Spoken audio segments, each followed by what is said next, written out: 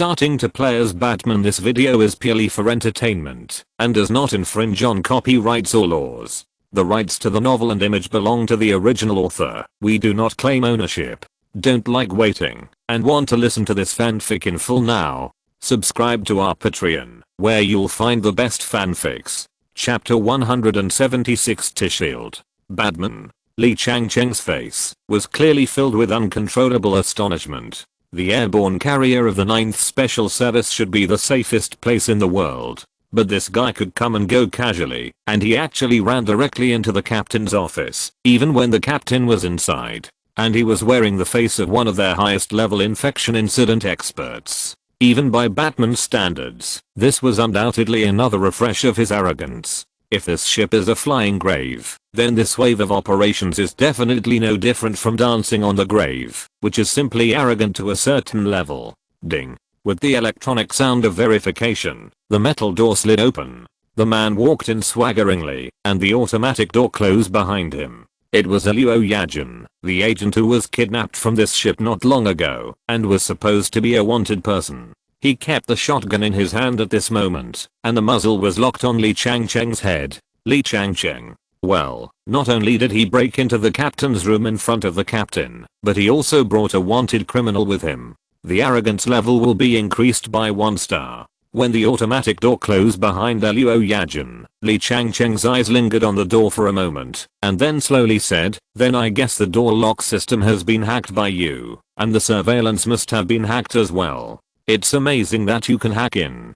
The system of this room operates completely independently. I can hardly imagine how you did it. Need I say more?" Luo Yajin grinned, because he is Batman. Now Luo Yajin felt a little like shaking his big brother to lead the team. His back straightened a lot, and he spoke more confidently. Li Changcheng ignored him, his eyes still on Batman. "How did you notice that it was me?" he asked. In fact, before this, Chu Cheng was not 100% sure that Li Changcheng was the person they were looking for, but now it is completely confirmed. And to make it even more foolproof, they recorded video and audio as evidence. Batman did not answer his question, but threw back another question. "What is Project Plety?" "Ah, I see. So you found my place. Good. You slipped in quietly, without setting off the alarm, of course, and checked my private server. I bet you found 9 other similar places, right? Like Minister Hercules' safe house, and Old Man Miyazaki's lab."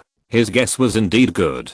It was the records in Miyazaki's lab that first made Chu Cheng discover the clues, which showed that Professor Miyazaki was busy preparing a capture plan for several of their superpowered agents. At first, this made Chu Cheng think that the old thief had revealed that he was the mastermind behind the scenes, but it turned out that it didn't seem to be the case. The old thief was just following orders, and the person who gave the order was Li Changcheng. Many of the things that followed, including the evidence of the forged shooting video of Luo Yajin, were later found in Li Changcheng's private server in a secret attic. Luo Yajin looked at him coldly. So it was him. It had always been him. No wonder they always run into obstacles, and no wonder they always find it difficult to come up with effective measures and establish an effective system in the face of constantly changing situations. Because the lunatic asylum is really an abstract pirate ship. Even if the winery next door is leaking like a sieve, at least it is leaking from the bottom. But the lunatic asylum is a better ship. It starts to leak from the top. No wonder the lunatic asylum is in trouble. "I guess you must be recording, which is good," Li Changcheng said slowly, "because then I will tell you everything in front of the camera. It is a story about how a person degenerates and accepts the temptation of unknown existence to get to this point today. Oh, by the way, I must not forget to explain my evil plan in detail to you. You think this should be what will happen next, right?" Luo Yajin didn't have the patience to listen anymore, and pulled the trigger without saying a word. If the gun that his hand transformed could be considered a trigger to pull. Although he did have a lot of questions in his mind, there were also many things that needed to be explained. But rather than expecting the other party to answer every question, he preferred to beat him down first and then ask questions. There are skills in interrogation, and one of the skills is to have a big enough fist. It would be much more effective to beat him up first and then ask questions. The shotgun was fired, like a miniature version of 1,000 arrows piercing the heart, flying towards Li Changcheng. But it did not successfully hit. At that moment, in a brief moment, that the human eye could not even see the beginning and the end, a mass of dark substance was released from Li Changcheng's body. At first, it seemed like some kind of liquid, seeping out from every pore of his body, every piece of fabric fiber of his clothes, and flew out of his body in midair. Then it quickly solidified, like molded clay, kneaded into a circular arc shape similar to a shield. All the bullets hit the shield, and the deformed bullets bounced back and splashed. Luo Yajin showed a look of astonishment. What is this thing? The same second the gun was fired, Batman also moved. The power armor provided him with superhuman physical strength, and the Dark Knight turned into a shadow and flashed to the opponent's side.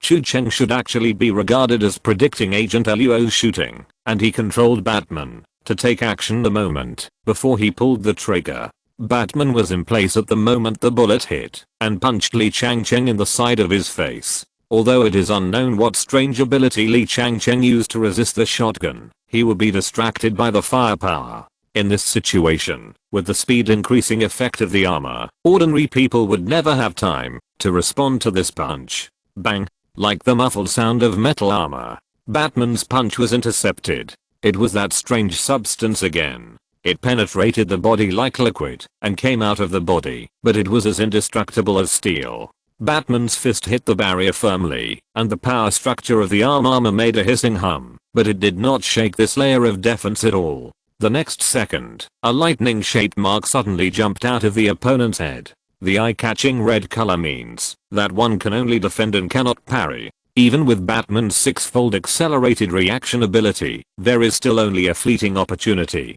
Chu Cheng's hand speed exploded, and Batman immediately pulled away. The leg armor structure was in operation, and the power poured out from the combat boots, and Batman pulled away and flew back. Almost at the moment he retreated, the pitch-black arc-shaped baffle suddenly popped out with a pitch-black barb, which was pierced by a strong wind at the moment of stabbing. Batman narrowly avoided it. At this time, Luo Yajin had changed his position again, and the gun in his hand had changed from a shotgun to a machine gun. Countless bullets burst out of the barrel at an extremely high rate of fire, and were stretched into an arc as Luo Yajin moved at a high speed. But as he moved, the opponent's defense line also changed accordingly. I saw that the arc-shaped black baffle quickly changed from solid to liquid, and in a moment that was so short that it was almost negligible, it was also quickly stretched along an arc as Luo Yajin moved. Machine gun bullets continuously splashed along the arc-shaped baffle, stray bullets blew the ornaments on the desktop into pieces, and the glass shards of the monitor were scattered everywhere. The bullets danced on the floor and the wall, but there was not even a scratch on the dark defense line. Li Changcheng stood calmly in the middle of the automatic defense material, with his hands behind his back, as if he had nothing to do with this dense rain of bullets. It has nothing to do with my will. No matter what kind of attack I receive, it will automatically react. It is an impeccable defense line, Li Changcheng said with a smile.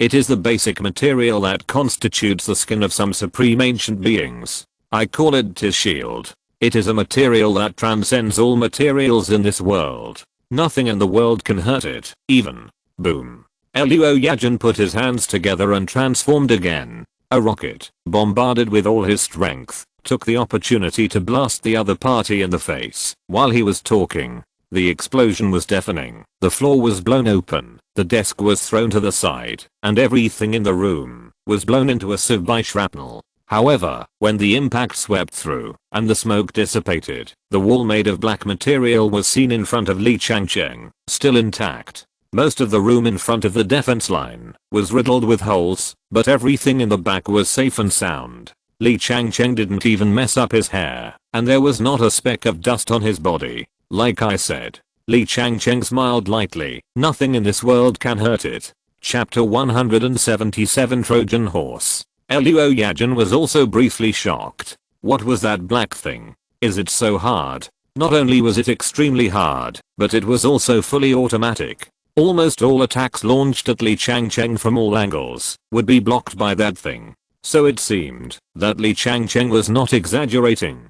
The defense mechanism of this thing really seemed to be impeccable. It was indeed something that should not exist in this world. The next moment, the black thing turned from hard to soft in a second, and from a form that was harder than steel, it instantly transformed into something like a long whip and swung towards Eluoyajan at an incredibly fast speed. Eluoyajan's face changed, and it was too late to dodge. He just raised his arms in front of him. His arms, which had already merged into the RPG launcher, turned into a shield in a very short moment. The black long whip lashed at his shield fiercely, and the force penetrated through the shield, knocking him back, and his back hit the wall of the office heavily. The surface of the wall was cracked and peeled off, revealing the alloy wall below. Well, if you still want to experience the power of the T-shield, I would also like to accompany you, but unfortunately the time is not right yet. Without looking back, he said, the black substance transformed again and stabbed at Batman, who had already circled around him like a piercing javelin. Batman dodged, and the black thorn that passed through the air immediately pierced through the wall on one side of the room. With a bang like an explosion, a gap was blasted through the steel wall, and the violent airflow immediately swept the entire room. Scrap paper and dust were sucked into the hole in one breath, and were sucked into the air by the outside of the ship. Li Changcheng was confident that he could take them down here. He was different from Leng Ji, who was a discarded child. He had that power, but not now. The time was very soon, but it was not yet. There was no benefit in fighting here even if he won. The mission of the director of the 9th Special Service Department was over. Another stream of that black stuff seeped out of his body, but this time the amount was more like some kind of dark liquid or a dark whirlwind. It engulfed Li Changcheng's entire body and then rushed towards the hole, blasted out of the hull, rushed out of the mothership's hull, and flew to the other side of the horizon.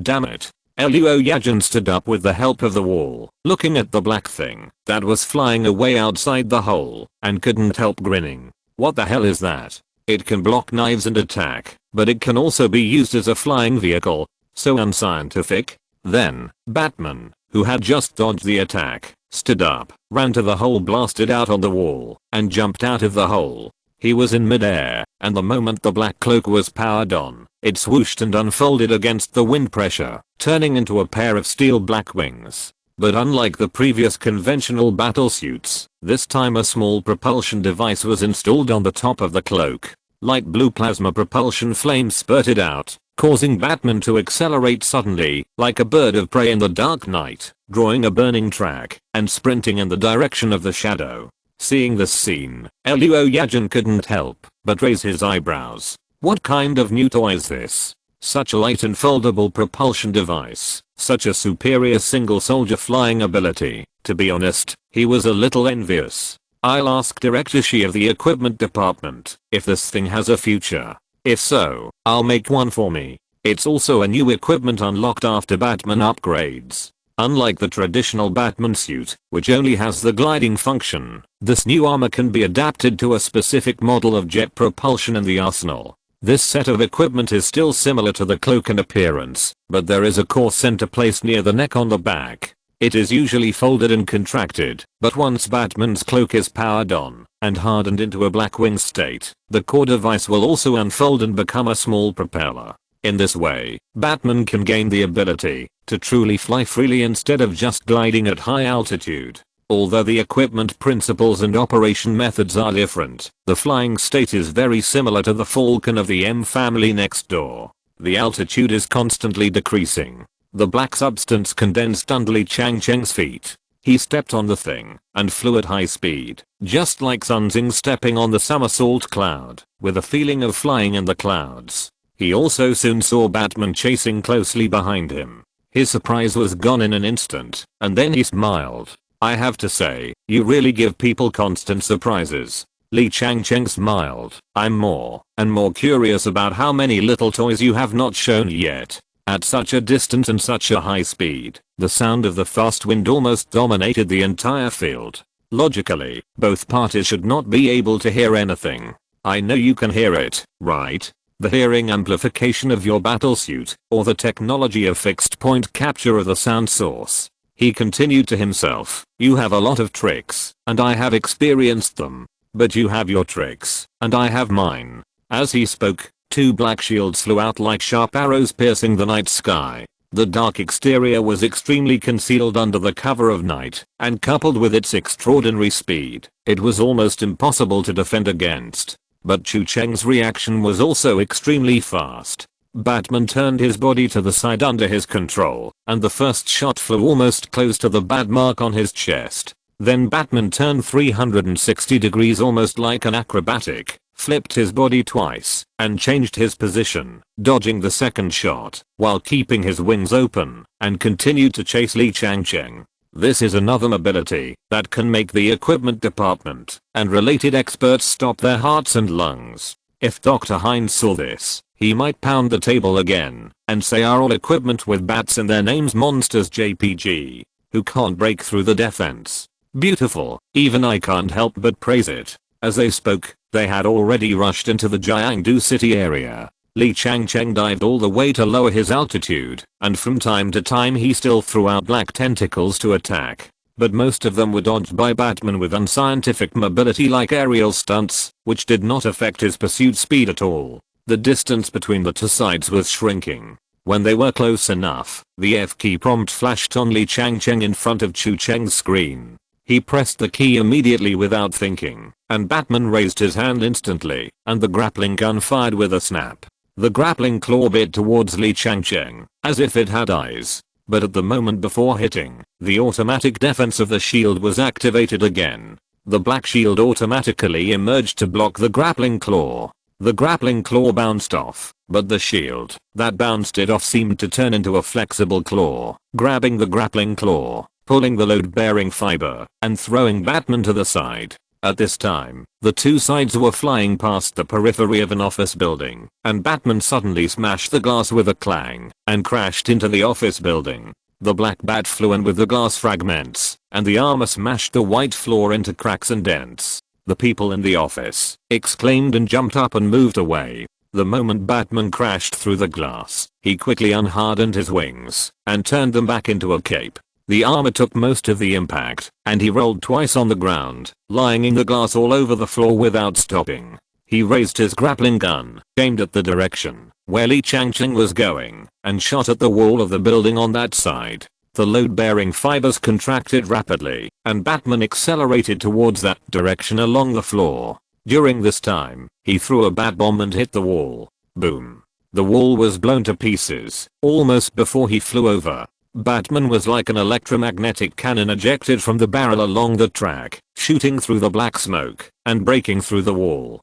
The cape behind him was electrified in the air, turning into black wings again, and the propulsion engine behind him sprayed again, carrying him to continue chasing in the direction of Li Changcheng. However, at the same time he flew out, the tentacles of the two data shield had already approached him. This time the distance was too close and too fast, and he had just resumed flying, so it was difficult to dodge for a while. Batman rolled in the air to avoid one of the attacks, but another massive black matter had already wrapped around his right arm. Seeing that Batman was about to be pulled off due to losing his balance, Chu Cheng tapped the keyboard without thinking. Alan's system activated.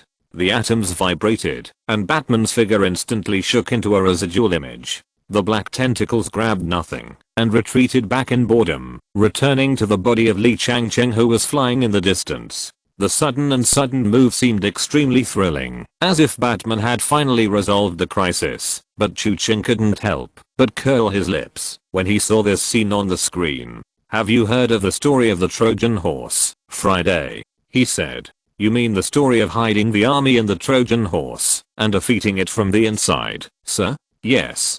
Chu Cheng smiled. The wisdom of the ancients is really a good tactic. At this moment, the failed sneak attack of the T-shield was being sucked back into Li Changcheng's body. The black substance once again penetrated the fabric and skin, seeping into his body. But at the same second, his pupils shrank, and he found something wrong. Looking down, he found that he had been attached to a small micro bomb without knowing when, with a bat painted on it, as if mocking him, and the red indicator light flickered. Li Changcheng. Impossible. The shield was fully automatic. How could this guy? Question mark? He thought of it in a flash. It was the moment when Alan's system was activated just now.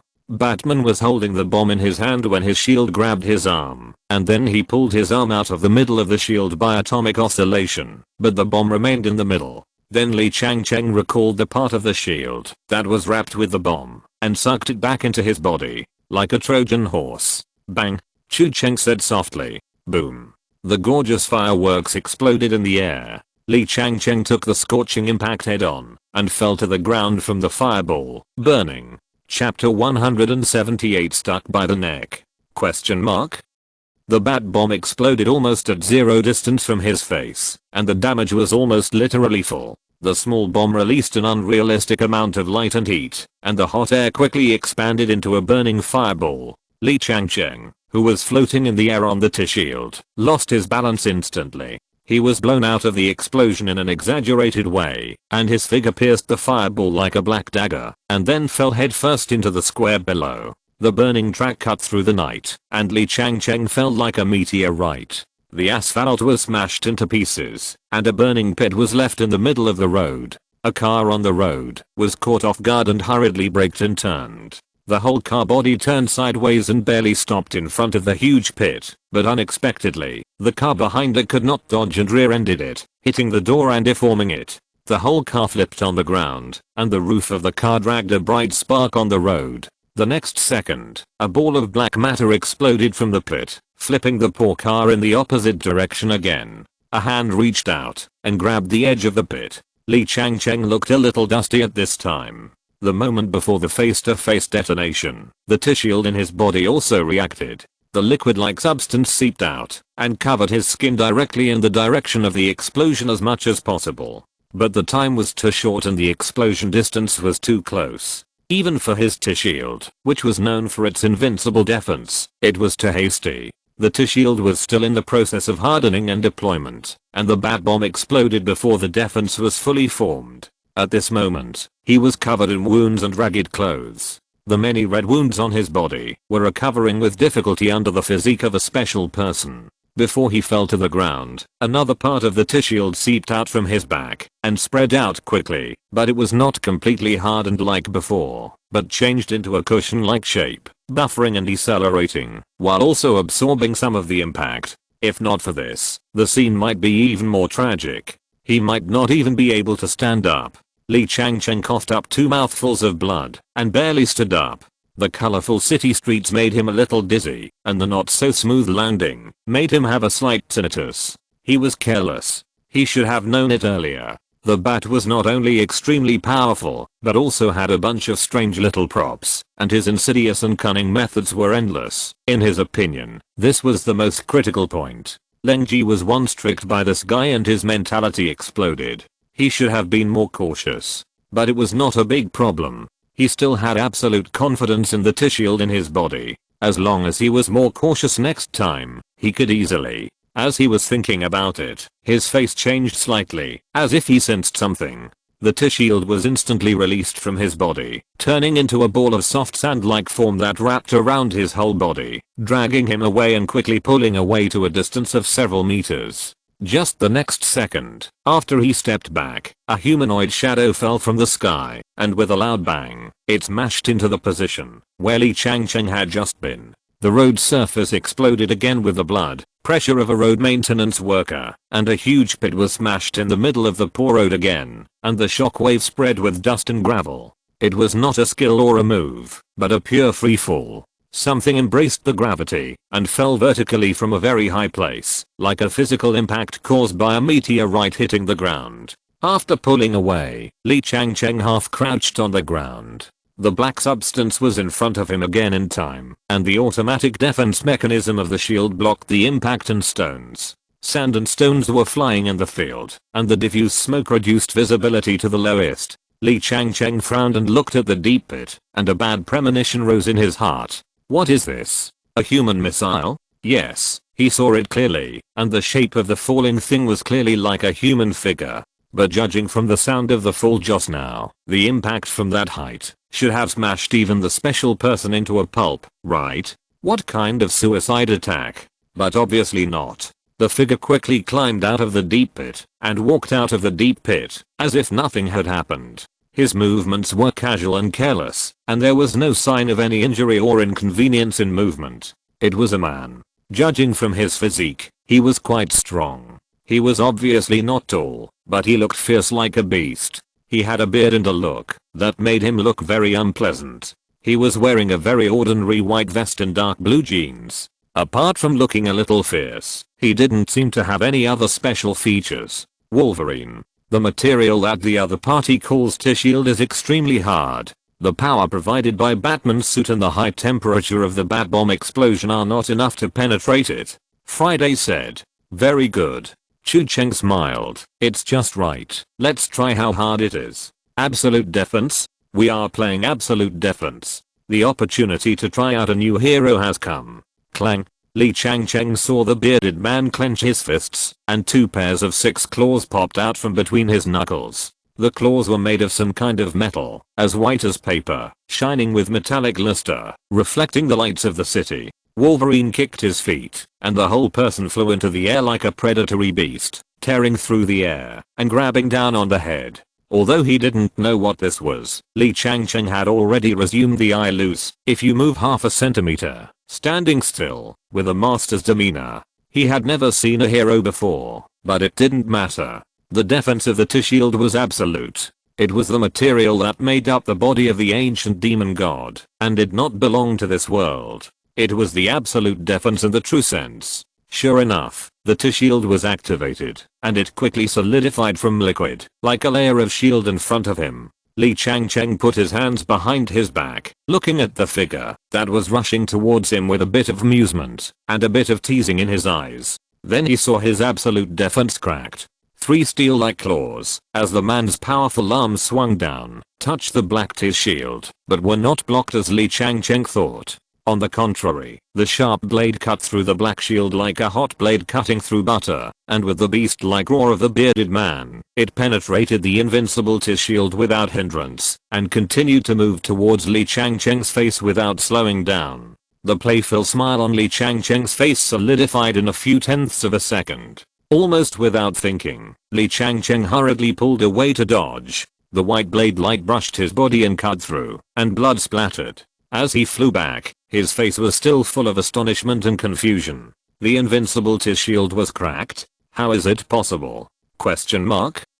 That is the foundation of the ancient body structure, an absolute defense that surpasses any creature and any material in the world, and can withstand high temperature, explosion, and heavy weapons frontal bombardment. The result is that such an invincible shield actually cracked by claws. Obviously, Director Lee couldn't have heard of the name of the adamantium alloy next door, but this thing is synonymous with hardness in the M family next door. Even the flesh of the cosmic god can be injured without skills or divine power to protect the body, and the metal in Wolverine's body is the strongest among the adamantium alloys. Even Captain America's invincible horse gird cover has been pierced by Wolverine's claws, which shows how sharp it is. Something is wrong. Li Changcheng pulled back quickly, and at the same time he opened his palm. A ball of darkness was released from his body. The shield changed into a sword-like form in the moment, when it was extremely short. Li Changcheng held it in his hand, and cut a dark arc towards the neck of Wolverine who was rushing towards him.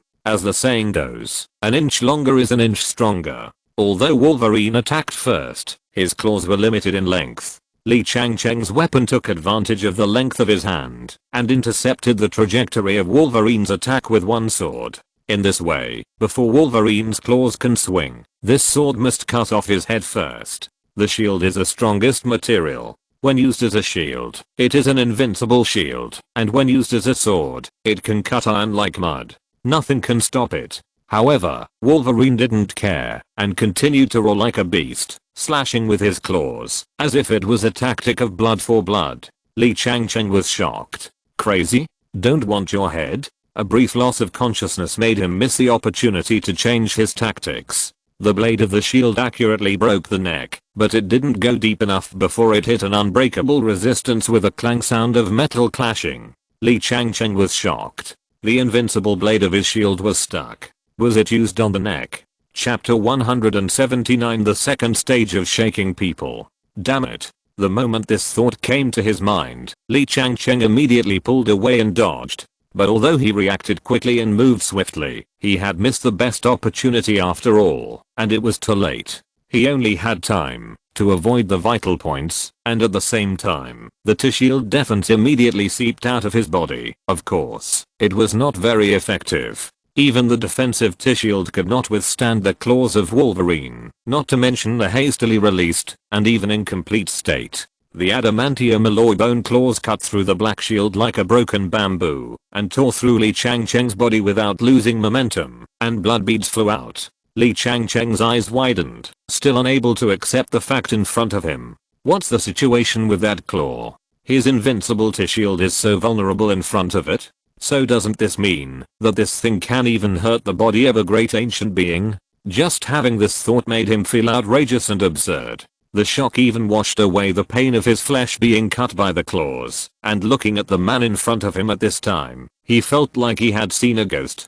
In addition, he was also extremely sure that, judging from the feedback from the cutting feeling just now, the sword he swung should have penetrated quite deeply, and should have even touched the bones. However, when the sword constructed by T-shield was withdrawn from the man's neck, Li Changcheng clearly saw that, even if it was a special person, he would have been bleeding and carried away directly, but this man was fine. It was clearly a wound that penetrated deep into the bone marrow, but it healed almost as soon as the sword blade was pulled out. Only when the sword blade was pulled out of his neck, Li Changcheng only glimpsed a shallow crack on the opponent's neck for a moment, but after a moment of distraction, the mark disappeared. This shocked Li Changcheng again. What kind of self-healing speed is this? The knife has penetrated into the bone. Strictly speaking, half of the head has been chopped off. As a result, if he had pulled the knife a little slower, he wouldn't even see the wound. This kind of monstrous self-healing ability is simply unheard of.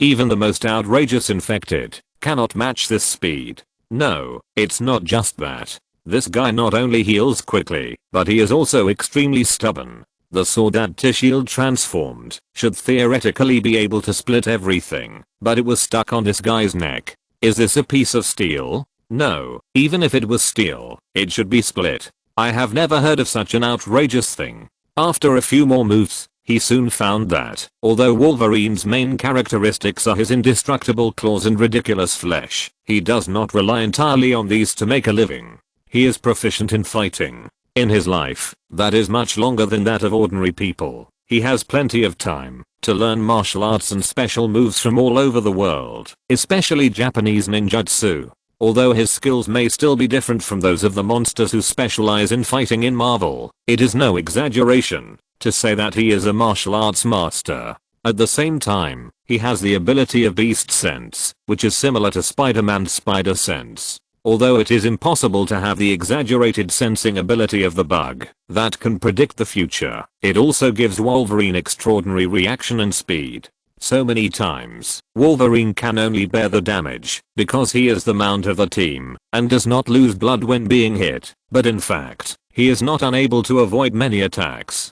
And the indispensable super strength. Wolverine's strength is also superhuman. Otherwise ordinary people can't even stand up with an adamantium skeleton. And for Wolverine, the impact of this weight can be completely ignored. All the ability attributes are superimposed to create this super berserker who is both indestructible and indestructible. So even if he deletes his proud adamantium skeleton and super self-healing, Wolverine is still a first-class warrior. And for his enemies, it is undoubtedly facing an immortal nightmare. The automatic defense of the shield is almost meaningless in front of the adamantium claws. Li Changcheng fought back with all his might, but all the attacks that might affect his actions were marked with red warnings on Chu Cheng's screen, which gave Wolverine enough time to dodge with his superhuman physical strength. As for the remaining attacks that were not marked in red, Chu Cheng ignored them all and adopted the method of exchanging injuries for injuries. This was also Uncle Wolf's usual fighting strategy.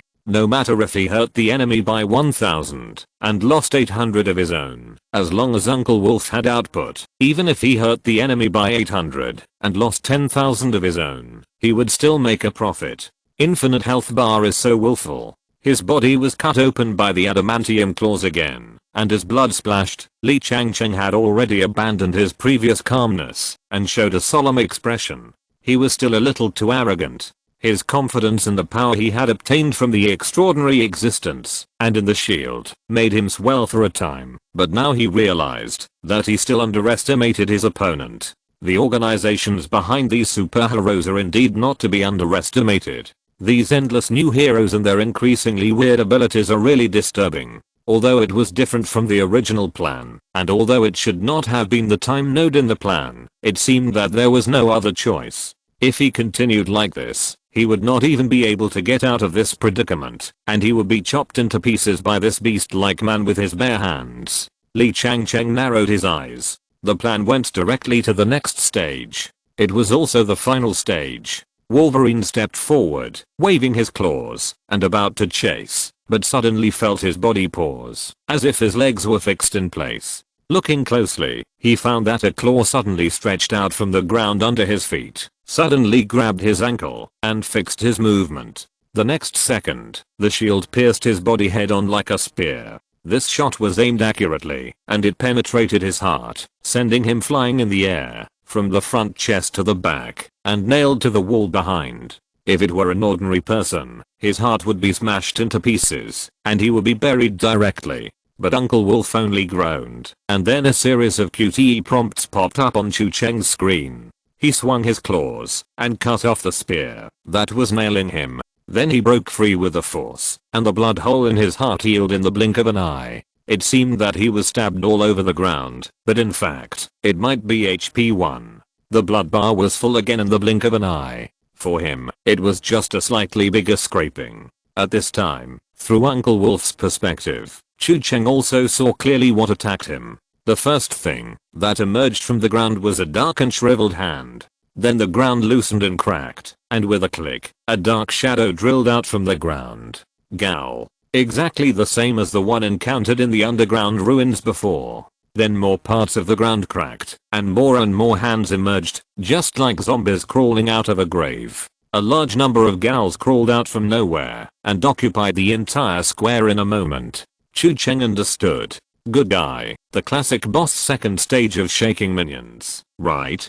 Chu Cheng has seen many similar routines in games. In some games, the minions summoned by the boss are super disgusting. There are so many of them that they can control the player and interfere with the player's target. If you are not careful, you will miss the target with your skills. It's a bit troublesome, but not a big problem. Chu Cheng has dealt with such situations many times and has some experience. It's just a matter of more effort. If it doesn't work, he can actually ask other heroes to help. At most, it will squeeze his waist and it's not a big problem. At this moment, there was a whoosh, and the rocket was launched with a tail flame, shooting diagonally downward into the group of zombies. The flames exploded, and the hot impact blew the zombies upside down. Then a rain of bullets swept over, and countless bullets poured into the crowd like a barrage. Chu Cheng looked back, and saw Luo Yajin and Miss Sonar both fell, and they brought a fully armed team of the Special Service Division 9 behind them. You guys just like to steal all the limelight. Luo Yajin took the lead and walked forward, holding a cigarette in his mouth and smiling, but not this time. Chapter 180 Madhouse in Action. Chu Cheng was a little surprised that Luo Yajin could catch up so quickly, and he even brought a special service team from the 9th Division. You know, theoretically, Agent Luo is still wanted in the 9th Division. Although they already have evidence that the video that convicted Agent Luo is fake, and they have also obtained evidence that the real traitor is Li Changcheng. Chu Cheng thought that there are still some procedures to go before he can clear his suspicion, and it will take at least 3 or 2 days. Chu Cheng really didn't expect that he would bring people to the front line to support in such a short time. It can only be said that maybe Agent Luo is still capable and persuasive, and the asylum is not completely confused. At least there are still people who can make quick judgments in extraordinary situations. The situation is beyond our expectations, sir. Friday reminded, it's zombies, and the number is astonishing. I'm retrieving the video information from the city street surveillance cameras, and found that more zombies are appearing. Where are they, Friday? Chu Cheng asked. With the square where we fought as the center, it is spreading rapidly around. It looks like it may spread to the whole city. Chu Cheng would not believe that such a large number of corpse ghosts were buried in the corners of Jiangdu's underground. The other party must have been preparing for a long time in advance. This was Li Changcheng's last move. He had already arranged a large number of corpse ghosts underground, like an army. You only need an army when you plan to fight a war. And it is quite obvious where the culprit of all this is. Luo Yajin poured a burst of bullets into the group of corpse ghosts, leading the team behind him to quickly clear a short path for Uncle Wolf. Well, I don't know what your ability is, but if you are in the same group as that bat, I believe you must have your own specialty. Luo Yajin shouted at the top of his voice while shooting. Go and take down that bastard. Chu Cheng had this intention without his reminder. He immediately continued to operate, and Wolverine ignored the corpse ghosts and locked onto Li Changcheng's direction from a distance and sprinted. The agents of the asylum, who were rarely used, covered him and cleared all the zombies along the way. Wolverine clenched his fists, and his claws popped out, and he pounced on Li Changcheng like a hungry wolf. The same battle had just happened once. The monsters shaken out by the boss in the second stage were held back by his teammates, so the rest of the strategy process was completely copied from the first stage. Wolverine's body was cut by the sharp blade again, but he continued to ignore it as always. The black knife cut his arm, but it could not penetrate any further when it touched the bone. The tentacle transformed by the T-shield on the other side pierced his lower abdomen, but Uncle Wolf still ignored it and broke through the defense with one claw and scratched Li Changcheng's thigh.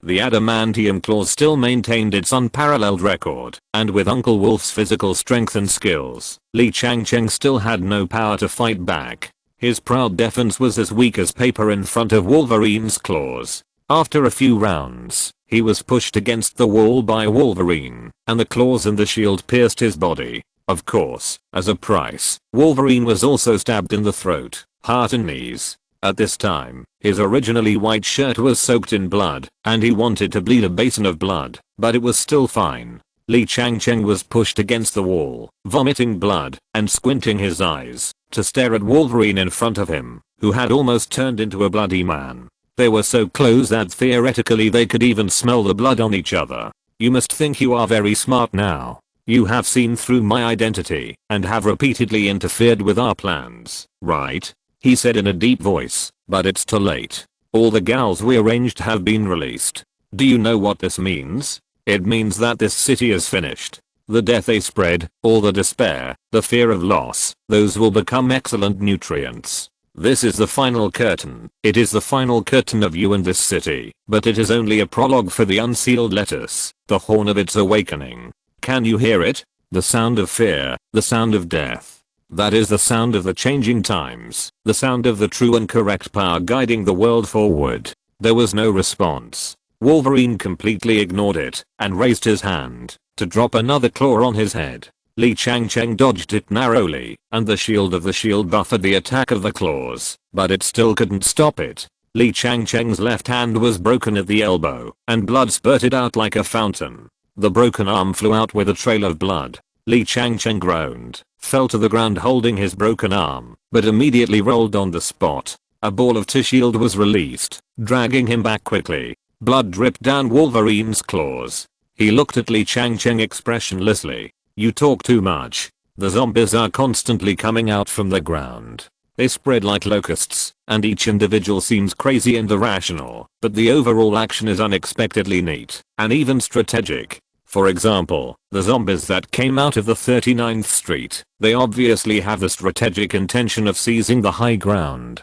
They control the advantageous terrain, and send a team to surround the sheriff who is rushing to maintain order. Their battle is based on a wildness and no rules, but in terms of strategy, they have the qualities of an army. It feels like there is a commander who coordinates the overall situation leading a group of lunatics to fight, which makes them doubly dangerous. But they can't be arrogant for too long. Fighter jets flew over from the horizon, and the 9th Special Service Division's action team was deployed in various battles. The group of gals that emerged from the ground expanded to the limit when they expanded to the territory 3 streets away. The rescue team assisted and evacuated the trapped people in various places, and the action team quickly exchanged fire with the gals in various places. Although there was a stalemate for a while, the situation was controlled to prevent further deterioration. In the core battlefield, more and more gals gathered in the central square. Just as the first group of agents led by Luo Yajin were struggling to cope, their external aid also arrived. The red ghost floated out from nowhere and suddenly rushed into the gals. The black monsters took off one after another before they could react, and shadows flew around from the monster group. The shadow of the red dress, the long black hair fluttered in the wind, and the phantom shuttled between the monsters, as if entering an empty space. It was Fanna, who had been missing before, who came back with her phantom. Her shield was cut open like paper again, and the sharp claws almost cut Li Changcheng in half. The tip of the adamantium claws almost touched Li Changcheng's spine by a few millimeters. Endless blood flew out, almost soaking the ground under Li Changcheng's feet. He could no longer support his body, and his body collapsed under the heavy burden, almost suffocating and half kneeling on the ground. You must think that you pulled out the key in the ruins to protect the seal and successfully prevented it from waking up, right? Li Changcheng supported himself with his still intact hand, coughing and laughing. You think that lettuce is still sealed, right? Wolverine did not stop moving.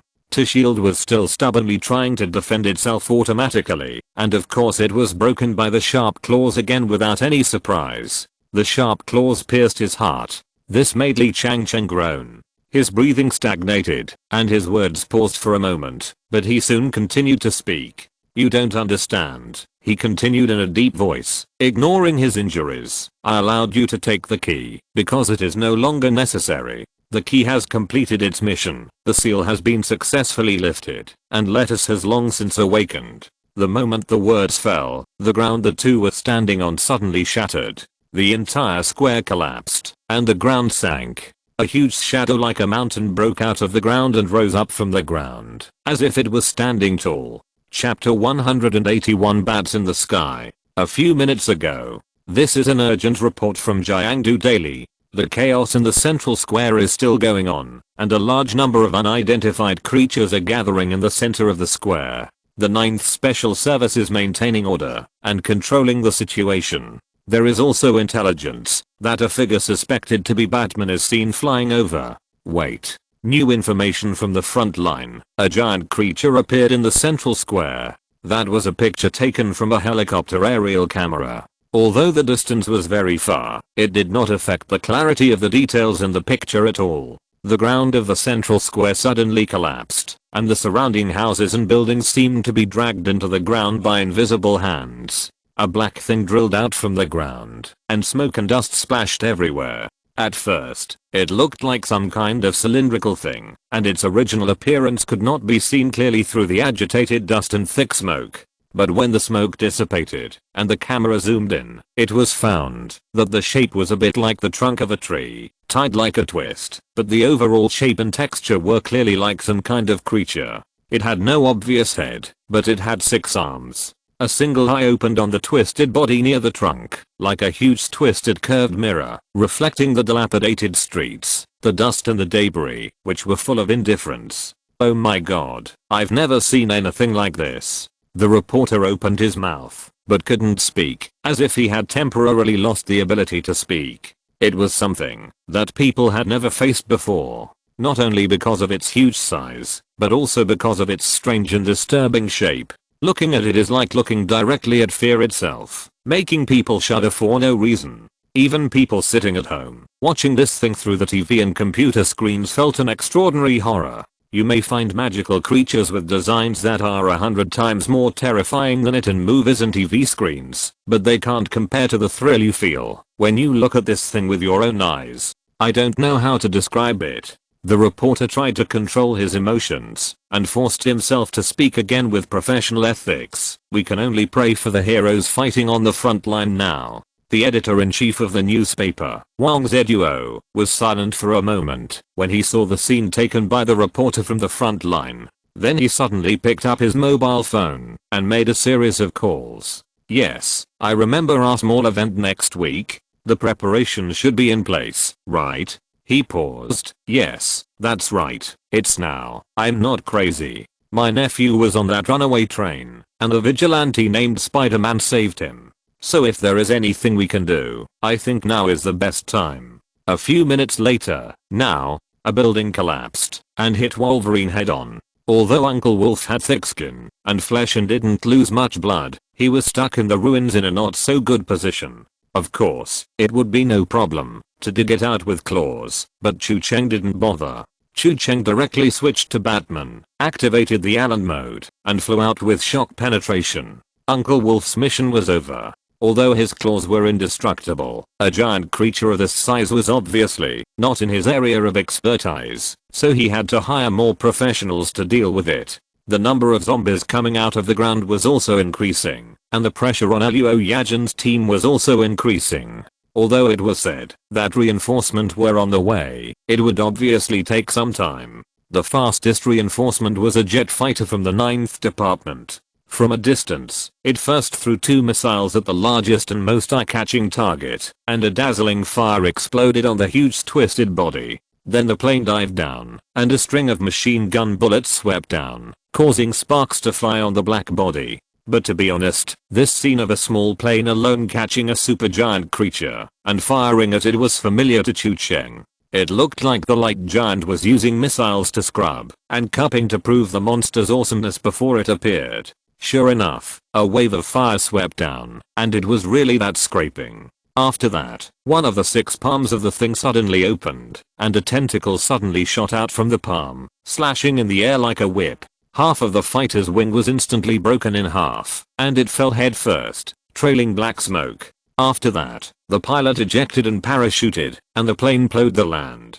Chu Cheng understood it immediately when he saw this scene. Oh, Fian number 1, right? It would be recognizable, even if it was changed to a different set and a different vest. Of course, although this plane was donated, its donation was not meaningless. In addition to proving that this monster, which Li Changcheng seemed to call lettuce, seemed to be indeed thick-skinned and could not be removed by cupping, it also helped Chu Cheng collect data. While Batman was flying with the power of the armor, Chu Cheng did not stop scanning the first-person perspective in detective mode for a moment, and the results were transmitted back to the Bat computer, which was assisted by Friday for analysis. Its body is similar to the thing called T-Shield just now.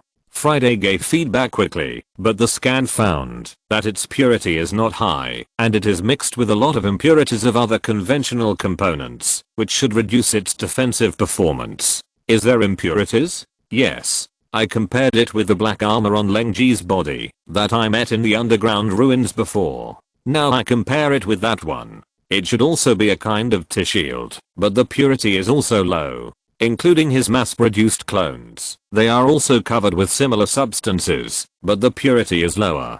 Friday continued. The T-Shield used by Li Changcheng is close to the purity of the creature in front of us, and is stronger than the part used by Leng Ji before. The hardness is very high, but it is still mixed with impurities, and it is not completely indestructible. Is that so? To be honest, when Li Changcheng said that he was going to shake out something similar to the old god, he was shocked for a moment, and then he felt that it was not good for a while when such a big thing with a little bit of grams popped out from behind. Judging from Li Changcheng's confident reaction before, he himself might not know that the purity of the substance called T-Shield in his body was not enough. Of course, even so, it was quite hard. Batman swooped in and threw a bat bomb at a close enough distance. The bomb exploded with a bang, creating a ball of fire on the big guy, but it did not cause any substantial damage. But this obviously attracted its attention. Lettuce turned around, and the bat flying in the air was reflected in his huge one-eyed eye. A thick arm grabbed at it at a speed that did not match its size. Batman instantly unhardened his cloak and folded his wings. He turned his head down, folded his arms, and accelerated vertically downward in a free-falling posture, flexibly avoiding the opponent's grab. The next second, the cloak was re-energized, the wings spread out again, and he rose into the air again with a handsome glide, and took advantage of the situation to throw another electric shock device, but it was also not very effective. During this time, Liang Yi at the 9th Division also freed up his hands to deal with this most eye-catching enemy. Thunderbolts fell from the sky, and lightning exploded on its dark skin with a roar, but it still had little effect. Adamantium can penetrate that coat. Friday reminded. Yes, adamantium can penetrate anything.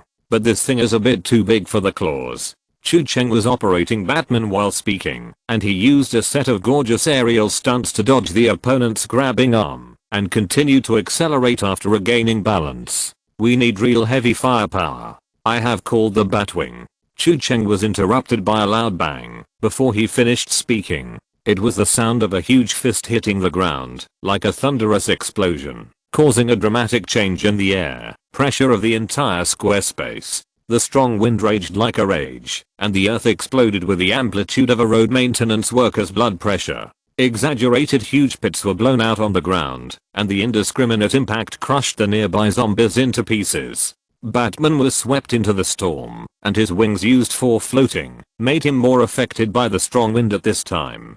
Therefore, he promptly retracted his wings into a cape, turned off his propulsion engine, and raised his hand to shoot a hook. He swooped down from the air like a pendulum, knocked down a lamppost with a bang, and fell to the ground amid the electric sparks flying everywhere. The entire square collapsed, the underground pipes burst, and a large amount of water was thrown into the sky. The gals and the agents of the 9 departments were thrown to the ground, and the tense situation seemed to have ushered in a half-time break. Many gals were also killed instantly by this indiscriminate AoE, but the impact was not great. More gals were drilling out from the cracks in the ground, and some were crawling over from the surrounding blocks and roofs. It was like an endless stream. Lettuce looked down from a high place, overlooking the tiny humans who were staggering here and there below, and there seemed to be a hint of contempt in his huge single eye. Although it has been a long time since the time before it fell asleep, and the people who rule this planet seem to have changed a lot, it seems that humans are still just humans after all. Fragile, vulnerable, and insignificant. Even if it is far from its best condition and far from fully recovered, it is easy to sweep across the world. But the next second, Lettuce was stunned. The huge single eye looked up at the sky with a hint of doubt. In the city not far away, a weak but very eye-catching golden light shot into the sky, leaving an unyielding circular light field in the vast and dark sky like the abyss. A mark. In the middle of the circular searchlight was a shadow, which was deliberately drawn into the shape of a bat. The mark of the bat light. Chu Cheng was stunned. Bat light. He did draw the bat light from the prize pool a long time ago, but it was obviously not his work. Because at this moment, the bat light was still lying obediently in his backpack. Then, the second light hit the night sky. From another part of the city, a faint light condensed into a circular mark hanging in the sky, also an image of a bat. Then came the third, the fourth, until the whole city was full of bats. 8,000 words. Shouldn't that be considered short? Chapter 182 Bat City. This was originally an idea that the editor-in-chief of Jiangdu Daily came up with. It was originally derived from a classic column. A column reporting on street gangs and the lives of citizens. This column has been around for many years. So long ago that even people working in the newspaper can hardly remember when it first existed. But earlier, it was a not very positive column. Whether it was the news it reported, or the comments from readers, even after being reviewed and expressed more subtly, the words were still always filled with darkness and people's pessimistic and even desperate attitudes towards many things. But starting this year, the content and comments in the column began to become brighter. Compared with the content published in each issue of the newspaper in previous years, the reports in the column in the past 2 months have become more and more positive. People no longer see innocent people being oppressed, or beautiful girls being followed and molested on the street in this column. These things that were common to this city, since the citizens could remember, are disappearing. Until today, there has been no similar incident in the column for a whole month. Instead, the column began to focus on the decline of the underworld, the attempts of former underground organizations to resign and transform, and even more inspiring, there were former gangsters who bravely rescued cats that climbed trees and people who fell into the water, and even assisted the fire department at the scene of the fire. The city is getting better. It is not the empty speeches of the upper class in previous years, but the kind of improvement that is actually happening around everyone and visible to everyone. At the same time, everyone understands where this change comes from. So when he saw more and more positive aspects from the comments and felt more and more readers being inspired and rejuvenated with enthusiasm for life, the editor-in-chief of the column came up with such an idea. They want to let the people who change the city see the changes he saw in the column. This is the original intention of this plan. He specially asked someone to design 10,000 simple searchlights, and the front end of the lamp tube of each lamp was marked with a bat shape. He randomly selected 10,000 readers from the column comments and mailed the customized equipment to each of them. According to the original plan, this event was supposed to be held next week, but now the sudden change, the monsters that appeared in the square and the heroes who stepped forward to fight, made the editor realize that now is a better time. So they contacted all the readers who participated in the event, and everyone from all over the city shot their bat lights into the sky. So there was such a scene, bats all over the sky. 10,000 lights, 10,000 marks, bat marks scattered all over the city, were shot high above the dark clouds.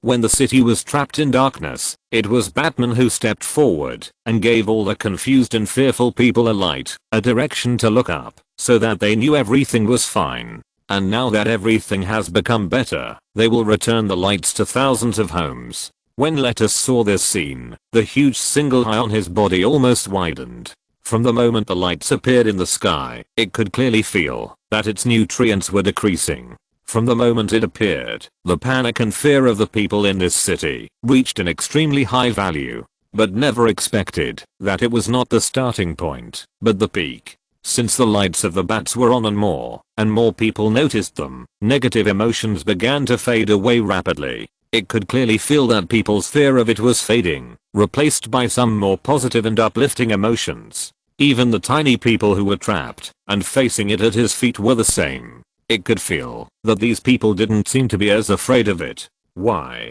Question mark. This surprised Lettuce.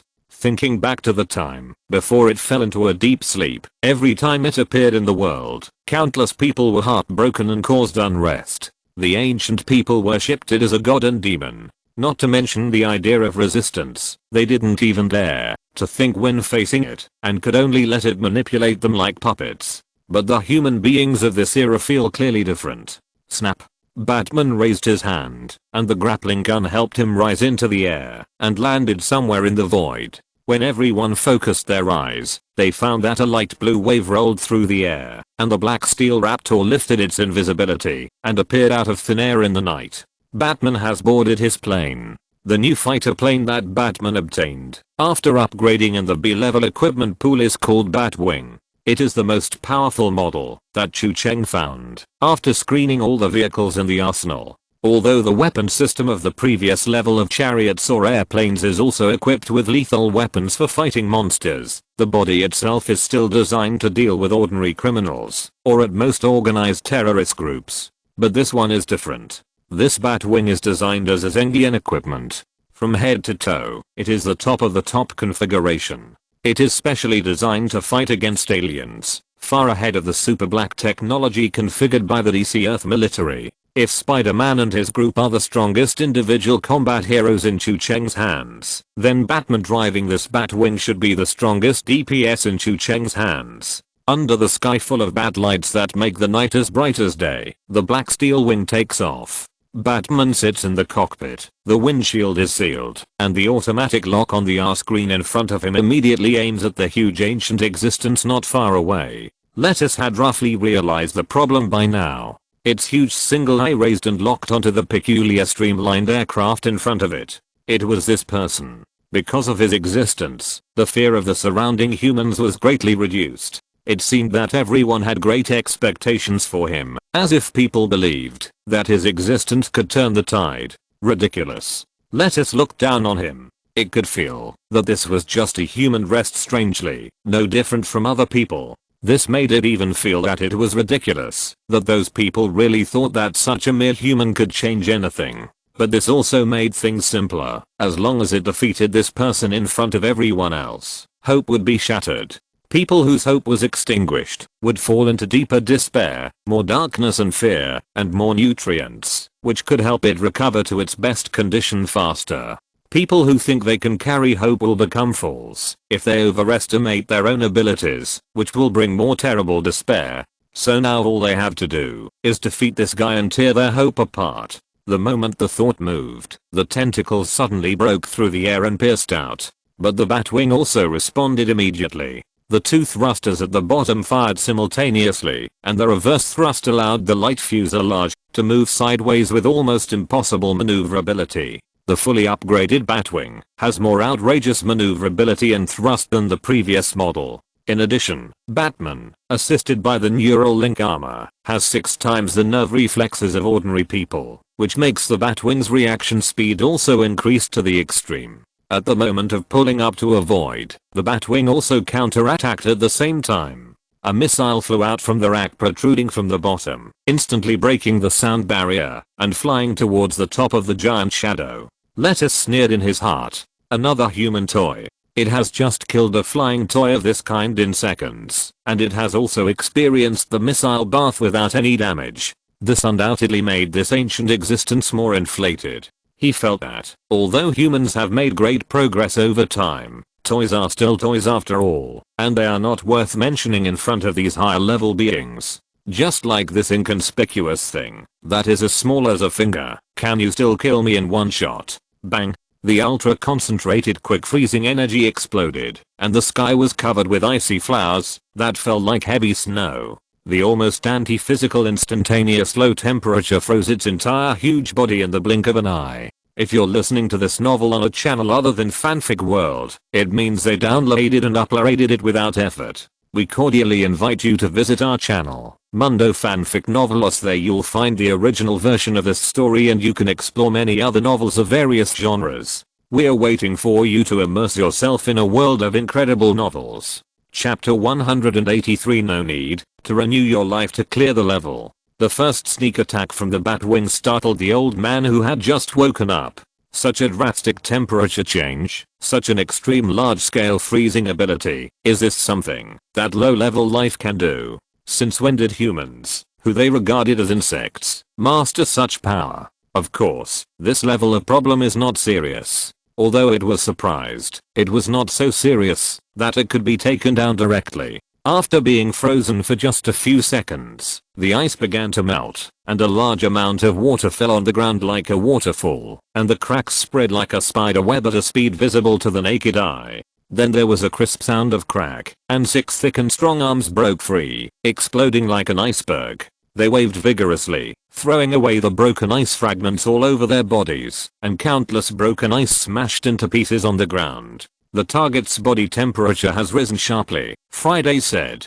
It seems that the creature can raise its body temperature sharply to resist the effect of the freezing bomb. In fact, there was no need for Friday's reminder to see some clues from its appearance changes. The huge body that emerged from the ice sculpture hissed and emitted white smoke. The high temperature affected the refraction of light, making the space seem to be distorted. The freezing bomb did not work, but the steel bat flying in the air began to attract the attention of Lettuce. It thought that after waking up, it would still face the world that was ready to bow down to it as in the past, but now it realized a hint of threat. It wanted to eliminate this threat here. One of the 6 arms suddenly raised up, and the palm of the hand opened its 5 fingers and grabbed the after image flying in the air. It moved very quickly, and the huge arm was like a transparent hurricane when it was raised. But the Batwing was faster.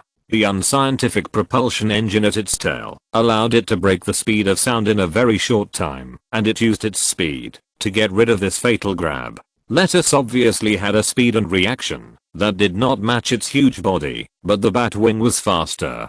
To it, it might feel like trying to catch a supersonic fly. Not only is the roaring engine buzzing in its ears, but it also makes a sonic boom from time to time, leaving a white air circle behind. The eyes of the whole city are focused on this decisive battle, and the asylum is no exception.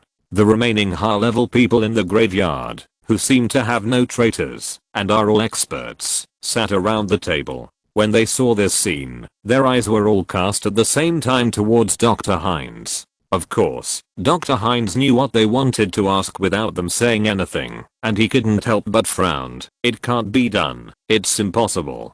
Don't Q. That thing is not an airplane. It's magic. He has never seen such an airplane that can go at the speed of sound and stop at any time in his dreams. Now even if someone photoshops it into a broom, he will believe it. Minister Shi of the equipment department nodded slightly, indicating that he is familiar with this. Then the Batwing rushed into the sky and turned around with an unscientific backflip.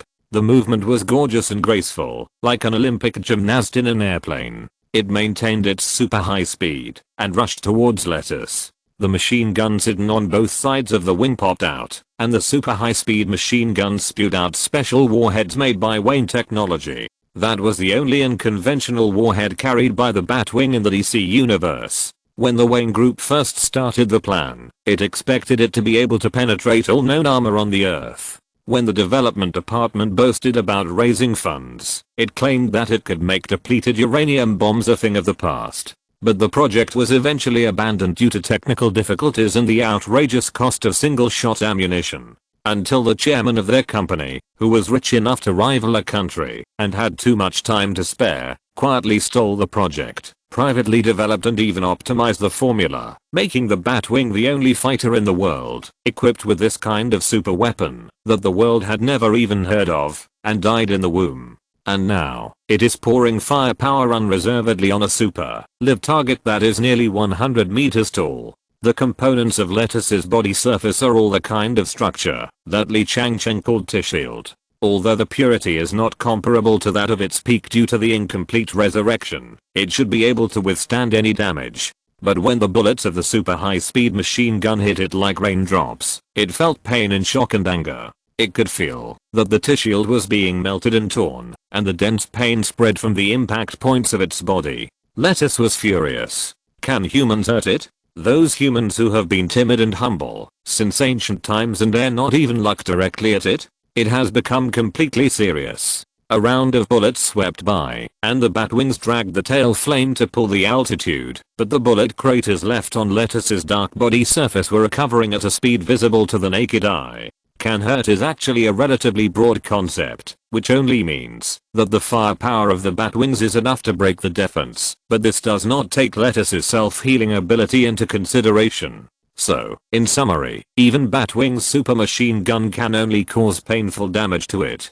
Just like a mosquito can bite a wound on a person's body, but it can't really cause any harm. But this is enough to make Lettuce furious. This is the first time in its history that it has been injured by a human. It's one eye stared at Batwing flying in the air, as if it wanted to remember the only human who had hurt it. It shot out an arm again. It couldn't catch Batwing, but it already had experience. The monster's open palm instantly burst out a large number of tentacles, like a vine growing at an accelerated rate, a mess, and then blooming all over the sky. Countless tentacles chased in the direction of Batwing, and for a moment it was like a net of heaven and earth. From the ground perspective, it was as if the sky was covered by endless tentacles, so dense that even the wind couldn't blow out. I don't know how many people who were watching this scene had their hearts in their throats, but soon they all realized that their worries were unnecessary. From Chu Cheng's screen, this dense network is far less terrifying than it looks to others. I don't know if it's because of the neural network of the suit connected to Batman, but in fighter mode, he can still see the danger warning signs like in normal combat. He just needs to dodge according to the prompts on the screen. The Batwing rolled fancy with a movement that almost violated all existing aerodynamic theorems and dodged in two completely opposite directions to avoid the tentacles chasing behind. Then, when the next tentacle was about to cross in front, a series of machine gun bullets swept up, and the krypton gold bullets of the super rich players played a powerful role and successfully repelled the tentacles. In the end, the Batwing flew out from the crisscrossing tentacles like a butterfly with amazing agility and dodge, which can be called the Spider-Man among fighters. The monster performance of the Batwing, the neural connection assistance of the Batman armor, and Batman's own super high technology and combat experience, it would be impossible to complete such a beefy action without any of them. Oh yes, of course, the hand speed of the hardcore players behind the screen and the superb skills honed from various games are also indispensable. After all, the above are prerequisites for completing this series of actions, which is equivalent to giving players the possibility to complete these within the game framework. But whether these can be done, and to what extent the actions can be completed still depends on the player's own operation. Fortunately, Chu Cheng can hardly do anything else in his two lives. but he is good at playing games. Chu Cheng's mouth corners rose, and he felt that the bat wing flying on the screen was becoming more and more handy. This is just a warm-up. As the current strongest killer in the Batcave and Chu Cheng's current strongest trump card in the entire game pool, it has more trump cards to reveal. No need to renew your life, one life to pass the level. The best-selling selection will be released the day after tomorrow. I heard that during the promotion period, the subscription will be assessed to see if there is a significant increase compared to before the promotion, so I dare not add more updates these 2 days for fear that the subscription will drop during the park period. More updates will be released the day after tomorrow. Chapter 184 Ordinary Stare. Once again, he flew out from between countless tentacles, and the bat wing swept past at high speed, while biting the target again. The fighter's powerful intelligent locking auxiliary system automatically locked several parts of Lettuce's body, and Batman's powerful reaction allowed him to grasp the fleeting floor. The picture on the screen seemed to slow down suddenly. The waving tentacles in the sky, the diffuse smoke and dust, the shaking body of a huge monster, the flying debris, everything seemed to stagnate in this brief moment. That fleeting moment looked like the wonderful feeling of the bullet time in the movie, as if the whole world only stopped at that moment. This feeling made Chu Cheng feel wonderful and amazing. In fact, similar shots are very common in action games, and are often seen at the moment when QTE occurs. The game will suddenly slow down the picture in the form of a movie slow motion, which will give players an immersive experience, as if they were in the reaction speed of the game character, and leave enough reaction time for players to press buttons to counterattack. But although it is a very common game mechanism, considering that Chu Cheng is not just playing the game at this moment, but also a plugin that can directly affect reality, this mechanism suddenly becomes extremely terrifying. A game that can remotely control the game character in the game simultaneously. Why can slow motion appear in the picture? So when the player observes the slowdown of the picture, is it that the game affects the time and space of the entire world, making the time and space of the entire dimension of the world stagnant at the moment when the player is operating? Or, to a certain extent, the hero's reaction force, such as Batman's current six-fold accelerated neural reflexes, is only shared with the player when the player operates the game character? Based on the current understanding of the various operating methods of this game, Chu Cheng prefers the latter. Of course, that is all for later consideration. At this moment, Chu Cheng did not have time to think so much. He was now fully devoted to this boss battle, which might be the most difficult, since he crossed over. The moment the camera slowed down, a button prompt popped up in the picture. Chu Cheng also seized the opportunity to move the mouse continuously to complete the aiming, and then quickly tap the keyboard and click the fire button 4 times in a row under the subsequent prompt. The weapon currently used was the special missiles mounted on the Batwing. 2 missiles were ejected from the rack, aiming at the flaws in Lettuce's movements. Batman even applied his superb martial arts skills and combat experience to this air battle. He saw through Lettuce's flaws from the perspective of martial arts moves, and launched a strong attack with guns and missiles instead of swords. When Lettuce first saw this new human weapon, he was disdainful. After all, the fighter jet of the Special Service 9 that was shot down previously also fired similar weapons at it, which was completely painless, so the old man didn't take it seriously at all. But it didn't take long for it to realize that something was wrong. 2 missiles exploded in succession with a rather exaggerated momentum, and the shockwave was like the waves caused by a heavy object falling into the water from a high altitude, and the high temperature flames burst out in all directions along the monster's skin. Lettuce's one eye was wide open, and a sharp and tooth grinding sound came from some unknown organ in his body. The flames of the explosion tore open the shield covering its body, and the flames were mixed with a kind of plasma-like light blue glow, beautiful and deadly. This Batwing is a special weapon for the Justice League. The Bat missile it carries is the strongest output among its standing firepower, and of course it cannot be a regular model that can be seen on the market. It is said that the characteristic of the Iron Can is that it is an anti-master and its specialty is stealing. This thing is still stolen from the teammates of the Justice League, but this time it is not entirely a superpower, but alien technology. Cyborg, a member of the Justice League, a big boss on the technology side, Most of his body has been replaced by machinery, and his abilities mainly come from the artifact mother box born on the planet Apocalypse, where the evil new gods live in the universe. Cyborg, affected by the mother box, can copy Apocalypse technology to a certain extent, and transform the mechanical parts of his body into various weapons for attack. The missiles carried on the Batwing borrowed from Cyborg's Apocalypse technology. The lethality is not entirely concentrated on the instantaneous burst of firepower, but also carries corrosive energy. Lettuce was shocked to find that his proud body was torn apart, revealing the intricate internal tissues. The organs under his skin were like countless vines twisted together, exposed in a chaotic and disorderly manner. Of course, his body was also recovering rapidly, trying to repair the injuries caused by the two bombings. The pain was accompanied by greater fear. The abnormal fighter and the mysterious human who drove it brought him more and more uneasiness. This child must not be left alive. As the thought flashed through his mind, Lettuce's huge figure began to undergo amazing changes. The shield that formed its body surface rolled like waves on its trunk-like body. Its three thick and strong arms merged into one, like a huge mass of mud, and its volume expanded rapidly at an astonishing rate, just like pulling open a huge net covering the sky and chasing after the Batwing that had just completed the bombing and was taking off. It was also like an extremely huge claw, big enough to hold the entire sky in its palm. The Batwing has an almost anti-scientific instant acceleration ability, but it seems that even this level of propulsion is not enough. The fighter seemed to have finally failed to break out of the blockade and was squeezed into the huge mud, blocking it into the eternally silent lightless realm. Lettuce's one eye showed joy.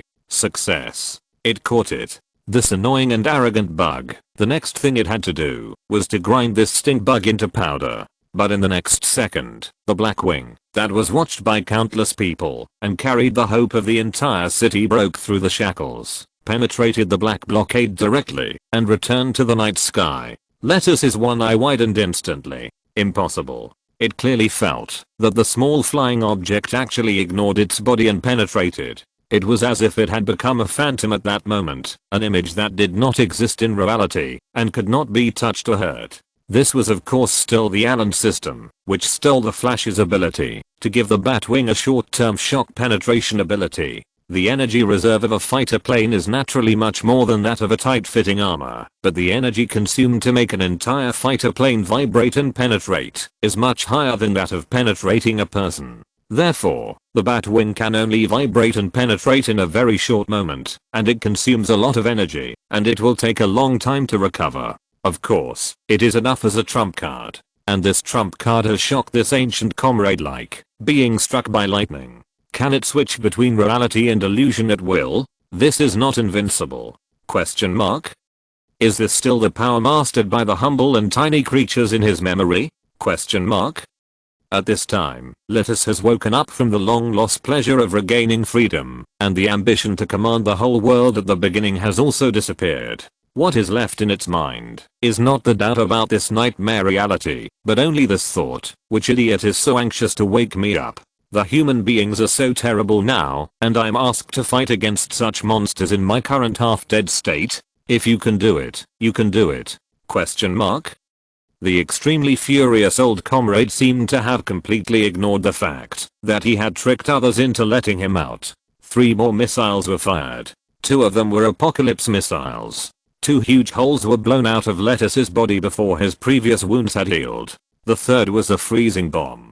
The ice crystals released by the detonation of the warhead instantly froze his entire body. The target temperature has risen sharply. There are still 2 seconds to break the ice. Friday's voice sounded, but its self-healing ability will drop significantly during this period. Very good.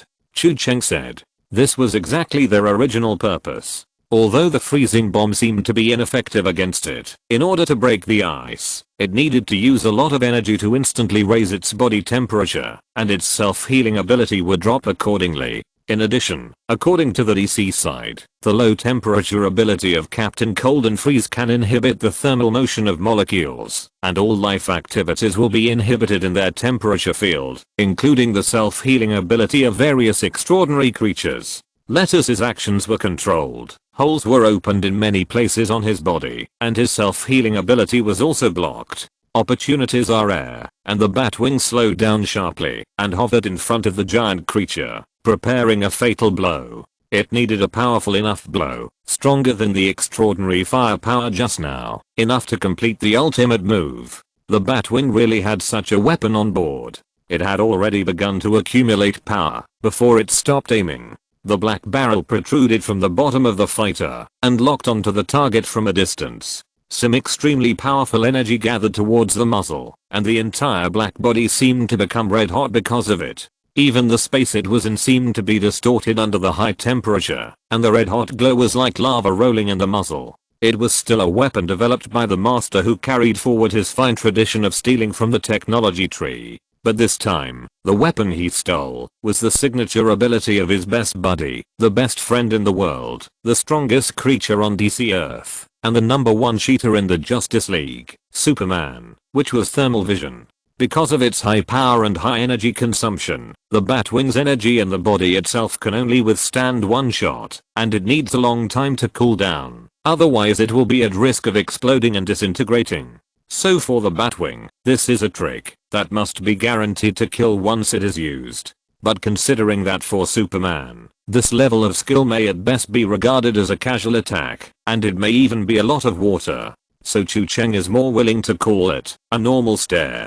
Chapter 185 The Deadly Weapon. The huge ice sculpture exploded, and the ice instantly broke into countless pieces. The strong and powerful arms shattered the ice sculpture, and the 6 arms swung greatly. The rapidly rising body temperature distorted the space, and the melted high-temperature water body crashed on the cracked and collapsed ground, and was constantly steamed into white smoke under the high temperature. Lettuce broke free from the freezing, perhaps because he was prepared. This time he broke free even faster than the previous time. But it was not fast enough. It broke free from the shackles of the ice, and before the ice on its body was completely thrown off, it couldn't wait to swing its 3 arms. One of the 6 arms had just been pulled out of the ice crystal and opened its palm in the direction of the Batwing, and the tentacles shot out like a black lightning. However, in the 0.0 seconds before that, the Batwing had completed the accumulation of power. The high temperature red hot energy blasted out of the barrel like a spiral blade. That was the Superman signature output skill heat vision that Batman successfully restored after years of research. According to the setting, the peak period has a higher temperature than the core of the sun, and even in the period when it is not so powerful, it is described as capable of melting and vaporizing any substance. Of course, the replica here is definitely not as good as the original, and it may not be comparable to the real Superman even with an ordinary attack. But that is compared with Superman. The tentacles of lettuce shot halfway and evaporated instantly when they hit the red hot beam. A large part of the tentacles almost disappeared out of thin air, as if even the ashes were annihilated and washed away in the incomparable high temperature torrent. The beam that evaporated the tentacles was unstoppable, and it seemed to penetrate from the lower left side of the giant creature's body without any obstruction. Then in just 1 second, the beam moved rapidly to the upper right, crossed diagonally upward, and cut out from the other side of the dark shell. Like a brilliant blade, the infinite blade slashed through and disappeared at the other end of the dark night. The thermal cannon on the Batwing has reached its limit. If it continues to fire for even a moment longer, it may explode. But it seems to be enough. In an instant, Lettuce seemed to lose his sense of his body. There was a charred mark on it. It was as if the sword of God had slashed through it, leaving a smooth crack with a burning red mark. All eyes were focused on this moment, and everyone stared with wide eyes, watching the red hot beam slash through and disappear into the darkness. People who saw this scene on the TV screen also opened their mouths slightly, and even from several streets away, they could see the sky-high red light that distorted the space. It was like a miracle. Lettuce also stared with one eye wide open at this time, until the vitality was completely gone, and that eye still maintained the fear of some supreme power. If it had known that humans were so horrible now, it would not have dared to come out in such a half-dead state. Even if it was resurrected with full health, it might have stayed there to observe the situation instead of jumping out arrogantly like this. But obviously, there are no ifs in the world. The Batwing was suspended in the air, and the last round of full bullet salvos were fired. Machine gun bullets were poured into the huge and broken body, and the apocalypse missiles also hit it continuously. It was the most gorgeous fireworks, the closing fireworks. Under the gaze of countless eyes, the arrogant tall black shadow cracked. The last full bullet salvo completed the impact of the thermal vision cannon, and Lettuce fell down with his eyes wide open. Its body stopped self-repairing, and its bruised body fell headfirst, smashing into pieces on the ground with a bang. The previously indestructible body wrapped by the thief's shield seemed to have suddenly become a fragile vase. No, to be more precise, it should be more like sand. After the body fell, it quickly decomposed like dust, scattered all over the ground, and disappeared as if it had never existed. The 90-meter tall body fell and disintegrated, and disappeared as if it had evaporated, as if it had never existed. But no matter what, it fell. The battle was over.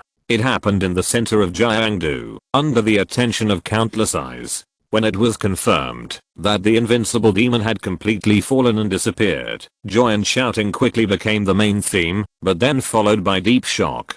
Especially the senior management of the lunatic asylum. Lettuce was the most powerful enemy they had ever encountered, and the refresh location happened to be in the center of the city. They should be happy that such a terrifying opponent was dealt with, but everyone was terribly quiet at this time. It was not because Batman's plane had violated many basic theorems this time. It was not that simple this time. The most shocking moment, like the climax of a drama, was the weapon used by the plane at the end. Just one strike, but like the sword of God, it decided the outcome in that split second. At that moment, they tried to capture the thermal reaction from the air carrier. Such an exaggerated heat was impossible to ignore, even if they wanted to. The operator opened his mouth wide when he saw the reading, and for a moment he didn't even have the courage to read out the value. Then when he saw the outrageous thermal reading, no one could say anything. Impossible. Dr. Hines spoke first, shaking his head like a rattle. Absolutely impossible. This temperature. There is absolutely no way such a problem can occur. After a few seconds of silence, Minister Hercules raised his eyelids. Seeing is believing. Dr. Hines. We all know that Batman has technology and strength beyond our imagination. Although this time it is a little more outrageous. But, no, you don't understand.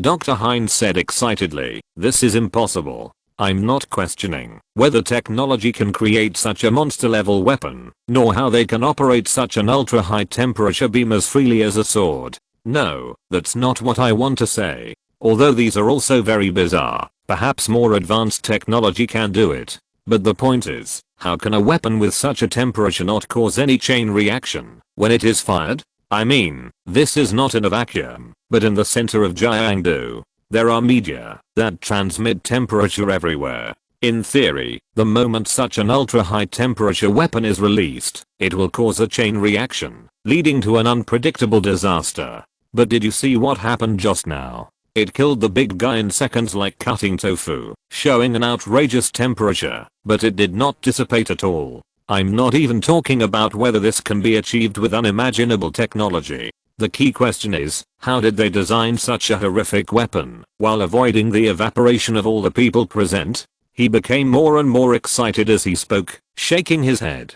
So it's impossible, absolutely impossible. After hearing his description, everyone quickly understood what he meant. After all, reality is not a fantasy special effect. A 1 teradegree fireball can only shatter 2 pieces of glass at most. Compared with how to create such a demonic weapon, how to control the demon, to prevent it from going berserk, and backlashing the creator is the most difficult. It really feels like the sword of judgment wielded by God, which cannot be explained by existing science.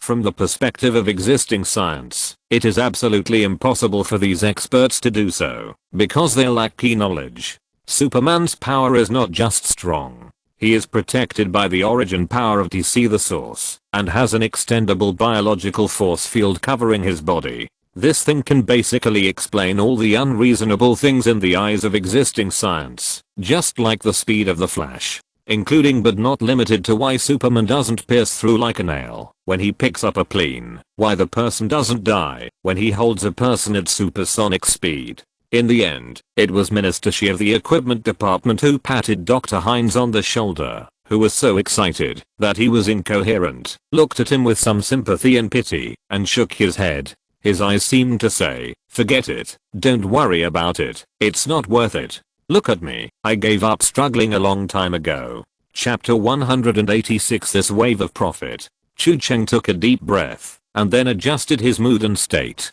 He soon became serious, as if he had made up his mind to make some important decision. "Then I'll go, Friday," he said seriously.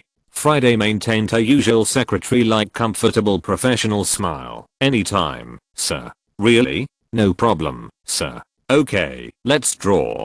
Chu Cheng clicked the mouse heavily to confirm the prompt interface of the level upgrade on the screen, and then held his breath and waited for the cutscene on the screen to end and automatically enter the new skill extraction link after the upgrade. That's right, after the high-profile defeat of the creature named Lettuce suspected to be a C-type last night, a wave of settlement also gave Chu Cheng a lot of experience. After the settlement of the last Lengji gift package in various postures, his experience slot was already close to the critical value, which is basically equivalent to a delicate interval. That is close to the edge of energy pouring after the phase rush, but just a little bit short. Because of this, Chu Cheng was quite looking forward to the experience gained from this mission. First, the number 1 traitor in the asylum was defeated. If compared with the winnery next door, it was equivalent to the boss betraying and being killed by him. Experience cannot be reduced. Then there was the big and ugly guy behind. If you look at his size, it would not be appropriate to have less experience. So Chu Cheng thought that this time he might have a chance to set a precedent and upgrade 2 levels in a row, but he found that he thought too much. This boss is getting stronger and more experience, but the upgrade experience bar is also increasing. According to the first level standard, the experience is enough to upgrade 10 times, but now it can only be heard. People are exhausted, but the experience bar is motionless like a turtle. It feels a bit like trying to teach a girl to do math problems. You are sweating on the top, and she is motionless below. In the end, there is nothing in the stomach, and you don't know whether you have gained or lost. The dream of skipping levels was shattered.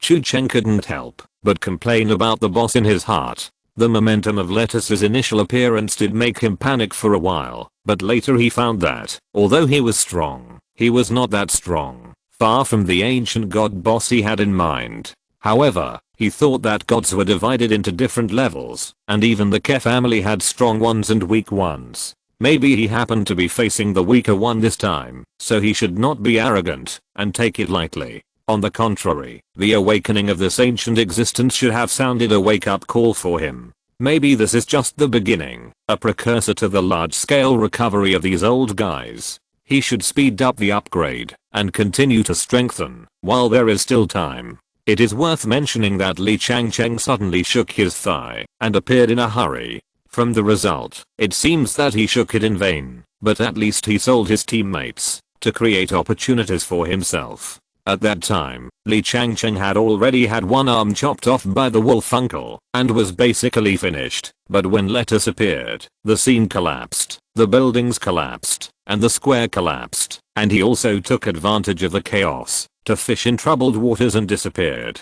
After Lettuce was defeated, the 9th Division cleaned up the remaining gals at the scene, but they did not find Li Changcheng's whereabouts for the time being. However, he had a broken arm at this moment, and after losing his biggest backer behind the scenes, his strongest killer weapon, the T-shield, might not be very useful anymore, and his threat factor had already plummeted. It stands to reason that, now that there is a director level traitor in the asylum, they should be caught at all costs. But after the incident, the entire department needs further investigation, so the department's functions are temporarily closed, and the entire 9th Division is currently temporarily suspended. So the task of tracking and arresting Li Changcheng temporarily fell on the IQ over there. Chu Cheng also asked the 5th sister to continue to pay attention to the progress of the arrest. Although Li Changcheng's combat power may not be much left, this level of traitor must still have a lot of experience. Besides, he was responsible for most of Li Changcheng's health bar, and he would still feel a little unhappy if his head was killed by a bunch of lazy people. So once his position is determined, Chu Cheng still has to rush to get his own head before the IQ gang. The first thing that comes with an account level upgrade is a functional upgrade. The maximum number of players is still 3, but the number of heroes that can be carried into battle at the same time in the game team has increased to 5. Now he can take up to 5 heroes as substitutes at the same time and switch players according to the situation. Chu Cheng took a shower and changed his clothes as usual before sitting back in front of the computer screen, rubbing his hands excitedly.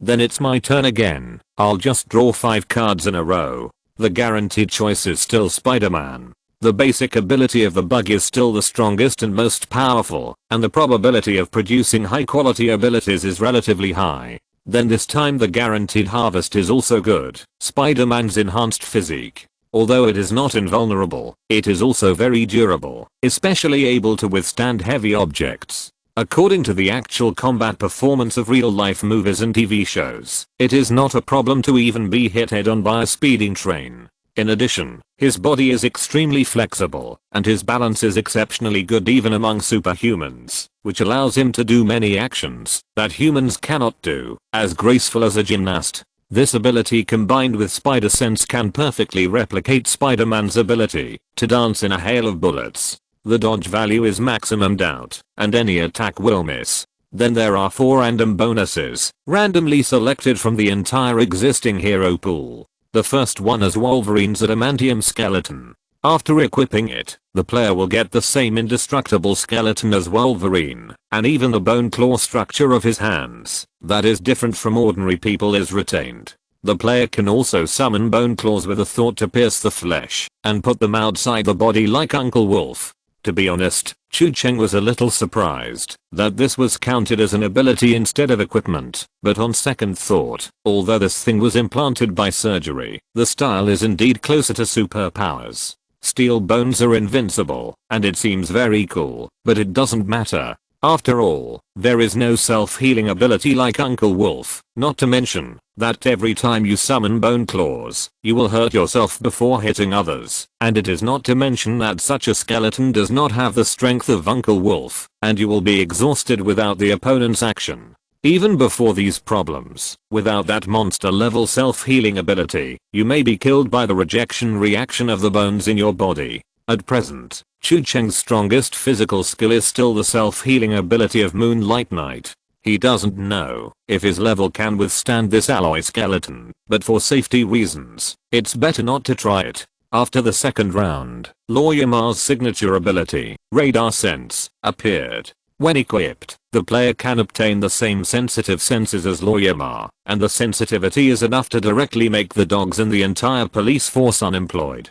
And because it is a hero skill, rather than a superpower of pure sensory enhancement, even the experience of Lawyer Ma's years of special training to master these senses is included in the skill. This means that players don't need to train hard like Lawyer Ma in his early years to slowly explore how to use these senses. It is plug and play, safe and non-toxic, and the convenience is comparable to the eyes of the Uchiha family. The only flaw is that, because it is also considered a hero skill, the skill perfectly replicates the sensory state of Lawyer Ma. In other words, there is no vision. In the applicable state, the player's vision function will be blind like Lawyer Ma.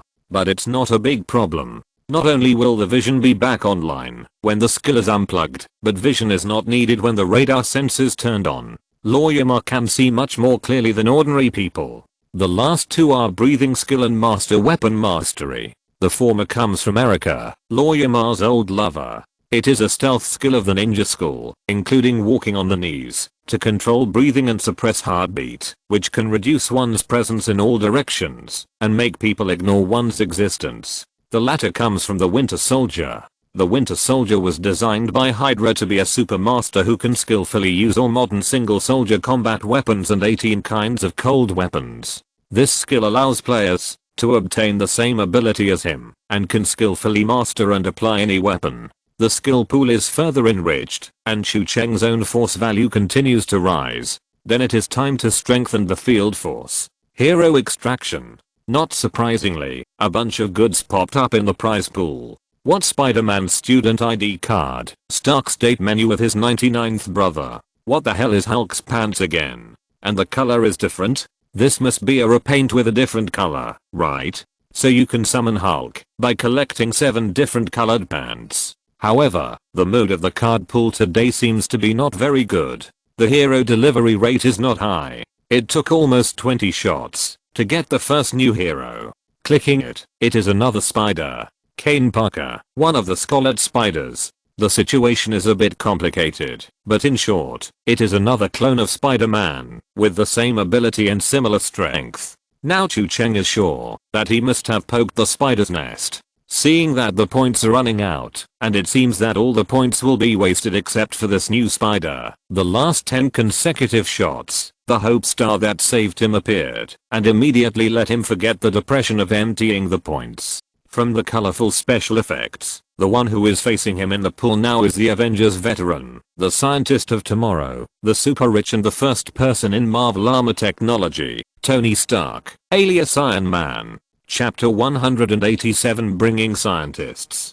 Chu Cheng. This wave of shipments is indeed a surprise, in the literal sense, and he can't help but be overjoyed. Iron Man. I certainly didn't dare to say this before, but since this character was brought to the screen in 2008 as the first shot to open the MCU legend, he is not as well known as Superman, but at least he is a top tier heavyweight. This character has many labels and characteristics. His identity as an Avengers veteran, his transformation from a playboy to a world guardian, his sense of responsibility and the classic "I love you 3000 times" are all the reasons why this character's image is successful in the movie. But of course, these are all things that make his image more three-dimensional and fuller after the audience knows this character, and they are not what attracted the audience in the first place. At least the key to attracting most people to him at the beginning is the special effects every time he appears, and every frame of the shot seems to smell the money burning. That thief cool armor also makes him directly become the designated budget warrior of the MCU series, the only hero who is a torture to the budget, whether the actor appears in person or in armor. Of course, the high expenditure has its value. The combat power of Iron Man armor is still quite good. It is well known that scientists in the American comics circle are all problematic. They all adhere to the creed of the most powerful output bears the most severe blame. When there is something wrong, they can be the big daddy of output. As long as they are locked up in the laboratory for a few more days, they will kill you. However, when there is nothing wrong, they are good at taking the blame. Similarly, if they are locked up in the laboratory for a few more days, they can cause a world-destroying crisis. Tony Stark is undoubtedly one of the examples. Although the technology applicable to his Iron Man suit is all based on Earth technology, with the subsequent upgrades, it has already broken through the ceiling of Earth technology. When fighting against alien fleets, they can open the invincible and cut leaks, which is ahead of the normal technology level of Earth for many generations. So this is undoubtedly another update to Chu Cheng's current frontline combat power, and it is a big improvement. Moreover, unlike the most powerful Batwing in his hand, which has strong firepower, but relatively limited functionality, Iron Man's suits are varied in models. They can fight in close combat or long-range combat in frontal group battles. They can be tanks or mages. They can be physically invisible, and eliminate noise when sneaking around. They are first-class assassins and even auxiliary in frontal combat, and can be called hexagonal warriors. In terms of comprehensive performance, Chu Cheng estimates that this Iron Man and the existing Batman are probably the peak of the B-level pool, and basically belong to the combat power ceiling in this pool. If you must find a fault, it is probably energy consumption. This energy consumption refers to two aspects. One is the energy consumption of the suit itself. The most fundamental basis of the Iron Man suit is its energy system. Stark used garbage and scraps to rub the arc reactor of the first generation machine in the terrorist cave. It is super black technology. But although this technology is indeed powerful enough, whether in movies or comics, Iron Man's suits still face energy emergencies from time to time. Although the battery life is generally sufficient, there will still be times when the battery is out of power during long-term combat, so you need to pay attention. The second is a problem of the player himself. It's the same old story again. This game is good in every way, except that it's a bit demanding on players. and every time Chu Cheng feels that he has become much stronger and can definitely make it this time, his hero will always upgrade and replace, making him realize again that the journey is far from over and he still needs to continue working hard. But this brings us to another advantage of Iron Man over other heroes. There are many types of battle suits with different performances, and the applicable conditions and consumption of functions and effects are also different. The powerful battle suits will naturally consume more players, but if it is an old equipment like Mark I or a simple model like Mark V suitcase armor, Chu Cheng can open it as long as he wants with his current physique. It's no problem for Stark to open the most basic Iron Man battle suit like Mark III in the early days of his debut. After all, Iron Man's equipment at that time was still within the framework of modern technology, and it was not too outrageous. The performance of the armor was not at the same level as the new models he developed in the next 10 years, so it was not a big burden for players. Iron Man should be considered one of the heroes with the most obvious upgrade span of strength and equipment every time he appeared in the MCU for 10 years. Whether it is Stark's personal mentality, combat skills and experience accumulation, or the upgrade of his armor technology, it is a qualitative leap. Chu Cheng couldn't wait to open the game, logged in directly, and selected the new hero, ready to try the effect. Then he found that it was different from other heroes, or most other heroes. That is, the Iron Man shipped from the game actually comes with fountain water. Select the hero to enter the game. As soon as he appeared, the player's perspective on the screen was actually Tony Stark without armor. Stark in the picture looks quite energetic, wearing a tight black base coat, and the arc reactor on his chest is shining with a light blue glow. He is standing in his own laboratory. Just like Batman, the initial character of the game, Batman comes with a Batcave, which gives Batman a return to the city skill that other characters don't have. He can change equipment and vehicles in the cave according to different situations and different characters, to fight in the best condition. Iron Man seems to be the same.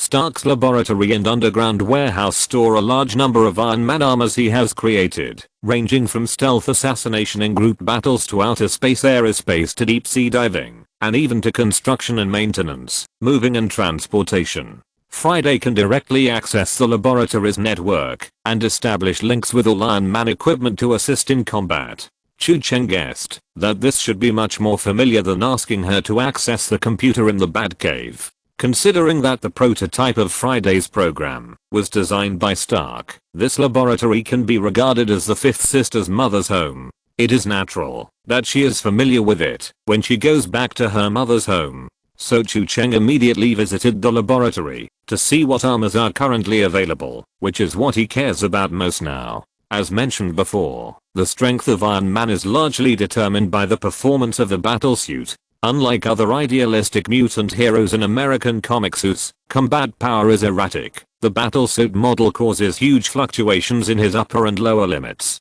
Considering that he is a hero in the B-level pool, it is estimated that those cheating armors should be gone. Chu Cheng just wants to know what regular models are available. The result is not bad. There are more than 70 sets of battlesuits to choose from. Most of them are armors from the MCU movies. Currently, the unlocked models in the laboratory include Mark I to Mark 43, which were born in the cave, which are the models that appeared in Avengers: Age of Ultron. Most of these armors were originally original to the movie version, but because the movie had a great influence and a wide audience, they were all later incorporated into the Iron Man comics. The Iron Man laboratory in the main world of the comics has shown these movie model armors more than once, but at that time, Stark in the comics already had stronger armor, so he basically never wore it. The remaining models found are all Iron Man armors in the comics. Originally, Chu Cheng thought that the Iron Man armor in the comics, where there are gods everywhere and the power is seriously inflated, should be stronger, but he found that it was not. The early Iron Man armor in the comics was limited by the year of creation and was actually far inferior to the Iron Man in the starting stage of the movie at the same time. The early Iron Man did not have the concept of arc reactors, and some old models of armor were even powered by solar energy. The early Iron Man armor was not even a full coverage exoskeleton like in the movies. Instead, Stark wore a tight golden protective suit inside and a red armor plate on the main part of the body for protection. It was not until later that Stark injected himself with the extremis virus and became a superpower, completely merging with his armor. When he was sandwiched between a group of supernatural teammates, he was in an anxious state of "I'm just a scientist without their power," and upgraded to a man-machine integration state. His subsequent armor was more and more BT, and he never returned from the road of being a superpower. But it is obvious that the Iron Man shipped from the B-level pool does not have superpowers for the time being. Although the armor is awesome, he is still an ordinary person. So the strongest model in the laboratory is basically Mark 43, which appeared in Avengers 2. Sir, Daredevil's idle time is over. Friday reminded, do you want to see the income and triggered tasks during the period? Of course. Chu Cheng nodded. Show me. Chapter 188, Defeat Magic with Magic. After Friday's reminder, Chu Cheng realized that 12 hours had passed since the last time he set the idle time. Daredevil's idle time limit had expired, so Chu Cheng temporarily exited Stark Lab and returned to the hero selection interface to reselect the hero. After changing into Daredevil's vest and going online, the map in the game screen was directly refreshed to Chu Cheng. Daredevil did a lot of work in the past 12 hours. Chu Cheng thought that the main reason might be that Chu Cheng was not like Jiangdu now. All the gangsters and criminals in the whole city had been trained to be in the shape of bats. Not to mention being ruthless and causing trouble. They even trembled when walking at night. According to the column, they have begun to develop into good citizens who are brave and righteous. At present, the name of Red Pass Demon has just spread in Chu Cheng, and the existence of Daredevil is still at the concept of urban legend. The local criminals obviously haven't realized the seriousness of the problem yet. Coupled with the all-pervasive super perception of Lawyer Ma's unique universal radar, tasks are constantly refreshed one after another. After working all night, the harvest is not bad.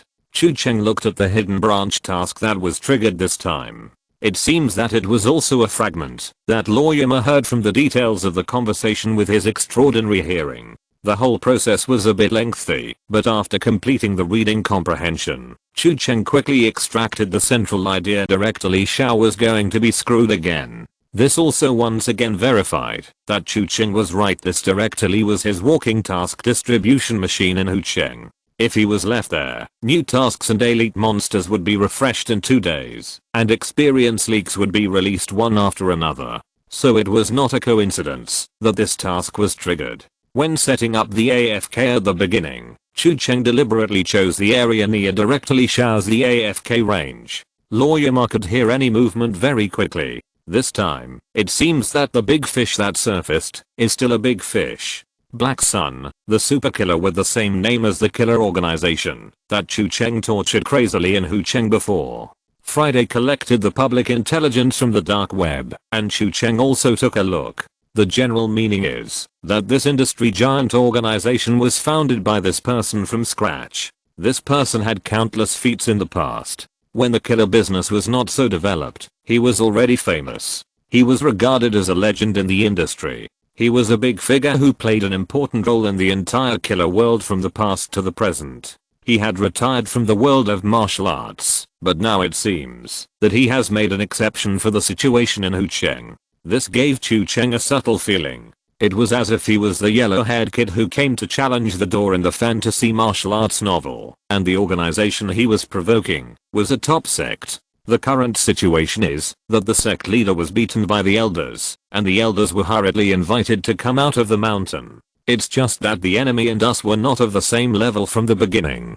This is like the forebears of King Cheng who were beaten black and blue, and went back to ask their own leader, Master Yu, to come out, but the one who came to challenge them was Duguqia Bei. For them, not to mention winning, as long as the opponent drew his sword, they would have won today. What Chu Cheng didn't expect was that this old guy would come out, but he didn't expect him to learn from Kato Kid instead of learning from others, and he had to play tricks and leave a crime notice. In summary, the content is very simple. Anyway, it is a limited date and time. It says what month, what day of the week, what time at night. Directly, you clean your neck and wait, and we will come to take your life at that time. This arrogance really opened Chu Cheng's eyes. Not only did they specify the time and place, but the target was still the director of the Public Security Bureau. Since when did Liang Jingru's business start to expand to the other world like Gabe Newell? Arrange Miss Cashin to take a look. Friday asked with his head tilted.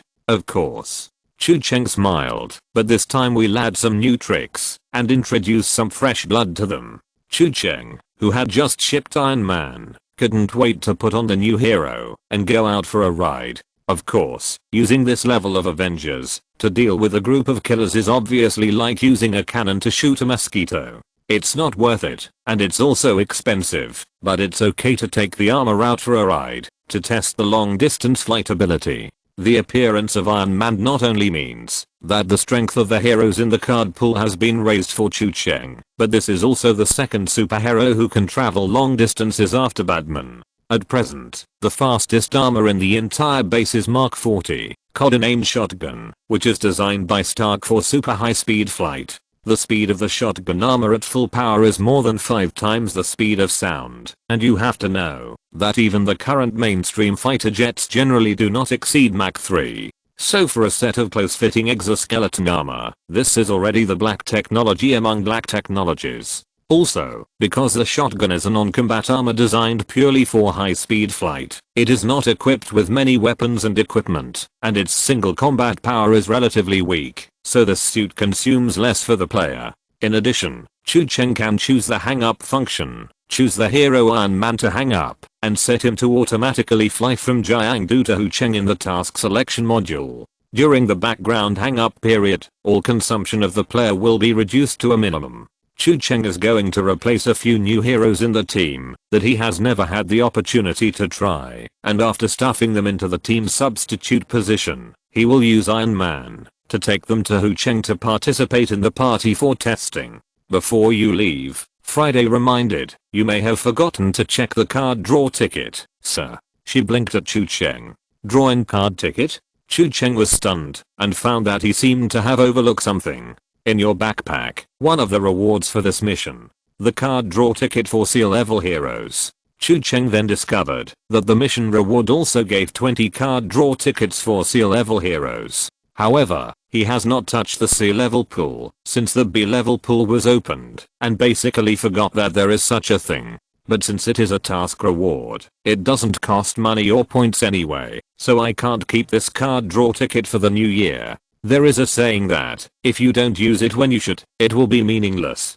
Chu Cheng didn't think much, and switched back to the long lost sea level pool in the card draw interface, and threw all the 20 tickets into it at once. It was another long lost thank you for participating combo. It has been a long time since I saw this painful word, but this time Chu Cheng's mentality was stable. Since the opening of the B-level pool, Chu Cheng found that his mentality has become Buddhist when he goes back to draw C-level heroes. Anyway, his cutting-edge combat power has been greatly upgraded now, especially since Iron Man has just been released. He is in a good mood, and drawing C-level pool is equivalent to playing, and it doesn't matter. Even if all 20 cards are given to him as a thank you for participating, it won't affect his mentality. Anyway, it's just for fun. But although this pool is not very conscientious, it is not that bad. At least a usable hero was produced in 20 shots, or to be more precise, this can only be regarded as an anti-hero at best. Deadshot, DC Earth's top killer, the world's #1 sharpshooter. It is said that his bullets never miss a target, and his marksmanship is so accurate that it is almost supernatural. He is a conceptual gunner at the level of a machine gunner who can kill the Japanese with one shot from 800 miles away. Of course, the premise is that the bullet can fly that far. Chu Cheng, who was originally in the mood to play, saw this time's delivery hero and suddenly had an idea. As the saying goes, use magic to defeat magic. Since he is going to meet the legendary killer of the Earth Star today, shouldn't he also use martial arts to exchange 2 super killers to communicate with people about the disease? So Chu Cheng quickly arranged Deathstroke and Deadshot in the team's substitute list and arranged for the 2 super killers on the DC side. It's a pity that Marvel's super killer Winter Soldier was thrown into the grave of the insane asylum. It's troublesome to bring him back, so let's give up for the time being. Looking at Iron Man, Deathstroke and Deadshot in the team ready to go, Chu Cheng had a hunch. Today's party will be very lively. Chapter 189, the director being sniped. Chu Cheng selected the armor from the operation interface and clicked the attack button. Then, Tony Stark in the screen walked to the launch pad in the middle of the laboratory. There were cracks on the ground around the launch pad and mechanical arms stretched out from the bottom. They moved flexibly and freely, and each arm carried an armor part. The mechanical arms around began to deploy armor for Stark. The armor was put in place piece by piece, and the protective layer fit tightly on Stark's torso. The screws were tightened on the connecting parts at the joints, and all the parts were like gears, biting each other and embedding layer by layer, until the visor fell off. The helmet was closed, and Tony Stark, wearing a tight-fitting undersuit, disappeared from the launch pad, replaced by the invincible Iron Man ready to go. Unlike the red and gold color of the classic armor, the Mark 40 shotgun is an armor with blue and silver as the main body. At this stage, Stark had not yet mastered mature nanotechnology, nor had he started the high-speed automatic assembly marked by the Mark 42. So this model of Iron Man's battlesuit still belongs to the early manual splicing with a full sense of machinery. Many people think that, although the later Iron Man suits are getting stronger, the process of dressing and deploying is becoming more and more free, and it is becoming more and more convenient to carry. It always feels that something is missing compared to the early models, when the technology was not mature. Without the long armor assembly process, it feels like a lack of ritual. It is said that mecha is the romance of men, and without the sense of ritual, even romance seems to be discounted. System self-check completed. Iron Man, Mark 40, ready. Friday's beautiful voice sounded, planning the flight route to Hu Cheng. The dome of the laboratory opened, and the bottom of Iron Man's alloy boots ignited and sprayed, and the propulsion tail flame instantly lifted the silver blue armor into the air. Like a meteor passing through the night sky of Jiangdu, the shotgun armor broke through the speed of sound in just a moment, and a circle of white air waves exploded behind it, and in the blink of an eye, it flashed through the air, and turned into starlight on the horizon. It is not too far from Jiangdu to Hu Cheng, and the flying speed of the shotgun is as high as Mach 5, which is the speed ceiling of the conventional armor of the Iron Man Mark series. It only takes a short time to fly this distance. While waiting for his teammates to arrive, Chu Cheng was not idle. He switched the hero to the perspective of Batgirl Cassandra on Hu Cheng. While waiting for his teammates' flight, he went to the scene to insert eyes, investigate the situation and collect intelligence. At this time, Director Li Xiao, who was the target of the sniper, was in his office at the headquarters of the Hu Cheng Public Security Bureau under layers of protection. It was a building that was already a few years old, but still looked quite impressive. It was 6 stories high, and on the top of the building were the 5 eye-catching characters Hu Cheng Public Security Bureau. The characters were wrapped in neon lights, hanging on the top floor like a lighthouse under the night sky. However, it was somewhat ironic in this city that had become a playground for killers. Of course, this situation is likely to change now. For the first time in many years, the new director of the Public Security Bureau made people believe that this young man was different from the weak, incompetent and selfish old guys in the past. He is the first director who does not just give empty speeches but does nothing. He is also the first hero who dares to face the most dangerous guys in the world. The support rate of the citizens is rising. He seems to have the momentum to become a rising star in Hu Cheng. The premise is that he can survive before that. The death threat from the legendary killer Black Sun himself has shaken the whole city in the past 2 days. After all, the killer thing is a shady business, no matter how you say it. These top killer organizations have always had a limit, no matter how arrogant they are. This is the first time that the director of the Public Security Bureau of a city has made such a bold statement to provoke a city. The incident has attracted considerable attention. Even in a city like Hu Cheng that has long been in a mess, it is enough to cause a shock. The entire Public Security Bureau has become unprecedentedly tense. Combat security guards with live ammunition are guarding around the clock, and the strength of the guard posts has been strengthened several times. Everyone who enters and leaves the Public Security Bureau needs to be strictly examined. During the extraordinary period, even the staff who usually do odd jobs in the building are temporarily on leave and prohibited from entering. Of course, there were a few voices that questioned that this was a waste of resources, but most people didn't think so, because the opponent they were facing The legendary killer deserved such treatment.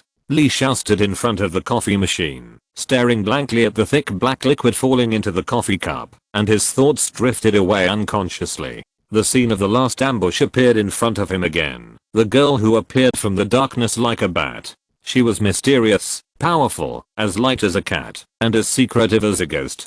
She was extraordinary. Damn, using such words to describe such superb martial arts was simply derogatory. If Li Xiao said it, it had gone beyond the scope of martial arts, and should be called art. In fact, she only appeared in front of Li Xiao for less than a minute, but every move of hers had already lingered in the director's mind. She covered her face with a mask, or to be more precise, every inch of her skin was hidden in black leather. But even so, he felt for some reason that she must be a rare and beautiful girl. There was no basis, it was completely the detective's intuition. I wonder where she is now, and what she is doing. Oh, she looks so young. I don't know if she is an adult yet. Chief, your coffee. Li Xiao came back to his senses and realized that he had been pressing the button and the coffee was overflowing from the cup. The mellow black liquid spread along the table to the edge and fell on his shoes, almost soaking them. The one who reminded him was a new female security guard. Her name is Susan. She has a delicate oval face. She is the type that becomes more attractive the more you look at her. She has a pair of sweet dimples when she smiles. But compared to these, what Li Xiao likes most is that she has the passion and sense of justice that are unique to young people who have just entered the industry. In the Public Security Bureau in a place like Hucheng, this quality is particularly rare. And Susan asked cautiously, "Chief, are you okay?" "No problem." Li Xiao picked up the coffee cup and took a sip, and Susan quickly handed over a tissue. "Director, you have been so busy that you haven't eaten yet, have you? Do you want to eat something?" "No." Li Xiao interrupted mercilessly. "Now is an extraordinary period. Go back to your post." "Yes." And Susan agreed, but hesitated for a while, and couldn't help but say again, "Director, you should also pay attention to rest. Don't be too nervous. The current security force of the Public Security Bureau is unprecedentedly tight. No matter how powerful the killer is, he is still a human being. There is absolutely no way he can get in." Li Xiao didn't answer, and said expressionlessly, "It's time to go back to work." Point yes. The little girl left angrily. Is it impossible to get in any way? In theory, it is true, but Li Xiao knows what kind of enemy he will face this time. Many common sense may not apply to opponents of that level, so he must not take it lightly. He returned to the office with a coffee cup, sat in the chair, and was dazed for a while. I wonder where the girl is now? Cassandra squatting in the ventilation duct above his head.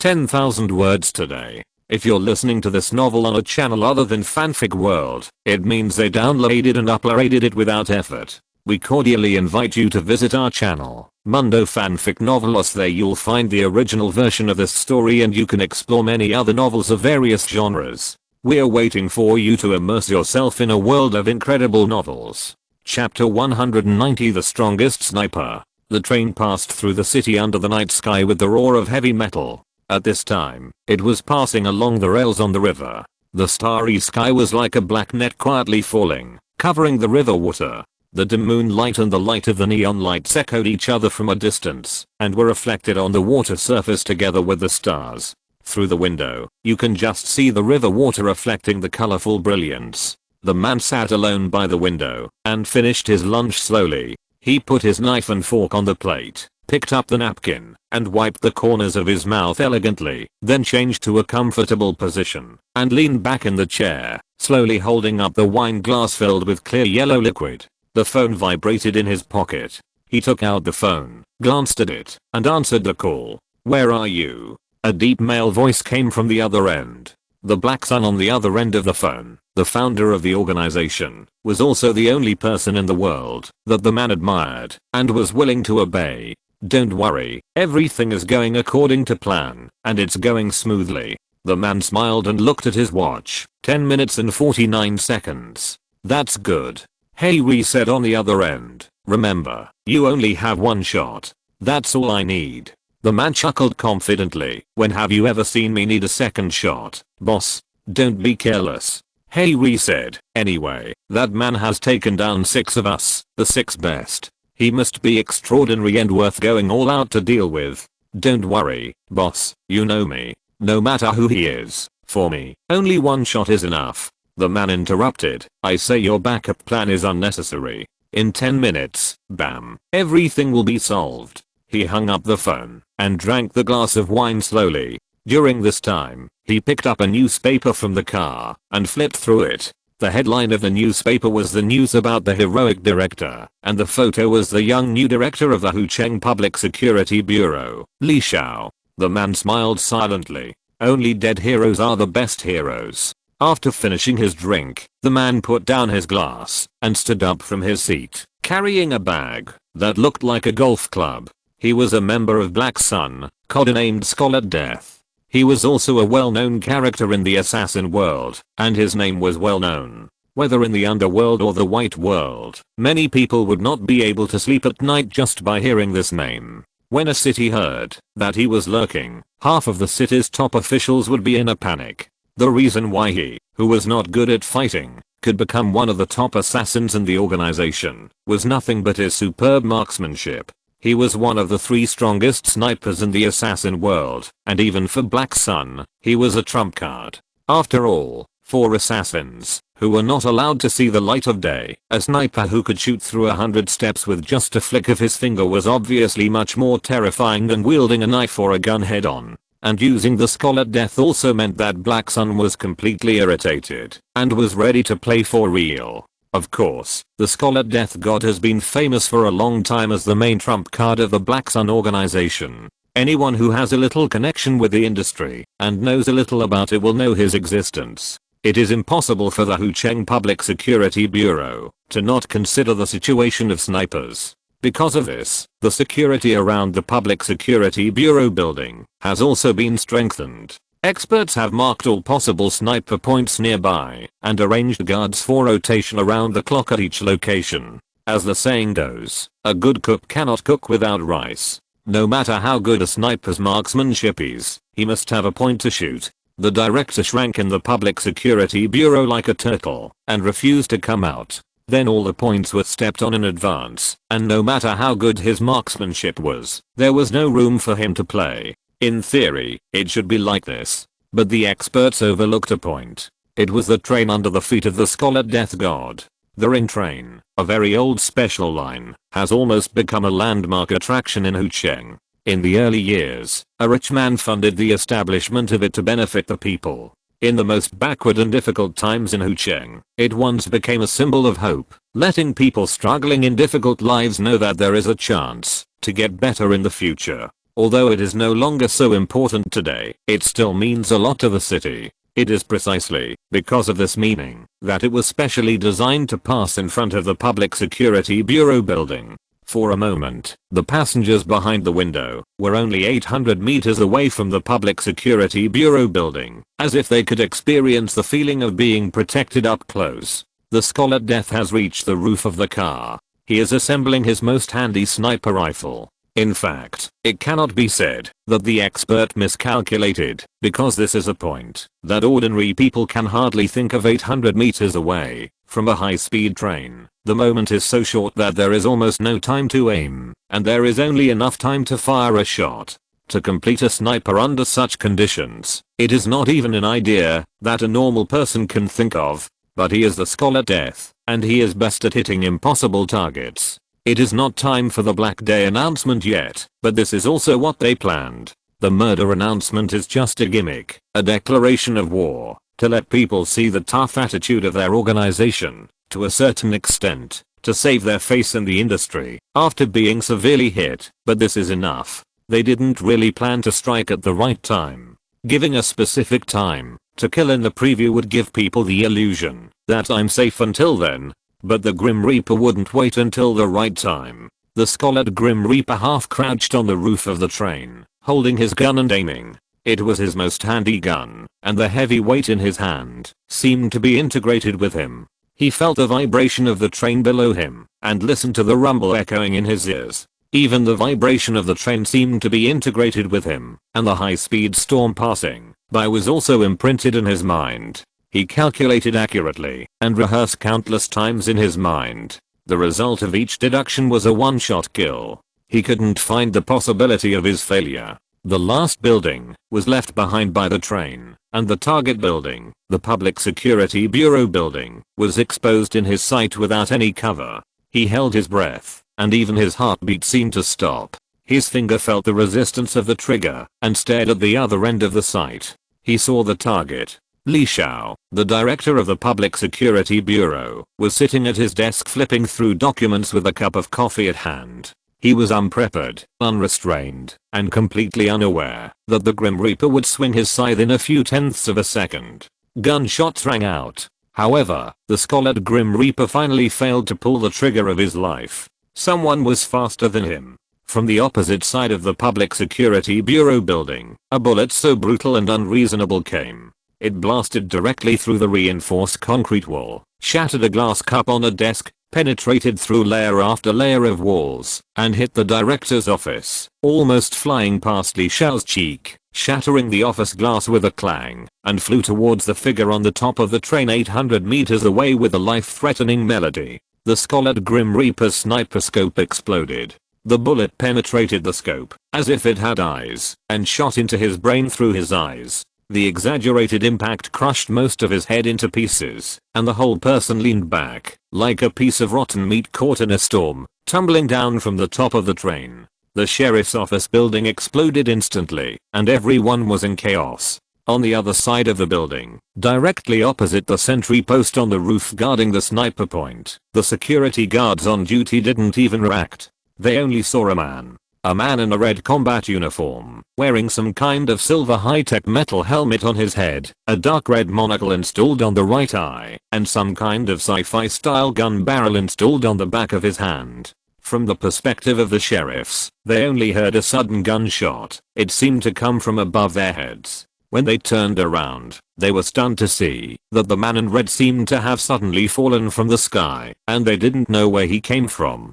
Deadshot, the most terrifying sniper on the earth in DC. Chapter 191, Flying Sniper. Such a man wearing a strange outfit, covering his face, and a non-mainstream metal helmet with only a single red scope, which looked a bit high-tech, suddenly fell from the sky, as if refreshed out of thin air. Faced with this abnormal and bizarre phenomenon, the security guards on the roof were stunned for a moment, and no one reacted at the first time. "Hey, buddy." Death Shooter landed in a half crouch, stood up, and even arrogantly waved to the security officers on duty. It's hard to be on duty. Only then did someone wake up from a dream and immediately drew his gun. "Don't move." Of course, the man had already started running when he shouted. The security guards came to their senses and quickly shot at him. However, ordinary security guards are not gunmen like Death Shooter after all. Those who can touch the edge of a moving target of 10 meters are considered elites, not to mention a target moving at high speed in complex terrain.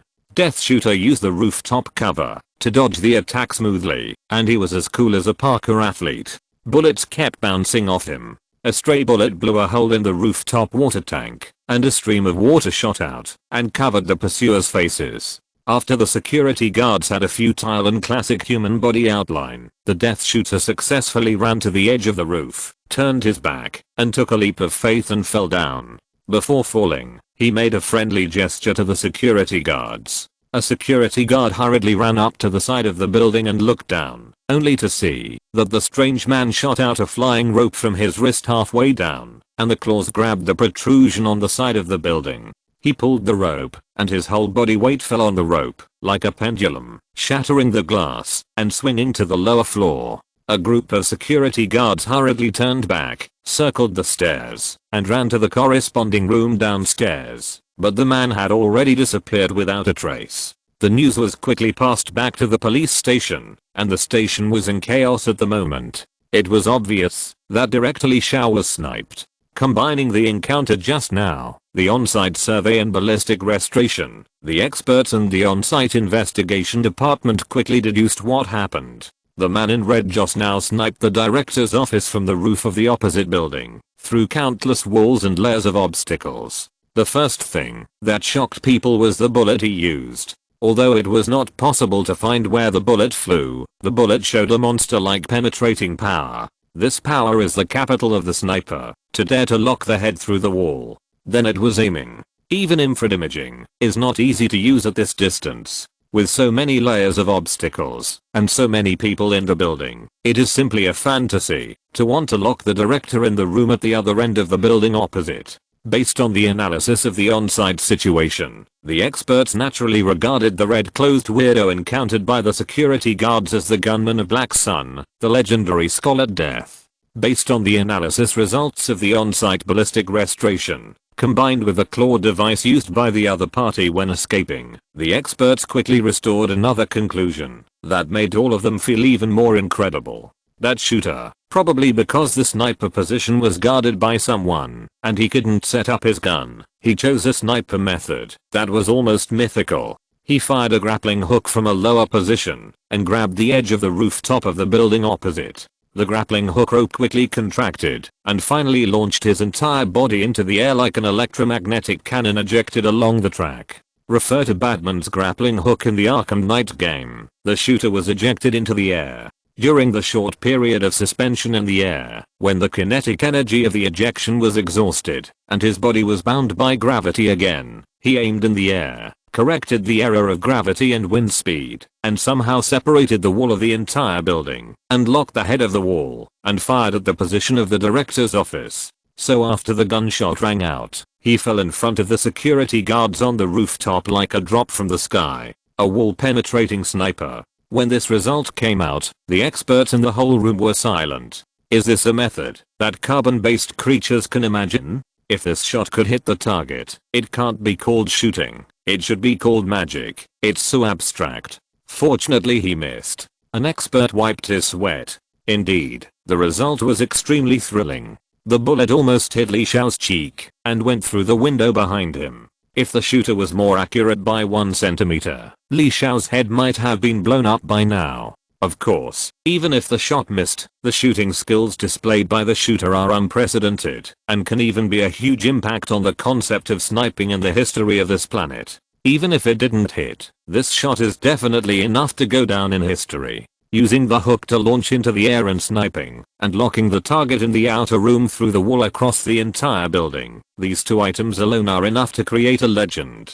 The shooter can brag about this shot for the rest of his life. And the monster was only a millimeter away from hitting the target under these two conditions. It can only be said that Director Lee was really lucky this time. If this bullet had been a little more accurate, the consequences would have been disastrous. But Li Xiao looked at the glass in his office that was shot through, but he didn't say anything for a long time, but frowned and fell into deep thought. Is it really like this? He suddenly spoke to himself. An expert was stunned for a moment. Do you have any opinion? No. It's just intuition. I can't explain it. Li Xiao frowned. I always feel that it seems not that simple. Is it really just luck that the other party missed the target? Then not long after, new news was sent back to the Public Security Bureau. According to a report from ordinary people, a male corpse was found a distance below the train track opposite the Public Security Bureau. Soon a team from the Public Security Bureau went to seal off the scene and collect evidence.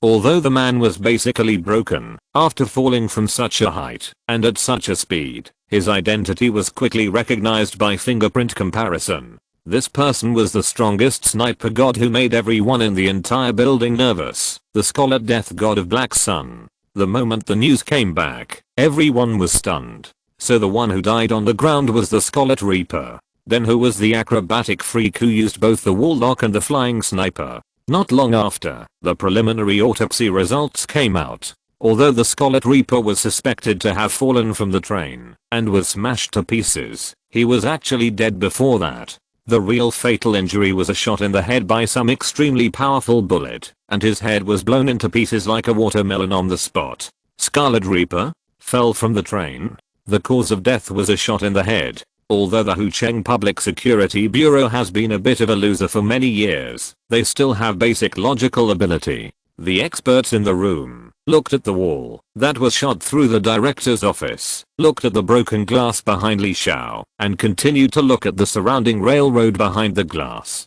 No one spoke, but everyone knew what everyone was thinking at this moment. All those who thought of that possibility seemed to be possessed, as if a plague was silently spreading in the room. Everyone infected by the plague was shocked, their expressions froze, and then they opened their mouths involuntarily, but no one spoke. It was as if this reasoning was so horrifying that no one had the courage to say it out loud, until Director Li Xiao sat in the chair and spoke calmly, saying the conclusion that everyone was thinking but no one dared to say. The shot was not aimed at me. There was no such intention at the beginning. He said softly. The gunman was aiming at the train that happened to pass by at that time. The scholar death on the roof was trying to snipe this room. Even if everyone had guessed it to some extent, even if they had been mentally prepared, but the moment this sentence was spoken, everyone's heart still jumped wildly, and even their heartbeats seemed to skip a beat. What the hell?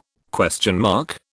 Chapter 190. To the god of death is here to take people away. Everyone in the huge office was petrified on the spot. So many people were crowded in one room, but it was so quiet that it seemed as if there was no breathing. They tried hard to sort out their thoughts and build a model in their minds of what happened in the security bureau building in the few seconds before and after. Or to be more precise, they should be trying to convince their reason to believe this bizarre fact. The scholar death, one of the world's top 3 snipers, tried to shoot from the top of a speeding train through the window 800 meters away in a very short moment under the huge wind pressure. Normally, this would be a god-level operation that is enough to be written into the sniper textbook, and it would definitely be an MVP who showed off the whole audience with one shot. But compared with the second heavyweight player who appeared today, it seemed to become stupid. Not long ago, everyone in the room thought that the red-clothed gunman was trying to shoot through the building with a flying sniper.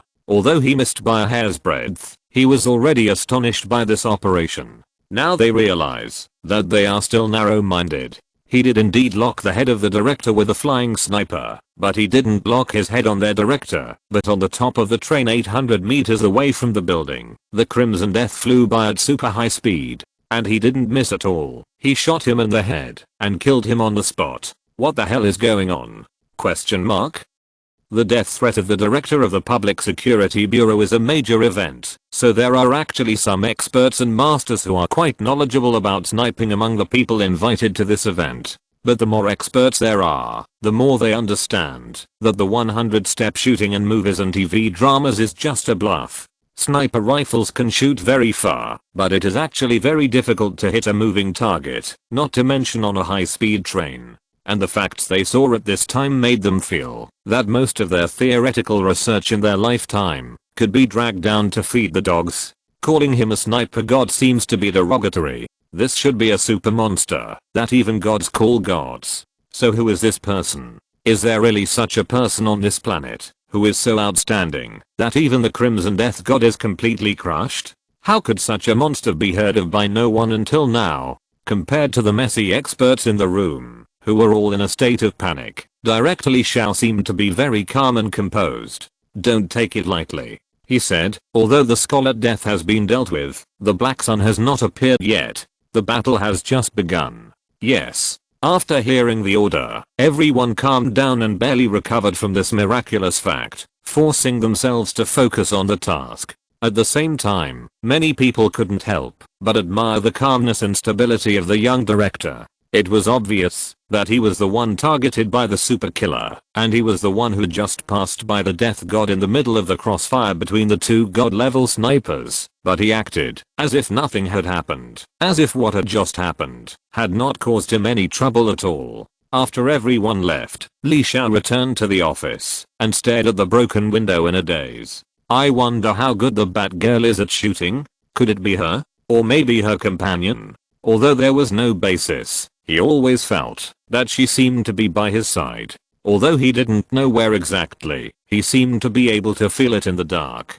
Cassandra in the ventilation duct. Actually, this shot was very unreasonable to others, but it was not so exaggerated to Chu Cheng. First of all, snipers have to use real weapons to aim, but he doesn't. Operating the death shooter feels like playing an FPS game. In theory, aiming is very simple. You just need to use the eye-catching crosser in the middle of the screen to aim at the opposite character. Although there is a big difference in the skills of players of different levels in shooting games, in general, the difficulty of aiming is of course completely different from that in reality. Even if it is a low-level player, if you ask them to drive the game character and use the game crusher and mouse to aim in a real-life gunfight, they are all sharpshooters. Not to mention the characteristics of the death shooter, Chu Cheng also has a passive skill to assist in aiming.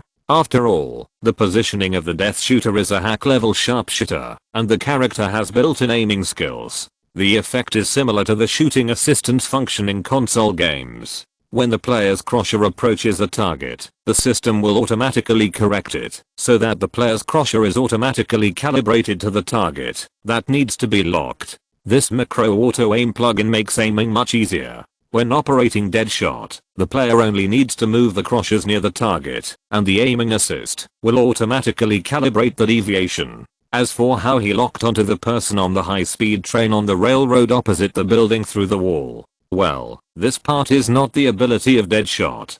Deadshot is only accurate with a gun, and his skill has auto-aim but no perspective. Although his helmet eyepiece is also equipped with an infrared vision function similar to Batman, the distance is too far, and it is not suitable for aiming through walls. This monster level positioning perception function comes from Daredevil, the strongest perception superpower in the team. Select Deadshot and Daredevil to form a team, and then Daredevil will act as the observation eye. For Lawyer Ma, it doesn't matter how many layers of obstacles are within the perception range of his human body radar. Lawyer Ma accurately locates the position of the Scarlet Death God and asks Friday to mark the position on Chu Cheng's screen and uses her super intelligence to combine the speed of the train and the direction of the track to accurately calculate the time and direction when the Scarlet Death God passes the sniper point, which is also marked by Friday on the game screen.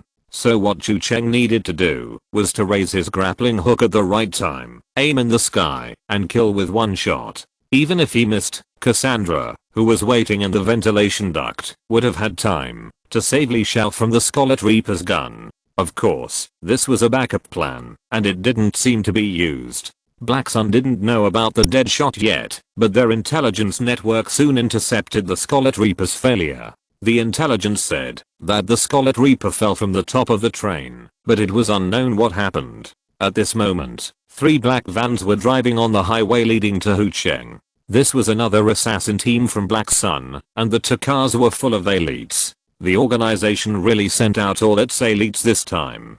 In fact, they might not have a choice. The elites were defeated one after another in Hucheng. If they didn't take it seriously, they wouldn't be able to stay in the industry in the future. The team was led by James Avery, one of the only trump cards in the organization, trusted by the leader. At this moment, the team had just entered Hucheng, and James was talking to the leader. "Yes, we are here. Yes, I heard about the Scarlet Death God. The director named Li Shao is really a tough guy. I didn't expect that even he failed." "Oh, don't worry." James smiled. "The people I brought are all the best, and they are absolutely trustworthy. Wait a few minutes, we will be there soon. He is already dead." Boom. There was no sign at all. The tool truck driving in front of them exploded with a loud bang, and the hot air wave swept over. The scorching shock wave suddenly blew the car body that was driving at high speed over, like a piece of scrap metal rubbing a long string of sparks on the road, and the metal fence was deformed with a clang. The 2 cars following behind quickly turned the direction. Although they were lucky enough to avoid the burning wreckage of the teammate in front, the 2 cars also collided into a ball one after another, and the people in the car were knocked all over. What the hell? James's phone flew away, but his rich experience allowed him to adjust as quickly as possible, and he managed to climb out of the broken car window. He shook his dizzy brain and saw with some confusion that there seemed to be a person in front of him on the road, a fully armed man. He had a strong physique, and he seemed to be wearing some kind of solid combat uniform, and a black and yellow asymmetrical helmet on his head. He was covered with various firearms and ammunition, with 2 swords stuck on his back, holding a black automatic rifle in his hand, equipped with a grenade launcher, and was walking towards them slowly and carelessly. The most dangerous mercenary on the earth in DC, Deathstroke, the god of death, is here to collect people. Chapter 193 Run. Avery, what's going on? Harry asked in a low voice. "We are under attack." The voice was very urgent and accompanied by a very noisy background sound. It sounded like the team was attacked and was exchanging fire with someone. In fact, it was not easy to hear what the other party was saying through the headset because the dense gunfire almost drowned out everything. The sound of bullets being fired and crackling everywhere was overwhelming, and in between there were sharp explosions like grenades or rocket launchers. Harry had no picture on his side, but the anxious and intense voice in the headset sounded like two fully armed armies exchanging fire. He could not even dream of what was happening on the other side of the headset. A guy wearing a two-color mask with only one eye exposed on the mask rushed out of the burning curtain of the vehicle wreckage like a Terminator, with a gun in one hand spewing deadly flames and a silver sword in the other hand, rushing towards the team head-on, as if he was in an empty space. "Who ambushed us?" Harry asked. "The Public Security Bureau? The army? How many people are there on the other side?" The team led by Avery was secretly dispatched by him. Not many people even knew about it within the organization. Logically, no one should even know that this team came to Hucheng, let alone intercept it. He remembered that the young director named Li Xiao was a member of a special team before he was transferred. He was transferred to the Public Security Bureau because of some things that happened in the team. But it is possible that he still has connections with the army. But Avery's answer made him unexpected. One person, only one person on the other side. Harry was stunned. One person? The guy who was engaged in a head-on firefight with the elite team composed of the best killers in their organization and fought so fiercely was one person? No, can such a thing really be called a person? Boss, this is a bit weird. This one-eyed bastard is simply a monster. RRR. The screams sounded like being shot. The gunshots on the other end of the headset became sparser and sparser, and Harry even heard the shouts of the killers. Then, with a clear sound of a blade piercing flesh, the last gunshot stopped. This sound made him even more confused, because it sounded like someone had stabbed their killer to death with a cold weapon under gunfire, and even the idea of this seemed ridiculous. The sound of fighting stopped. Then there were the sounds of slowly approaching footsteps, and the man seemed to pick up the headset from the dead Avery. Harry pondered for a moment, and asked in a deep voice, "Who are you?" He didn't get the answer he wanted. From the other end, there was only a cold, hoarse, and somewhat playful voice. He only said one word. "Point run." The call was hung up, leaving only the busy tone echoing in the headset. Harry was stunned. He had experienced countless things when he was young, created a legend with his own hands, and built the huge organization he is today from scratch. But he had never encountered such an arrogant provocation in his life. Of course, before today, he had never encountered such a mysterious opponent in his life. Is it really possible that a person, alone, arrogantly blocked and intercepted 3 cars of elite killers in the middle of the main road? What exactly are they facing? In his entire career, he has never encountered such a confusing and terrifying moment. Avery's team is his only remaining support. The Scarlet Reaper and the elite team both failed, which means he can only rely on himself. He realized that Hucheng's affairs are not as simple as a director. There is some mysterious force behind this director Li Xiao, an extremely powerful backer, which is his capital. So should we retreat here? After only a brief hesitation, Harry threw away the option of abandoning the mission and decided to continue. Not only for the face of the organization, the dignity of the killer, etc. Although there is also a part of this reason, the dignity of a legendary killer does not allow him to retreat. It is also because he feels that he is close to the goal. Sometimes people's actions are faster than their thoughts. While he was thinking, he was already in the Public Security Bureau building. According to the original plan, he was going to wait for the backup team to arrive before taking action. With a whole team of elite killers to support him, all the enemy's attention would be attracted to the frontal firepower, which would create space for him to act alone. In this way, he would have a much greater chance of success. But now the backup obviously could not wait, so he decided to act in advance. The difficulty of the mission increased, but Harry felt that there was nothing he could not handle. Before he founded the organization, he had always been a lone fighter. He had broken into the most solid fortresses and succeeded in taking down the most difficult targets. Without an organization, teammates, or backup, he was just back to square one. Harry had never failed in his life. He founded one of the strongest killer organizations and had no regrets in his life. The only thing he insisted on was not allowing the first survivor to appear in his lifetime. The person he targeted must die unless he himself was killed to break this precedent. He passed through the ventilation duct and crawled out from the exit of a grocery room. He dropped from the ceiling, using his skills to eliminate most of the sound, and landed on the floor in a squatting position, as light as a cat. Perfect infiltration.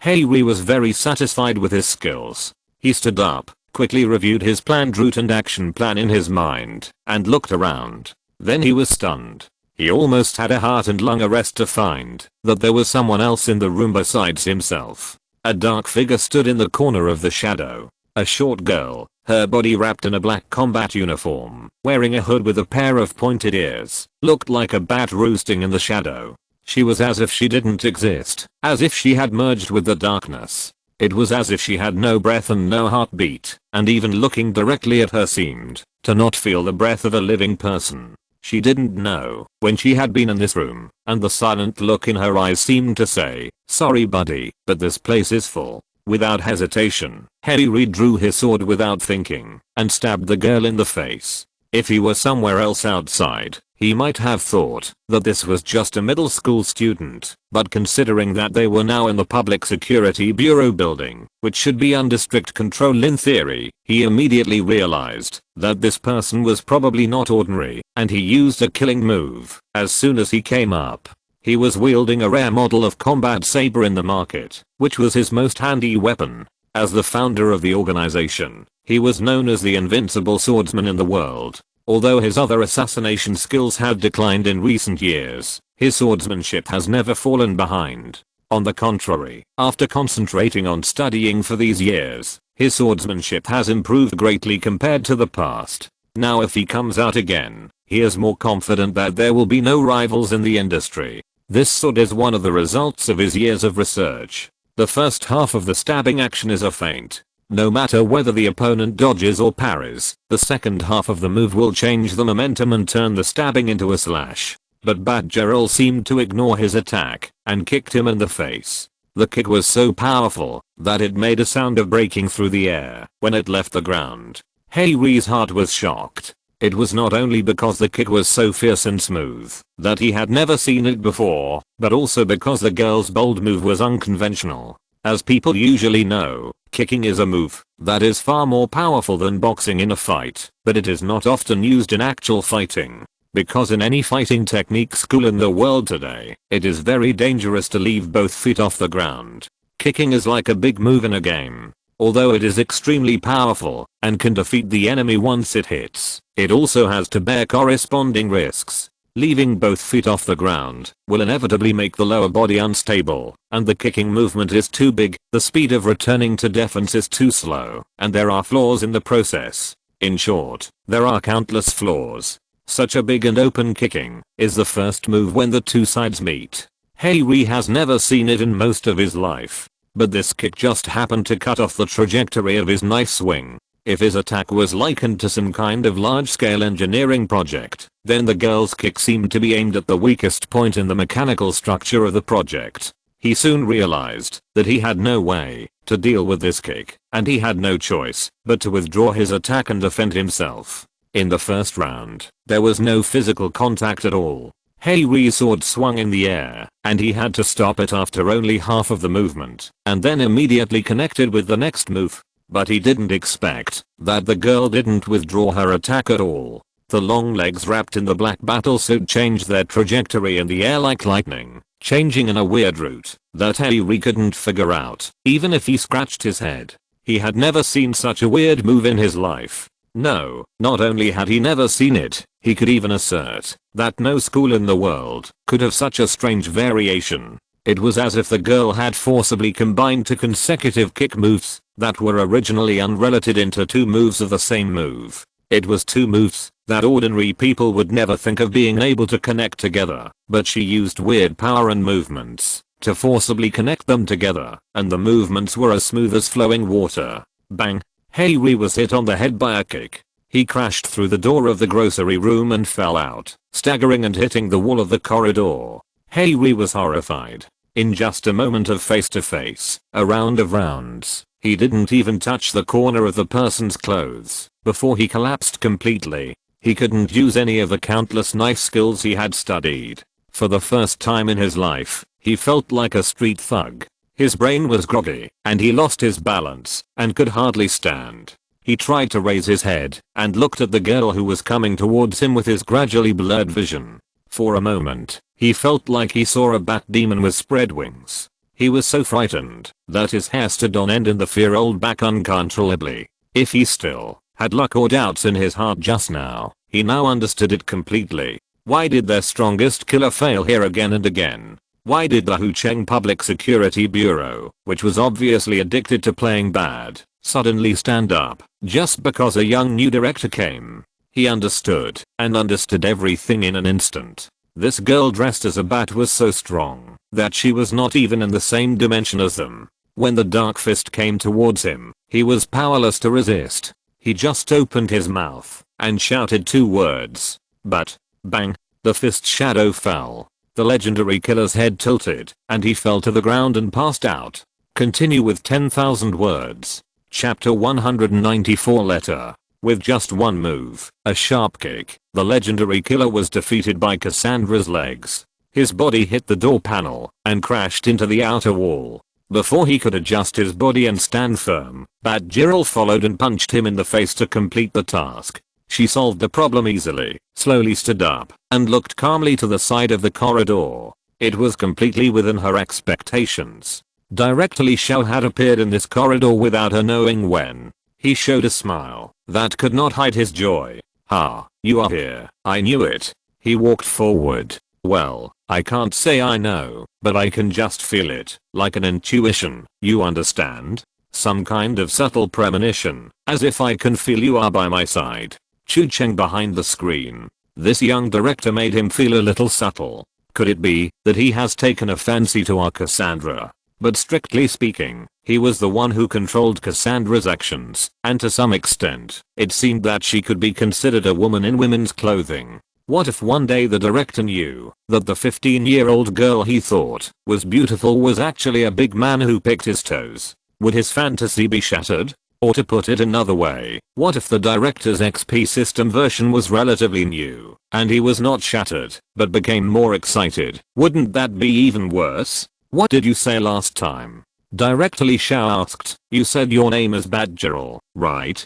Cassandra didn't say anything, but the director didn't seem to mind. He walked forward, helped up Henry who was kicked against the wall and lost consciousness, and took out a pair of handcuffs from behind, and put them on him. "The movement here has attracted attention. Others will be here soon. I think it's time for you to leave. If I'm right, you probably have less than 30 seconds left. But there is a window at the end of this road. I'll help you get rid of the sentry over there, and you can go out from there. If you need me for anything else in the future, feel free to do so. You're welcome." Before he finished saying the word polite, Li Xiao turned his head and found that there was no one behind him when he was handcuffed.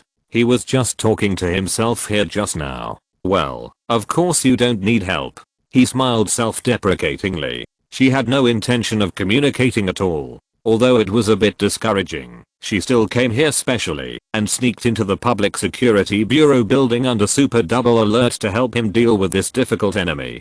So he was in a good mood. He had a premonition that there would be many opportunities to meet and even cooperate in the future. Thinking of this, he couldn't help but hum a little tune in a relaxed manner. Sure enough, other people appeared soon. When the sheriffs arrived, they only saw the super killer Henry, who was leaning against the wall of the corridor and passed out like a dead pig, and Chief Li Xiao, who handcuffed him while humming a song. The sheriff's eyes were suddenly wide open. Damn it, the chief is really a god. Chu Cheng, who had completed a series of tasks, logged off. Before changing roles and cities, he did not forget to change the action role in Hucheng back to Lawyer Ma. He chose to hang up again, and the time setting was still 12 hours. The Red Devil began to fly over the rooftops again, listening to the sound of the city and punishing the crimes in the dark night. Chu Cheng did not look at it anymore and immediately logged off and re-entered the hero selection interface. Now even the leader named Harry has been dealt with, and this broken organization feels that it is almost on the verge of death. After today's tossing, they have lost a large number of elites in Hucheng, and even the founder has been arrested. Even if it is not finished yet and can barely survive, at least it will be a serious injury and can't recover. After that, he controlled Bat Gerald to leave, leaving behind Chief Li Shao and the unconscious Black Sun. After that, Chu Cheng could roughly guess the headlines of Hucheng tomorrow. It was nothing more than some heroic chief making another great achievement, the Hucheng Public Security Bureau not bowing to the evil forces, the chief taking down the super killer with his bare hands without fear of death threats, and so on. Anyway, this Mr. Chief feels that, even if he can't be called a legend, he feels that he is not far from it. In this way, the organization will probably have to think twice if they want to trouble him again. In other words, the leaks are cut so hard that they probably dare not come to the door. But during the confrontation today, Chu Cheng suddenly came up with a different idea. Friday, put it in my schedule, Chu Cheng said when he went offline. Plan a trip for me, and when we are free, we will visit the headquarters of Black Sunday. Okay, sir. Are you looking for a place to stretch your muscles? Friday joked while doing as he was told. Not really. Chu Cheng smiled. Death Bell wants to have a friendly talk with them, the kind that talks about reason. Okay, sir. Friday made a note of it in Chu Cheng's schedule and continued. By the way, sir, you were busy just now, so I didn't bother you. But I thought you might want to see this. What? She swiped the floating screen in front of Chu Cheng. The screen showed a column in Jiangdu Daily, a report that had just been published this morning. It is said that the column editor wrote it himself. He said that he wanted to say something in this report anyway. Friday paused and explained. Remember the Bat Lantern party that night, sir? That was his idea. A letter to Batman. Chu Cheng raised his eyebrows. Not just to Batman, but also to all the heroes who have been active in Jiangdu during this period. Friday smiled. So to be more precise, it should not be to a specific hero in our system, but to you, sir. Chu Cheng didn't say anything, stretched out his hand to flick the floating screen, and began to look down. The previous article roughly summarizes how the news spread step by step from the first appearance of Batman to the increase in the number of costumed vigilantes, how it became people's hope, and brought about changes. At the end of the article, the editor-in-chief said what he wanted to say to Batman the most, and what he felt he could say to Batman on behalf of many readers of the column and even more Jiangdu people. This time it was not a thank you, or more than just a thank you. It was also a role model for them as the protected. I know that no amount of thanks is enough to express our feelings, nor can it explain the changes you have brought to us, and what you have done for this city. This city has indeed had bad moments, as can be seen from the past reports and replies to this column. I think no one should understand this better than you, because you always see our worst side every night. So this is another thing I want to say in addition to thanking you, that is, I hope you can still have faith in us. People in this city have really started to help each other, and I have also seen with my own eyes that people who have gone astray are trying to get back on track and try to really contribute to our common society. And we will do better in the future to prove that we are worthy, to prove that you not only make us no longer afraid of the night road, but also inspire the better side of everyone. Because Jiangdu has never been a city for any one of us, but for all of us, and we also need everyone to work together to make it better. Finally, thank you again. Thank you to each and every one of you. If it weren't for you, we would never have the opportunity to discover the better side of ourselves. After reading this, Chu Cheng thought of the bats in the sky that night, and he didn't know what to say for a while. To be honest, he was a little surprised to get such a strong response from people. He had never thought about these things. His purpose and motivation had always been simple, to gain experience and level up, all for the purpose of self-improvement and becoming a god. He had never thought that during this period, he would have such a big impact on others and society. So I said it a long time ago, sir. Friday smiled and placed a cup of carefully brewed coffee in front of Chu Cheng. If I were you, you would have been a great hero a long time ago. Chapter 195. Something is wrong with me. Felix opened his eyes suddenly and found that his whole body was soaked with sweat. The quilt was wet, and it felt like lying in wet clothes after strenuous exercise. He felt uncomfortable all over and used his arms, that had just regained some strength, to lift the quilt and sit up. He saw himself in the mirror of the closet. His face was pale and sickly, and his complexion was probably not much better than that of a dead person. He was dizzy and even doubted whether he could stand steadily when his feet just touched the ground, and wanted to get out of bed. He must have drunk too much. About a month ago, he slowly began to have strange symptoms. When he woke up, he couldn't remember when he fell asleep, what happened before he fell asleep, or even appeared in strange places. Occasionally, his memory would be fragmented, and the first half and the second half would not be connected. Sometimes he felt that his head was like a hard drive that was slowly being demagnetized, and the stored image information was like a long movie, but countless fragments in the middle were disappearing due to data corruption. He got up and went to the bathroom and washed his face. He couldn't remember what he was doing before falling asleep, but his efforts to recall made him remember the images in his dream more and more clearly. He remembered that he dreamed of Li Changcheng. Perhaps it was not just a dream, but a reflection of real memories in the dream. Because he still remembered when he first joined the 9th Special Service Division, and the scene when he first met Li Changcheng. It was a sunny afternoon, and the huge air carrier of the 9th Special Service Division was sailing above the sea of clouds. The special glass of the office desk equipped with electronic display function in the captain's room reflected the sunlight from the sea of clouds. Li Changcheng sat upright in the sunlight, looking serious and respectable, but at the same time he did not lose the gentleness unique to elders. Felix was quite impressed by that day. He still remembered that the conversation with Li Changcheng at that time made him determined that joining the 9th Division was the right choice, and it might be the only meaningful thing he did in his life. People change, and we are facing an era of change. That was the sentence that Li Changcheng said that day that touched him the most. He relived it in his dream last night, and it still felt like it happened yesterday. Whether it gets better or worse, it all depends on us. Li Changcheng's words were sonorous and powerful, and we, the people on this mothership, are the ones who need to make choices on behalf of mankind. That's what we have to do, to guide everyone in the right direction, regardless of sacrifice and cost.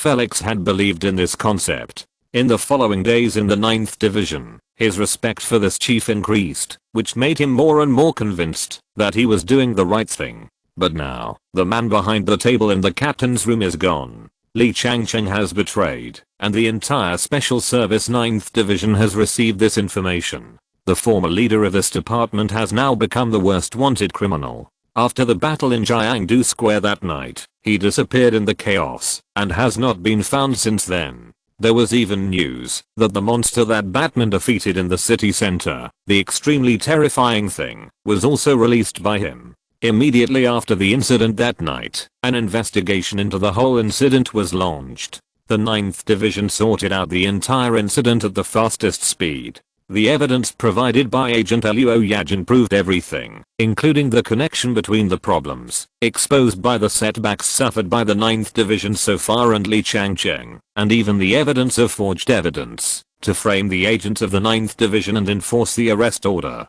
The evidence was conclusive and the matter seemed to be set in stone. The 9th Division, whose top leaders were all insiders, was undoubtedly questioned by everyone. The mothership was forced to land, and the entire department's operations were temporarily forced to stop. Everyone needed to accept an independent investigation led by the Intelligence Bureau. Oh, by the way, he recently discovered that his own group was actually the Intelligence Bureau, which shocked the group's young master for a whole year. He was surprised why no one mentioned this to him.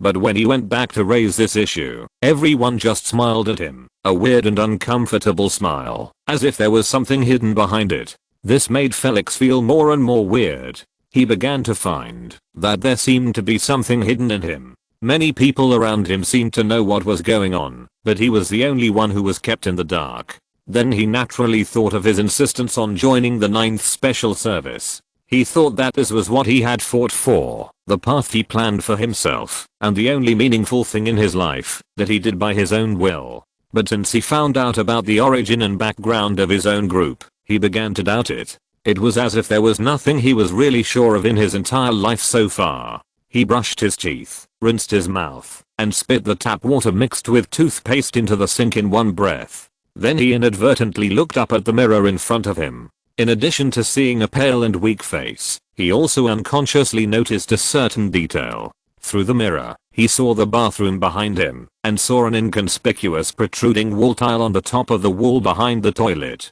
Felix was stunned for a moment, turned his head, and looked in the direction of the mirror reflection. There was indeed a protrusion. The position was high, but it was obviously a place that could be reached by stepping on the toilet lid. He was surprised that he had never noticed this place before. For some reason, Felix put down the toilet lid and stood on it. He stood on tiptoe and stretched his arms to barely reach the bulge. He tried to move the wall tile, and it was movable. He pulled the whole brick out of the wall with one hand with some effort and placed it next to the flush button of the toilet. Then he continued to stand on tiptoe and reach into the gap where the brick was pulled out. Then he actually touched something. A small and cold object. The texture seemed to be metal. A USB flash drive. This made him feel that his life, which was already on the verge of running away, became more and more outrageous. This plot reminded him of detective or spy movies, the secret compartments you would find in the bases of secret spies.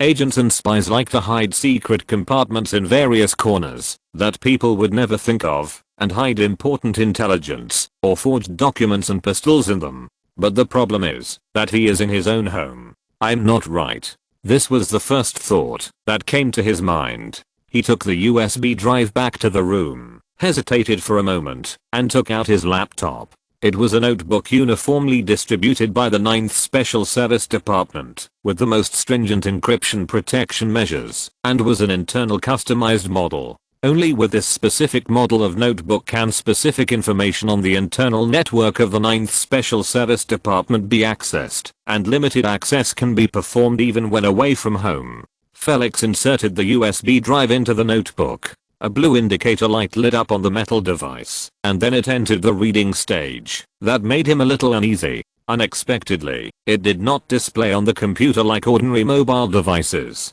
It read and loaded, and then the words identification in progress popped up on the screen, but it did not ask him to enter a password or prompt any verification operation. Only a moment later, the words authentication completed, access granted popped up. Then before he had time to do anything, another interface automatically popped up. The homepage of the internal network of the 9th Special Service Department. Felix glanced at the homepage interface, and when his eyes swept to the current login account information in the upper right corner, he was stunned for a moment. The account ID was indeed his name, his own ID, but the problem was the access level displayed next to the ID. Special level access. If I remember correctly, within the Secret Service Section 9, this was equivalent to chairman level access. Chapter 196 Preparing for Actual Combat. Felix stared at the interface that popped up on his computer screen. Looking at the eye-catching special word in the account information column, he could not help but stand there in a daze. His brain was still not able to figure out what was going on. Special level permissions? Himself? Felix felt that reality was becoming more and more magical.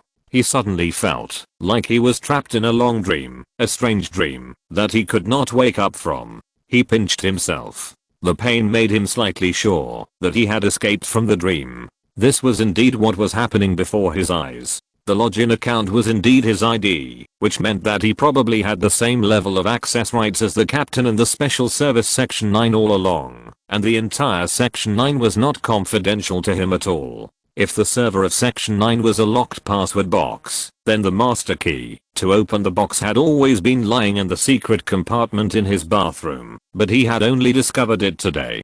Felix accessed the server with an indescribable complex mood, and soon found that this was true. He saw several top secret projects, some in progress and some abandoned, including the research led by Professor Miyazaki in the research of the equipment department, that was almost dawdling and making no progress. Oh, and there were also personnel files. Considering the special nature of the agents of the 9th Department, the files of each registered agent were actually confidential to varying degrees. Even within the department, even colleagues and even superiors and subordinates could not always grasp each other's specific information. To some extent, everyone in the ninth department was wearing masks when they got along with each other. But now the situation is different. No one's information in the organization is a secret to him anymore. All information is transparent and open to him, even including the top leader or the former top leader.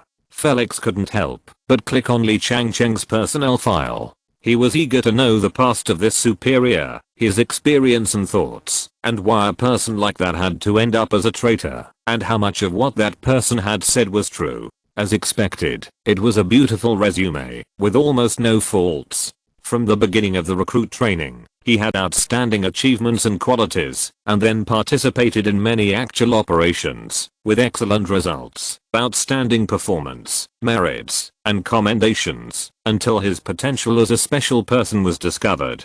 It can only be said that Li Changcheng was chosen as the head of the Special Service Division 9 for his reasons. But the more he understood, the more puzzled Felix felt.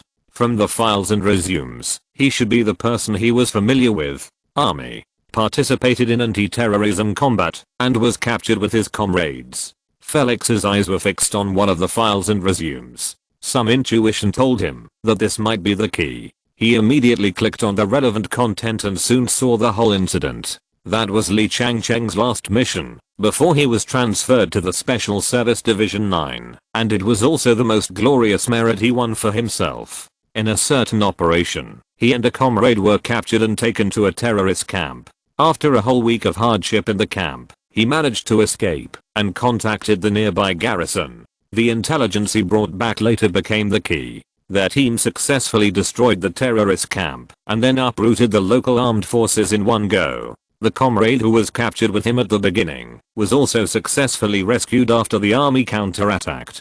Felix clicked on the details page and soon found the name of the soldier who had fought side by side with Li Changcheng. Leng Xiaokang. Veterans Club in a certain city. I lost another 2,000 yuan last week. My wife was furious when I got home. She said that I didn't know I owed her enough, and I went out to play again. She grabbed my arm and shouted, "Pay me back." Leng Xiaokang shrilled, as if he was deliberately imitating a woman's voice. The veterans sitting around him were all amused and laughed. I couldn't get her to agree, so I said, okay, I'll pay you back. Then I took out my wallet, counted out a handful of bills, and stuffed them into her pocket, saying no need for change. When she saw the bills finally let go, she quickly took them and counted them one by one. But when she was halfway through counting, she realized something was wrong, and she started shouting again, saying, "You clearly owe me 2,000, but I don't even have half of it." I saw that the situation was not good, and wanted to run away, but I found that I couldn't. Because I forgot my legs in the bedroom, there was no leg to run away, ha ha ha. As he said this, he knocked on his alloy artificial leg. His entire right leg was amputated from the knee down and replaced with a clumsy metal prosthesis. It's so funny, there is no leg to run away. The party ended, and the veterans left one after another. Leng Xiaokang stood up and began to tidy up the tables and chairs and clean up. "Are you sure you don't need help, buddy?" The last veteran to leave patted him on the shoulder. "No, you still have a lovely daughter to pick up, right? Go quickly, don't be late." Leng Xiaokang smiled. "Then I'll go. Let's have dinner another day." "Ha, it's a deal." The last person left, and he was the only one left in the huge room. The old soldier was cleaning up the tables and chairs by himself, dragging the clumsy iron thing to sweep the floor. He was so focused that he didn't even notice someone coming in behind him. "Captain Leng." He turned his head and found a handsome young man behind him. The other person stood straight, and his posture showed a spirit that ordinary people didn't have. He looked like he came out of the army. "I'm no longer the captain. Now I'm just an old guy running a club." Leng Xiaokang smiled. "Is there anything I can help with, young man? Not only your old comrade Li Changcheng, he might be able to help." Leng Xiaokang paused, and his smile froze for a moment. He turned his head and looked at the young man seriously. "Who are you?" "Felix Grove, from the Special Service Section 9. He showed his ID from the Section 9. Although the functions of the 9th Division have been temporarily suspended since the department chairman had problems, and there are rumors that this broken organization may be disbanded on the spot, at least the current documents can still be used. Also, because the existence of the 9th Division has been made public, and it is no longer a secret department, the agents do not need to use the fake documents of their colleagues next door to pretend when they go out. Leng Xiaokang carefully looked at the document for a moment, and then looked at the young man again. I haven't heard of his name for a long time. Leng Xiaokang said, what happened to him? He was transferred to lead the Special Service 9th Division. This used to be top secret, so it's normal that you haven't heard of it, but now it's no longer important. I want to know what happened to him, and I think you may be the only one who can help at the moment. Elsewhere, the silver-black afterimage flew over the orbit of the Earth star. The steel humanoid afterimage dragged a light blue plasma tail flame behind it, leaving a gorgeous stroke in the dark and boundless universe. Any aviation expert on the Earth star would undoubtedly be shocked to see this scene. Because if they could manage to capture this ultra high-speed moving image, they would find that this cutting-edge equipment that broke through the gravity of the Earth's pole and flew freely in outer space was actually a human figure. Iron Man Armor Mark 39, codenamed Gemini. Originally developed as a suborbital armor, it is the first set of armor developed by Tony Stark for outer space combat. Unlike previous generations of Iron Man suits, it uses zero-gravity maneuvering thrusters and has superior performance than all the space means of contemporary humans. A large number of its design parameters and experimental data have also been applied to subsequent Iron Man armors, so many subsequent models including nano armor have also gained outer space combat capabilities. At this time, Chu Cheng was testing the outer space combat capabilities of this set of armor. After all, most of the heroes so far cannot fight in outer space without the planetary environment. This is one of the only space combat forces he currently has. Here we can also see that Iron Man's technology is really powerful. Living in an era when humans are still generally bound by gravity, he actually developed equipment that can fight freely in space completely through personal independent research and development, and it is still humanoid armor. Maybe because of the lack of gravity, the control of the Iron Man armor in the game in outer space is also different from that on the Earth star. This is also a bit different from most of the games Chu Cheng has played before, and it takes some time to get used to the operation. Sir, I'm sorry to bother you, Friday's voice sounded, but you asked me to pay attention to the whereabouts of Chairman Li Changcheng who disappeared in the previous melee. The intelligence bureau has found his location, and it seems that he is in the camp of an illegal armed organization in a deserted area. They are already organizing a capture operation. Do you think we need it? Oh, of course. Chu Cheng smiled and clicked on the return to city skill. The Gemini suit Iron Man in the screen suddenly turned around, and a jet propulsion flew back into the Earth star's atmosphere. After a series of cutscenes, he quickly flew back to his personal laboratory and landed on the landing platform.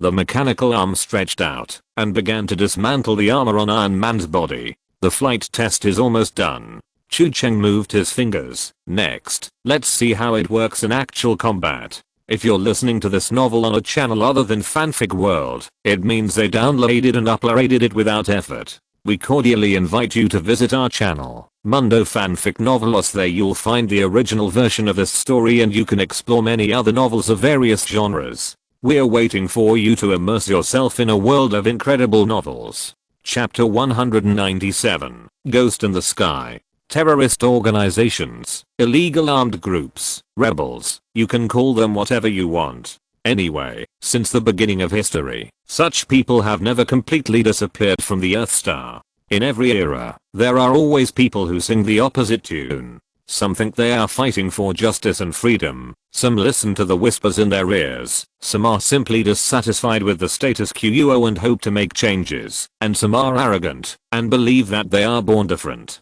In any case, they have always been here, as strong as cockroaches in the kitchen.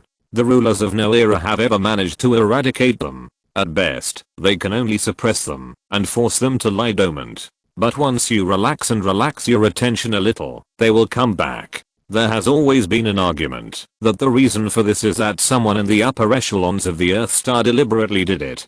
Some powerful people deliberately let these resistance forces exist for some special reasons. Whether in the political or business circles, there may be people who have secret connections with these criminals, and they are often influential guys with high status. This provides soil for the survival of such organizations. Li Changcheng, who has now escaped from Jiangdu, is also under the protection of such an organization.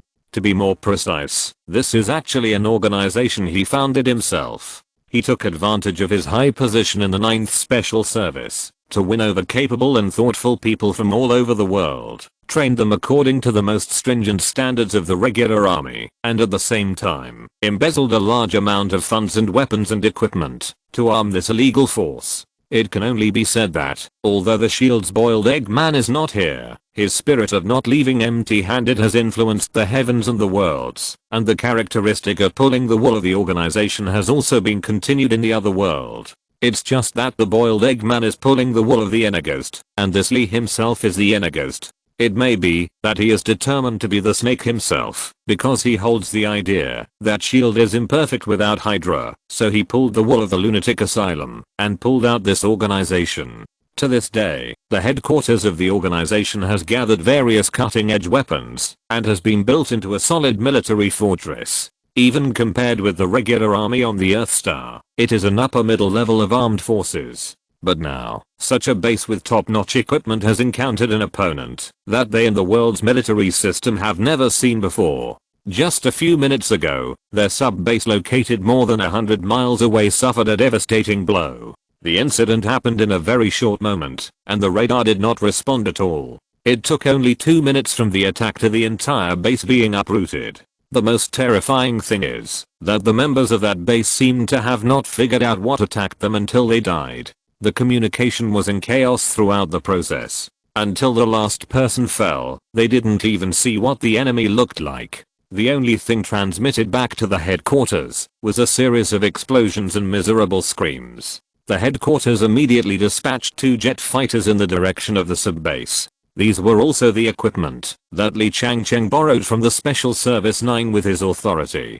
Codenamed Bluebird, it is the top model in the world today. The entire organization only has 2 of them stored in the headquarters. Although his level is obviously not as impressive as that of the neighbor Luden who was the director of S.H.I.E.L.D. and hid Quinjet all over the world, it is already a great achievement for Li Changcheng to get to aircraft of this level. The 2 fighters took off and headed towards the direction of the fallen base. The sub-base that was just destroyed was not only a stronghold, but also served as an outpost. If someone destroyed this base first, there is a high probability that the opponent will go directly to the headquarters next. But there was still no reaction on the radar of the headquarters. Bluebird 1, this is the control tower. Any abnormality found? Over. A communication came from the control tower of the headquarters. This is Bluebird 1, everything is normal. Over. Boom. There was no chance to react at all. The fighter suddenly exploded with the cockpit as the center.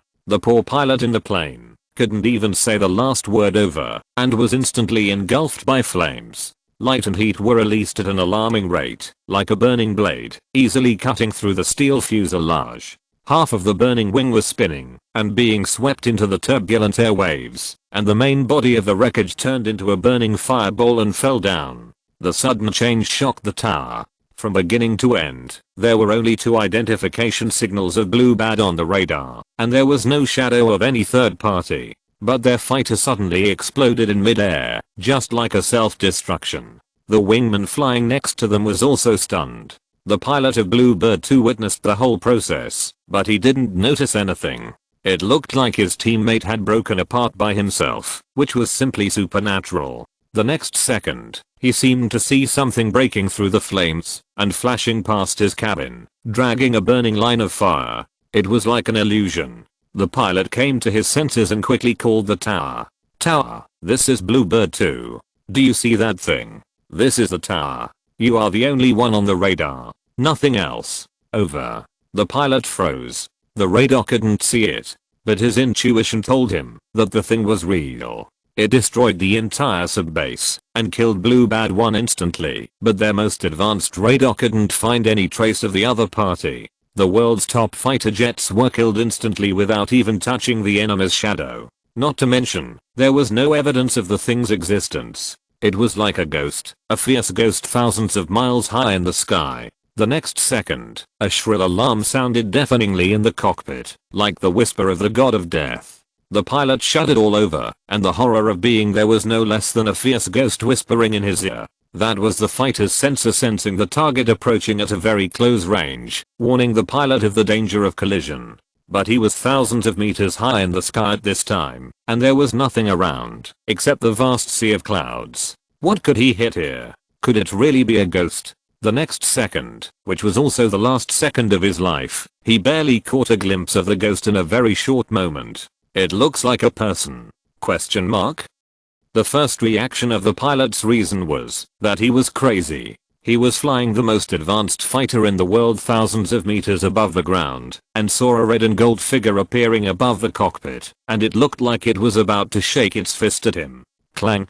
The cockpit glass shattered like paper in front of the man. He casually pulled the pilot out of the seat with one hand, and threw him into the wind thousands of meters above the sky. The blue bird without a pilot was like a bird with broken wings, turning and diving to the ground. Iron Man, the Mark 43 armor that appeared in the movie Age of Ultron, is the strongest model currently in Chu Cheng's hands. The first plane was shot down by the anti-aircraft missile, carried by Iron Man. Stark's black technology, deployed on the wrist of Iron Man's armor, is far more powerful than the conventional airborne missiles of fighter jets, but its size is small enough to be stuffed into the forearm of the armor. With such a small size and a flying speed that is even faster than the Iron Man armor, it is basically the same as being invisible in air combat. As for the second one, it was taken out by the Mark 43 armored vehicle with bare hands. It was not because he did not want to waste ammunition, but Chu Cheng was practicing flying stunts to become proficient in the operation, which helped him to master the operation skills of the Iron Man armor as quickly as possible.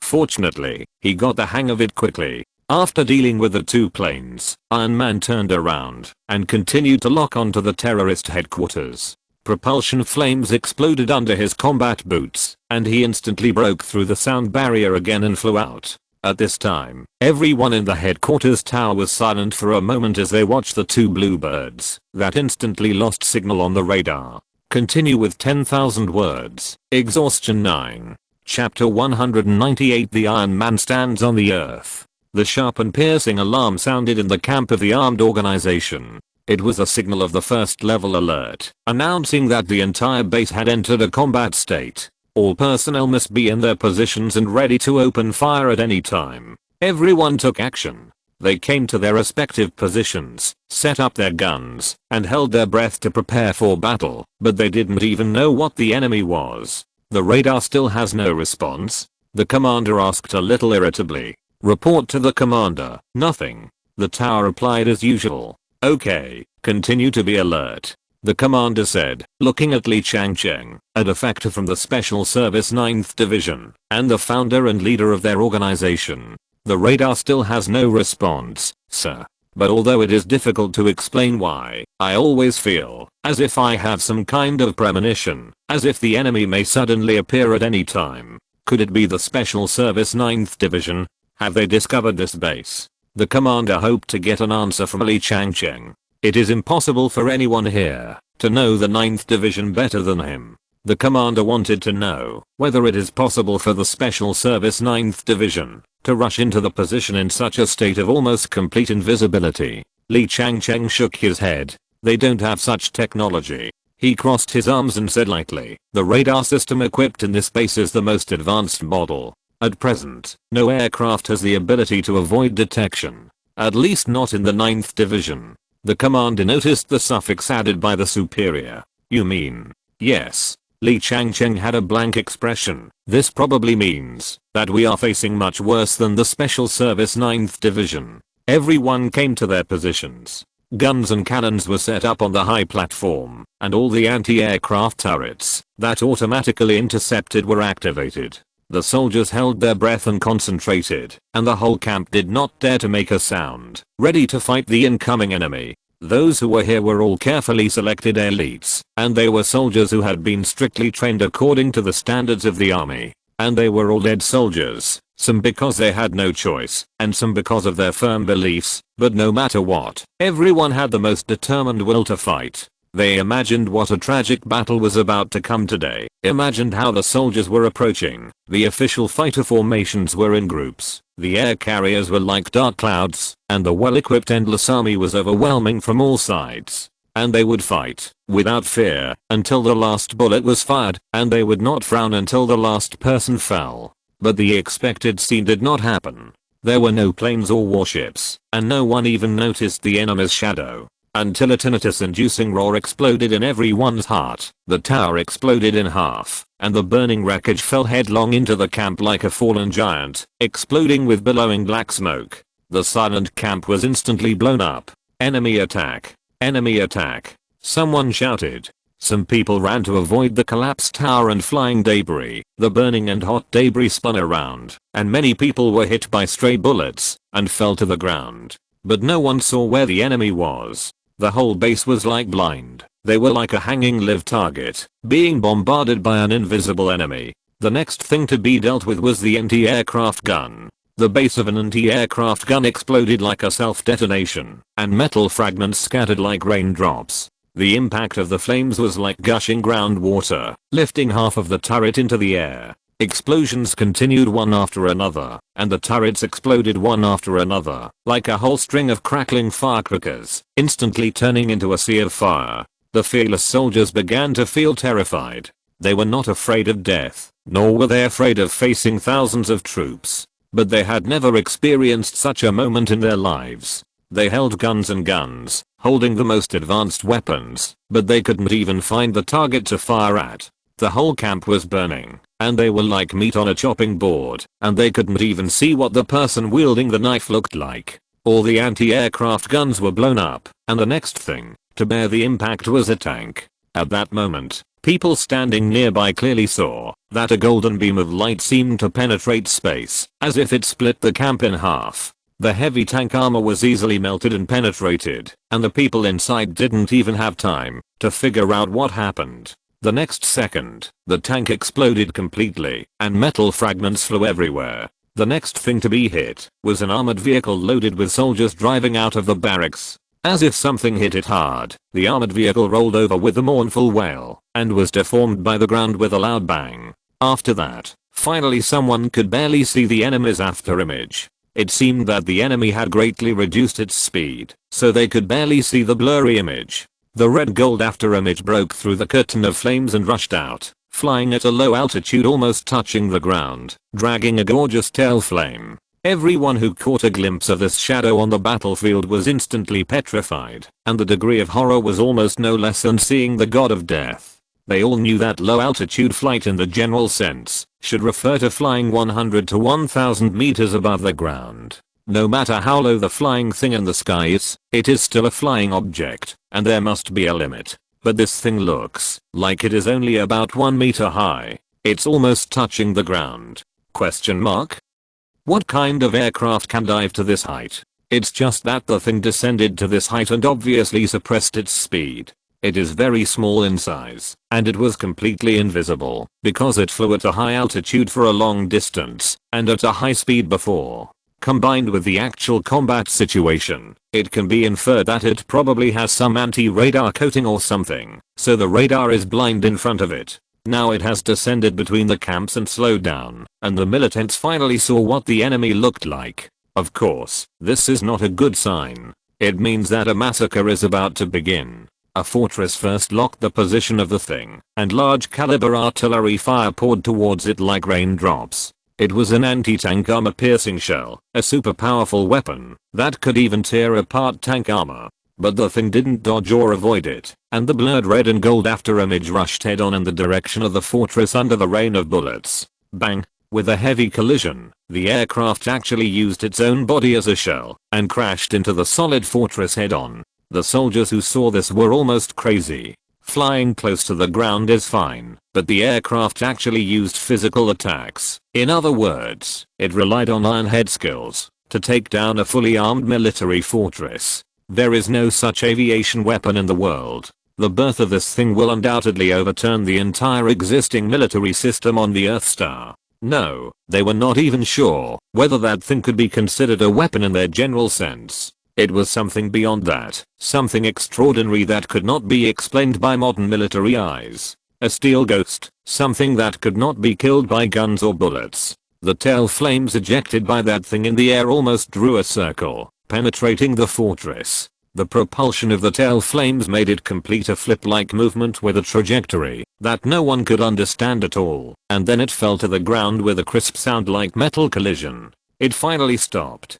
Countless eyes focused on this abnormal enemy that made them tremble with fear and was as terrifying as a ghost. Then they found that this extremely outrageous thing actually looked like a person. At this time, all the heavy weapons that might affect the armor had been accurately removed by Iron Man, and the rest was nothing more than the work of cleaning up the small fish and shrimp. Chu Cheng operated Iron Man to land on the ground with a perfect superhero-only injury, and then the steel armor slowly stood up with the metal sound of the mechanical structure. Iron Man, standing on the earth. The rain of bullets came at the first moment, and everyone desperately pulled the trigger at this thing they couldn't understand, as if their boundless fear was also released along with the rain of bullets. Iron Man's armor was surrounded by flying sparks from head to toe, and the clanging sound of collisions echoed on the armor shell like a deadly symphony. These are experienced fighters. Each of them has their own bunker. Half of their body is huddled behind the cover to fire. However, Iron Man stood in the middle of the open space with a swagger, allowing himself to be covered by the dense rain of bullets, forming a sharp contrast. Of course, he didn't stand in the middle of the street to be beaten just to show off. In a short moment, Chu Cheng had locked everyone around him one by one with the help of armor aiming, weapon system selection, fire button confirmation. Iron Man's shoulder popped out the hidden mini barrel with a click. The gunshot was almost eliminated to silence, and the shotgun was fired from Iron Man's shoulder. Each round of ammunition seemed to be guided with precision. After leaving the barrel, it immediately dispersed and locked onto its respective targets. Puff, puff, puff, a series of flesh-piercing sounds. One shot. One. The AI-assisted aiming did not miss a single shot. Each bullet accurately killed a target, and even the bunker was directly torn apart by the powerful penetrating force. After 3 consecutive shots, in less than 2 seconds, everyone around was shot and fell to the ground. And Iron Man stood still from beginning to end, without moving a step, not even a finger. Chapter 199. You have to get used to it. Camp headquarters, underground facilities. Please rest assured, the commander said, this is a safe house designed according to the highest standards. It is absolutely hidden, and almost impossible for the enemy to find it. And even if it is found, the facility itself is impregnable. After all, this place was designed to defend against nuclear strikes from the beginning, and it is absolutely impossible to be breached. This is not only said to their superior Li Changcheng, but also to himself. Although he knew that this was of no practical significance, he could convince himself to calm down and get rid of unnecessary fear. The opponent encountered this time was too terrifying and unreasonable in all aspects. Long before this base was attacked, these key personnel had retreated to this room and isolated from the outside. If they are lucky, after the enemy clears the entire camp, they may think that Li Changcheng is not in this base and will leave. A step further, even if the enemy noticed this fortification, it would be impossible to break in from the outside. At least they can buy them a chance to find a solution.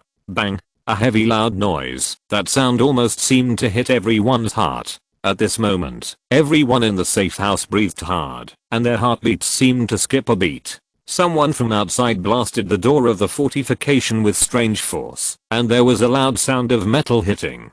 The whole room shut up instantly. No one dared to say anything, and even breathing seemed cautious. They realized that the thing was just outside the door, the terrifying existence that destroyed their 2 ace fighters like a ghost in the sky, and then swept through thousands of troops and head-on destroyed an entire camp of troops. The feeling of luck disappeared. Many of them originally believed that this place was indeed impossible to be discovered. The only entrance here was an absolutely hidden secret door, and various shielding measures including eliminating heat signals were taken. Even if someone knew in advance that there was a secret room hidden in the base, and was looking for it, it would be difficult to find where they were. But now the fact is that the terrifying thing is standing outside, knocking on their door. This specially reinforced super thick door is now the only line of defense to protect their lives. This feeling reminded many people of the classic horror movie plot. They were like the victims in the movie, locked in a room on the verge of being devoured by fear, and the ghost was just outside the door. The victims had nowhere to go, and were forced to curl up in the corner of the room, watching the door, which was like their lifeline, collapse a little with every impact, and they were one step closer to the abyss of despair. However, the thing outside the door seemed not to even give them the opportunity to step into despair step by step. Don't worry. The command lowered his voice and took a deep breath. There was clearly a heavy impact outside, and the entire structure seemed to shake, but in the end the door panel withstood the external bombardment without any deformation, which made the commander feel much more at ease. He turned to Li Changcheng again. Like I said, this door can withstand it. No matter what is outside, it can't get in. Li Changcheng was silent for a moment and shook his head calmly. That's not necessarily true, Commander. As soon as the voice fell, a red light pierced from the heavy steel door panel. The red laser beam pierced out like a piercing sword, cutting along the heavy alloy door, and dragged behind it a burnt mark with a red scorch, as easy as cutting a birthday cake with a dinner knife. Fear instantly dominated everyone in the room. The commander's heart was pounding, and as his eyes widened, 3 big words appeared in his mind: impossible. He had seen the design drawings of this room with his own eyes, and knew clearly the specifications of the fortifications. As the last lifeline of the headquarters top management, it was invested with astonishing funds at the highest standards. The high temperature it could theoretically withstand once made him very satisfied. But now this door that he thought was absolutely indestructible was being breached. So how could such a terrifying energy output be achieved? Directly powered by a nuclear reactor? Question mark? In just a few seconds, their last line of defense collapsed. After the cutting was completed, there was another loud noise from the outside, and some strange force hit the alloy door again. The part of the door that was cut collapsed and fell heavily to the ground. The steel figure appeared behind the door. In the dim light, his appearance could not be seen clearly, and only a red and gold-based shape could be vaguely identified. His eyes and chest were glowing with blue fluorescence, and the cold-toned light seemed to symbolize death in this environment. Grove Group, Special Operations Command Room. The 9th Special Service Division is under investigation, and most of the work has been suspended, but the arrest of Li Changcheng is still the focus of the agenda. However, since the 9th Division is not trusted in terms of its operational capacity or other aspects, the operation is still mainly handed over to the Intelligence Bureau. Sigil, who led the team in the ruins, is still in charge of command and dispatch. At the same time, the high-level officials of the 9th Special Service Division, Minister Shi Jinqiang and Dr. Hines, who have passed the review, were invited to participate in this operation as special consultants. After all, the 9th Division is more professional in the real operation. The drug sellers in the IQ may be engaged in intelligence and catching traitors, but if it comes to fighting on the front line, it is really hard to say which side is better. Intelligence is also the specialty of the Intelligence Bureau. It didn't take them long to locate the whereabouts of the missing Li Changcheng. However, after learning about the combat power level of the illegal armed base, the special team was surprised. Although there is a relationship with Li Changcheng, the strength level of that base is still beyond their imagination.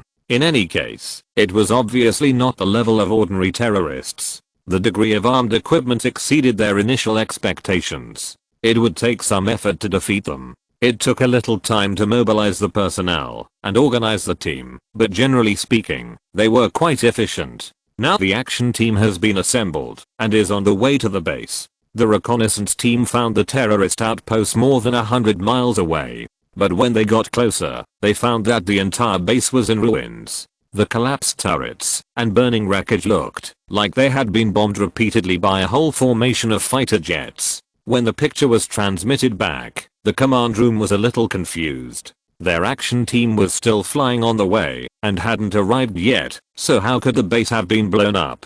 Someone was faster than us? Then 2 Bluebird fighters from the terrorist headquarters were found on the radar. Both aircraft are relatively advanced models at present, and their performance in all aspects is first class. Although we don't know what level of ammunition can be mounted on the fuselage, it should not be underestimated. Everyone in the command room was shocked at the time. They didn't expect these lunatics to have such advanced equipment. Just as Sigil was thinking of recalling the team to adjust tactics, new intelligence came back immediately. 2 planes were shot down. This really gave him a hard time. Shot down. How long had it been since they took off and entered the radar monitoring range? Shot down just like that? These were 2 top fighters, and even they definitely couldn't say that they shot down 2 in such a short time. I don't know. There is no third-party image on the radar. The contact said with sweat on his forehead. No? Sigil was stunned. How is it possible? Could the 2 planes have been shot down by the ghost? The reconnaissance team's drone arrived at the enemy headquarters. Sigil's attention was immediately drawn to it. Connect the drone image to me. The video image was connected, and the picture quickly appeared on the screen in front of everyone. Within a minute, almost everyone in the entire command room opened their mouths wide. Their expressions exploded. What the hell is this? Through the picture, sent back by the drone, they saw a person. From the posture of landing, it looked like a human figure with a steel and iron mechanical structure. Anyway, that thing fell from the sky and rushed head on into the armed base, killing anyone who stood in its way, as if the weapons and firepower of the entire base were nothing. Sigil's eyes widened. Robot? Exoskeleton armor? No matter which one it was, it gave people a feeling that it was far from the truth.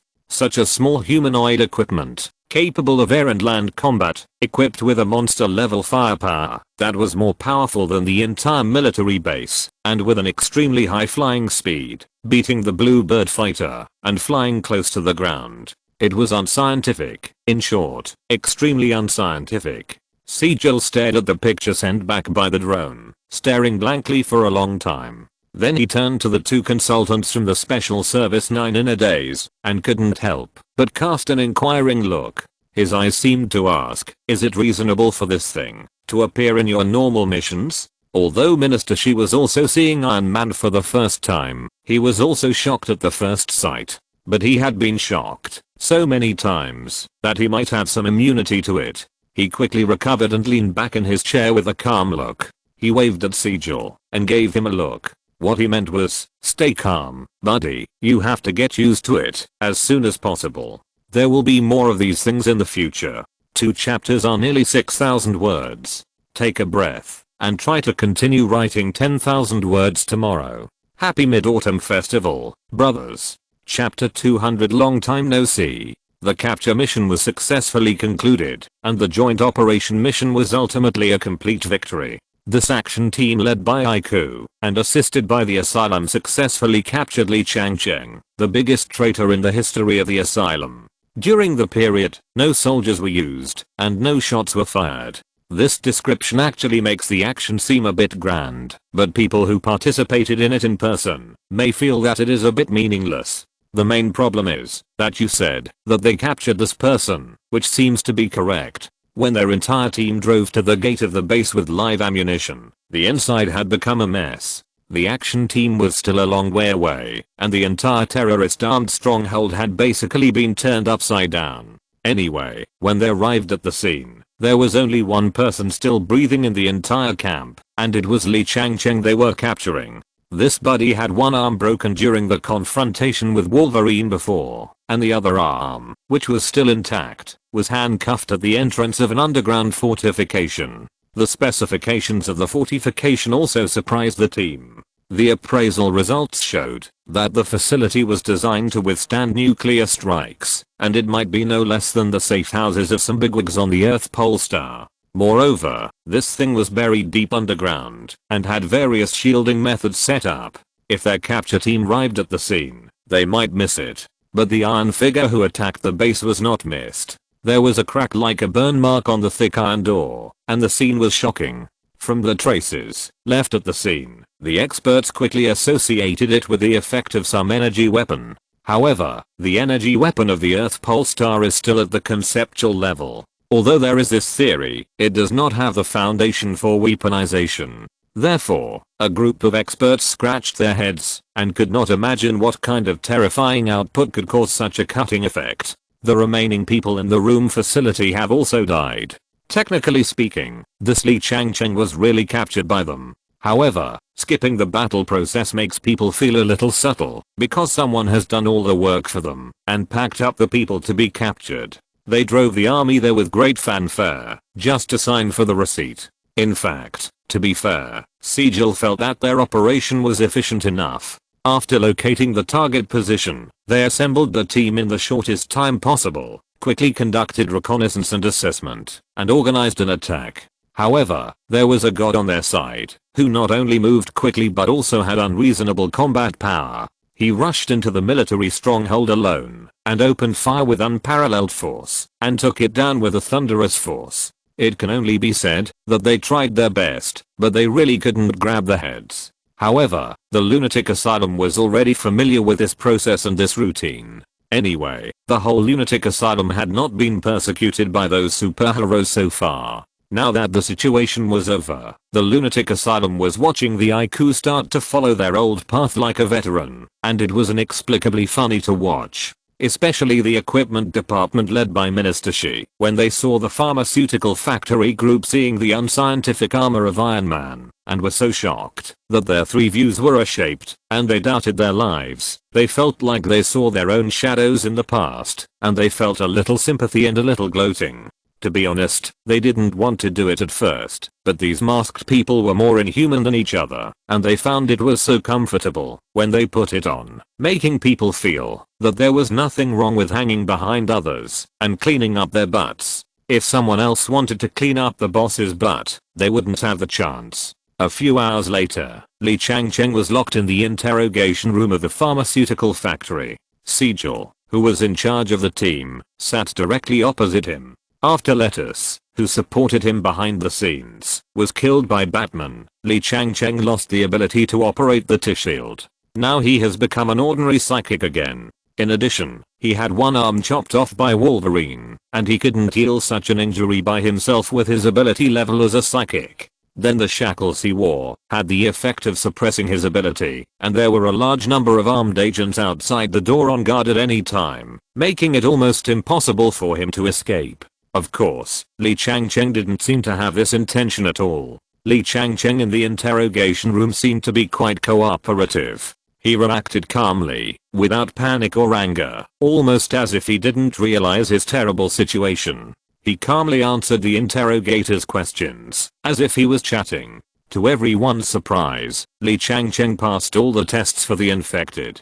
He was not infected, or to be more precise, mentally. This seems to be reasonable, because special people are not so easy to be infected. But at the same time, this also means that everything Li Changcheng did was out of his own will. So you are saying, Sigil flipped through the notes of the confession and raised his eyebrows. What you did was completely out of distrust of humans and this entire race. That's about it. Li Changcheng said calmly. Do you think the things you awakened can make humans better? Sigil flipped through the notes, raised his eyelids, and looked at Li Changcheng, as if observing his expression. Yes. I studied for a long time before I came to this conclusion. Li Changcheng was still calm, as if he was having an academic exchange. They will transform the human body and give us the power to surpass our own limits. Because people are fragile, whether mentally or physically, they are always very weak and vulnerable. There are some things that you think you will never waver in any case, and you think you can be firm to the end, but when the time comes, you find that it is not the case.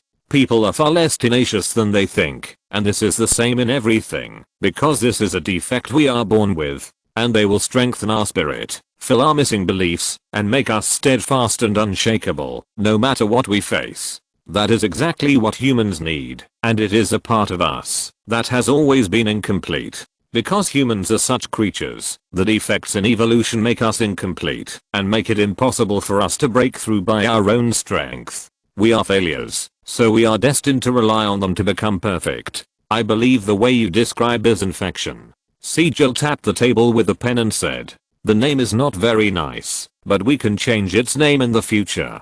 Li Changcheng said indifferently. Okay, so your motivation is to guide human evolution.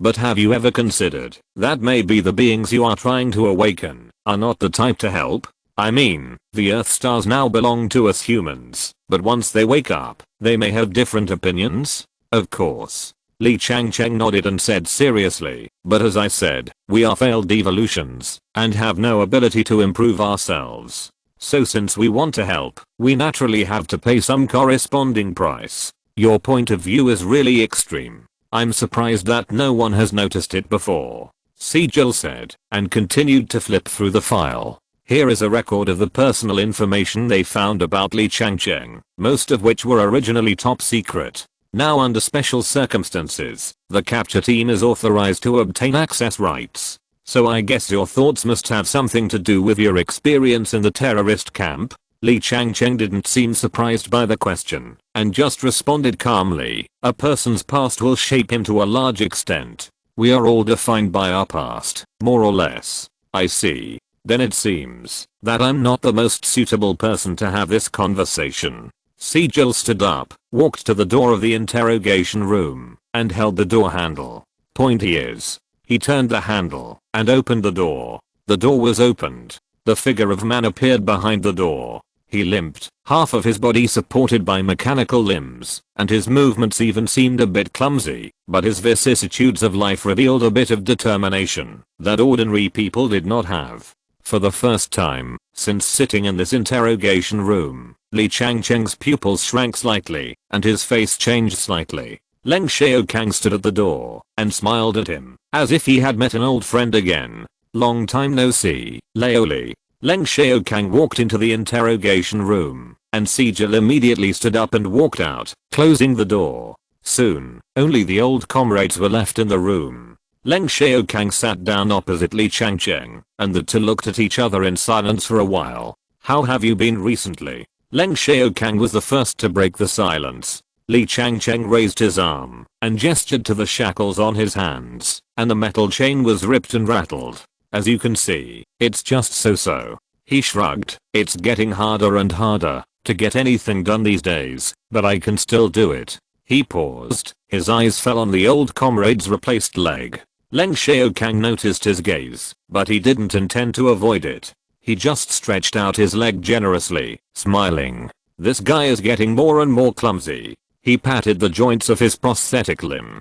Remember the question you asked me at that time? What was the thing you wanted to do most after returning? I said I couldn't wait to hug my little daughter, and I didn't want to delay for a second. I was not with her when she was born, and I have never held her in my life. Later, I finally got my wish and returned to her, but I still couldn't hold her up. With this stupid thing, I couldn't even stand by myself. He knocked on his metal leg again, as if he was quite dissatisfied with it. But his expression was still smiling, as if he was chatting casually with an old friend. Of course, as an old guy who saved his life from the battlefield, my treatment is pretty good.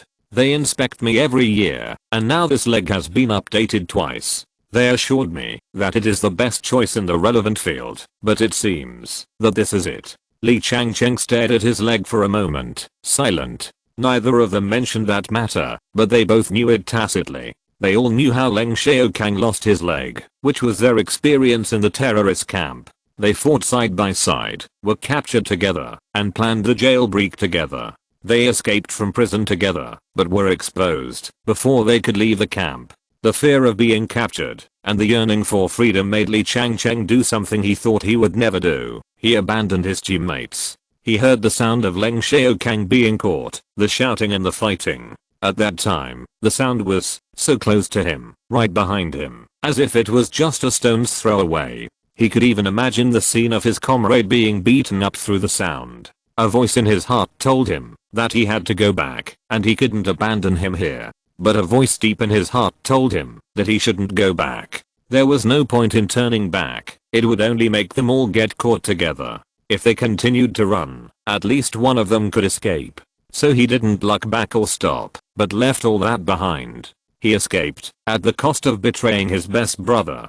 To be honest, if a very nice and enthusiastic young man hadn't come to me and told me that there was a madman who was planning to summon an evil god to destroy the world, and that madman happened to be my buddy or something like that, I didn't quite understand, but it was roughly the same meaning. If it wasn't for that, I actually wouldn't want to see you. Leng Xiaokang said bluntly. Li Changcheng shrugged. I think so too. I didn't expect that I could get your forgiveness, but he was interrupted by Leng Xiaokang before he finished speaking. In my opinion, there is nothing to forgive. Leng Xiaokang shook his head. I don't know what you think. Maybe you think you abandoned me and escaped by betraying your teammates. But you may have misunderstood the most basic thing. It was not you who betrayed me, but I stayed voluntarily. When the action was exposed, I knew that we could not escape from the base together. At least one of us had to stay, otherwise neither of us could leave. So I made a decision in a very short time. I would attract the attention of the pursuers, which might create a chance for my teammates to escape. It was also because I believed that he would arrive with reinforcement soon, and you did so later. That was my judgment and my decision. Because of the tight time, I did not discuss it with you or ask for your consent. You saw the opportunity and then you seized it. In my opinion, this is called teamwork, and it is a tacit understanding we should have. In addition, let me say, he paused and smiled at Li Changcheng. Strictly speaking, you saved my life. If you hadn't brought anyone back, I would have confessed. So even if you really owe me something, we've already settled the score. Li Changcheng's lips moved, as if he wanted to say something, but he couldn't say it. So you see, you don't owe me anything. Leng Xiaokang put away his smile and became serious. His tone even became a little cold. I don't forgive you, because there is nothing to forgive. And the reason why I said I don't want to see you is because I'm extremely disappointed in you. You gave up on yourself so easily. I heard what you just said, and I know what you are thinking. You blame the mistakes you think you have made on human beings themselves, and you convince yourself that giving up and retreating is human nature in order to eliminate your guilt. But deep down, you know what's going on. Leng Xiaokang sighed. I can't believe I'm telling you this here. You should be the best among us, the pride of all of us. He said in a light and cold voice. Do you say that human beings have flaws? Of course there are, too many to count. Maybe we are really fragile, easily shaken and betrayed, and even the beliefs we think are the most firm may be shattered. Damn it, no one understands this better than me. You want to talk about flaws? Sure. He patted his broken leg again. I have to work hard to get this thing on every day when I get up, and the process is not as relaxing as a massage. I can't hold my daughter, and I have to ask my wife to move a table. Hell, I can't even walk. But I still survived like this, and continued to live, just like everyone else. So yes, we are fragile, have countless flaws, and sometimes give up, and get knocked down by life. But it is also us who will get up after falling, accept our flaws, and then we will move on. This is us, weak, but we have our own persistence. We don't need to be raised or turned into pets of other things to become better. Li Changcheng looked at the floor sideways and pondered for a long time. After a long while, he spoke. As always see the optimistic side, right? He said. Leng Xiaokang smiled. Life is a bastard. It slaps you in the face, and you have to learn to smile. Li Changcheng laughed dryly twice. Okay. His spine relaxed, and he dropped his entire body into the chair, the shackles rattling. I know why they asked you to come here, and I know what they want to know. Okay, I'll tell you straight away. Hearing this, everyone outside the interrogation room pricked up their ears, holding their breath, and waiting for the next words he was about to utter. That underground ruins was built by believers who surrendered to some ancient existence in ancient times. Li Changcheng said, it used to be their residence, but later it became their tomb, a tomb that sealed them for countless years. Find the key corresponding to the seal, that is, evidence A086, open the seal, and release those once great things. The project code is called PLT, and it is also the project you may find in my private server. They, Sigil frowned outside the door, and noticed this word. That's right, it's not just lettuce that is sealed under that ruin. Li Changcheng said lightly, there were originally 5 ancients sealed in there. Batman only solved one of them, and now you have 4 more problems left. End of this chapter. Thank you very much for reaching the end. Don't forget to like. Looking for more exclusive content and immediate access? Subscribe to our Patreon. Remember, every like, subscription, or donation encourages us to continue. Thanks to everyone. See you in the next video.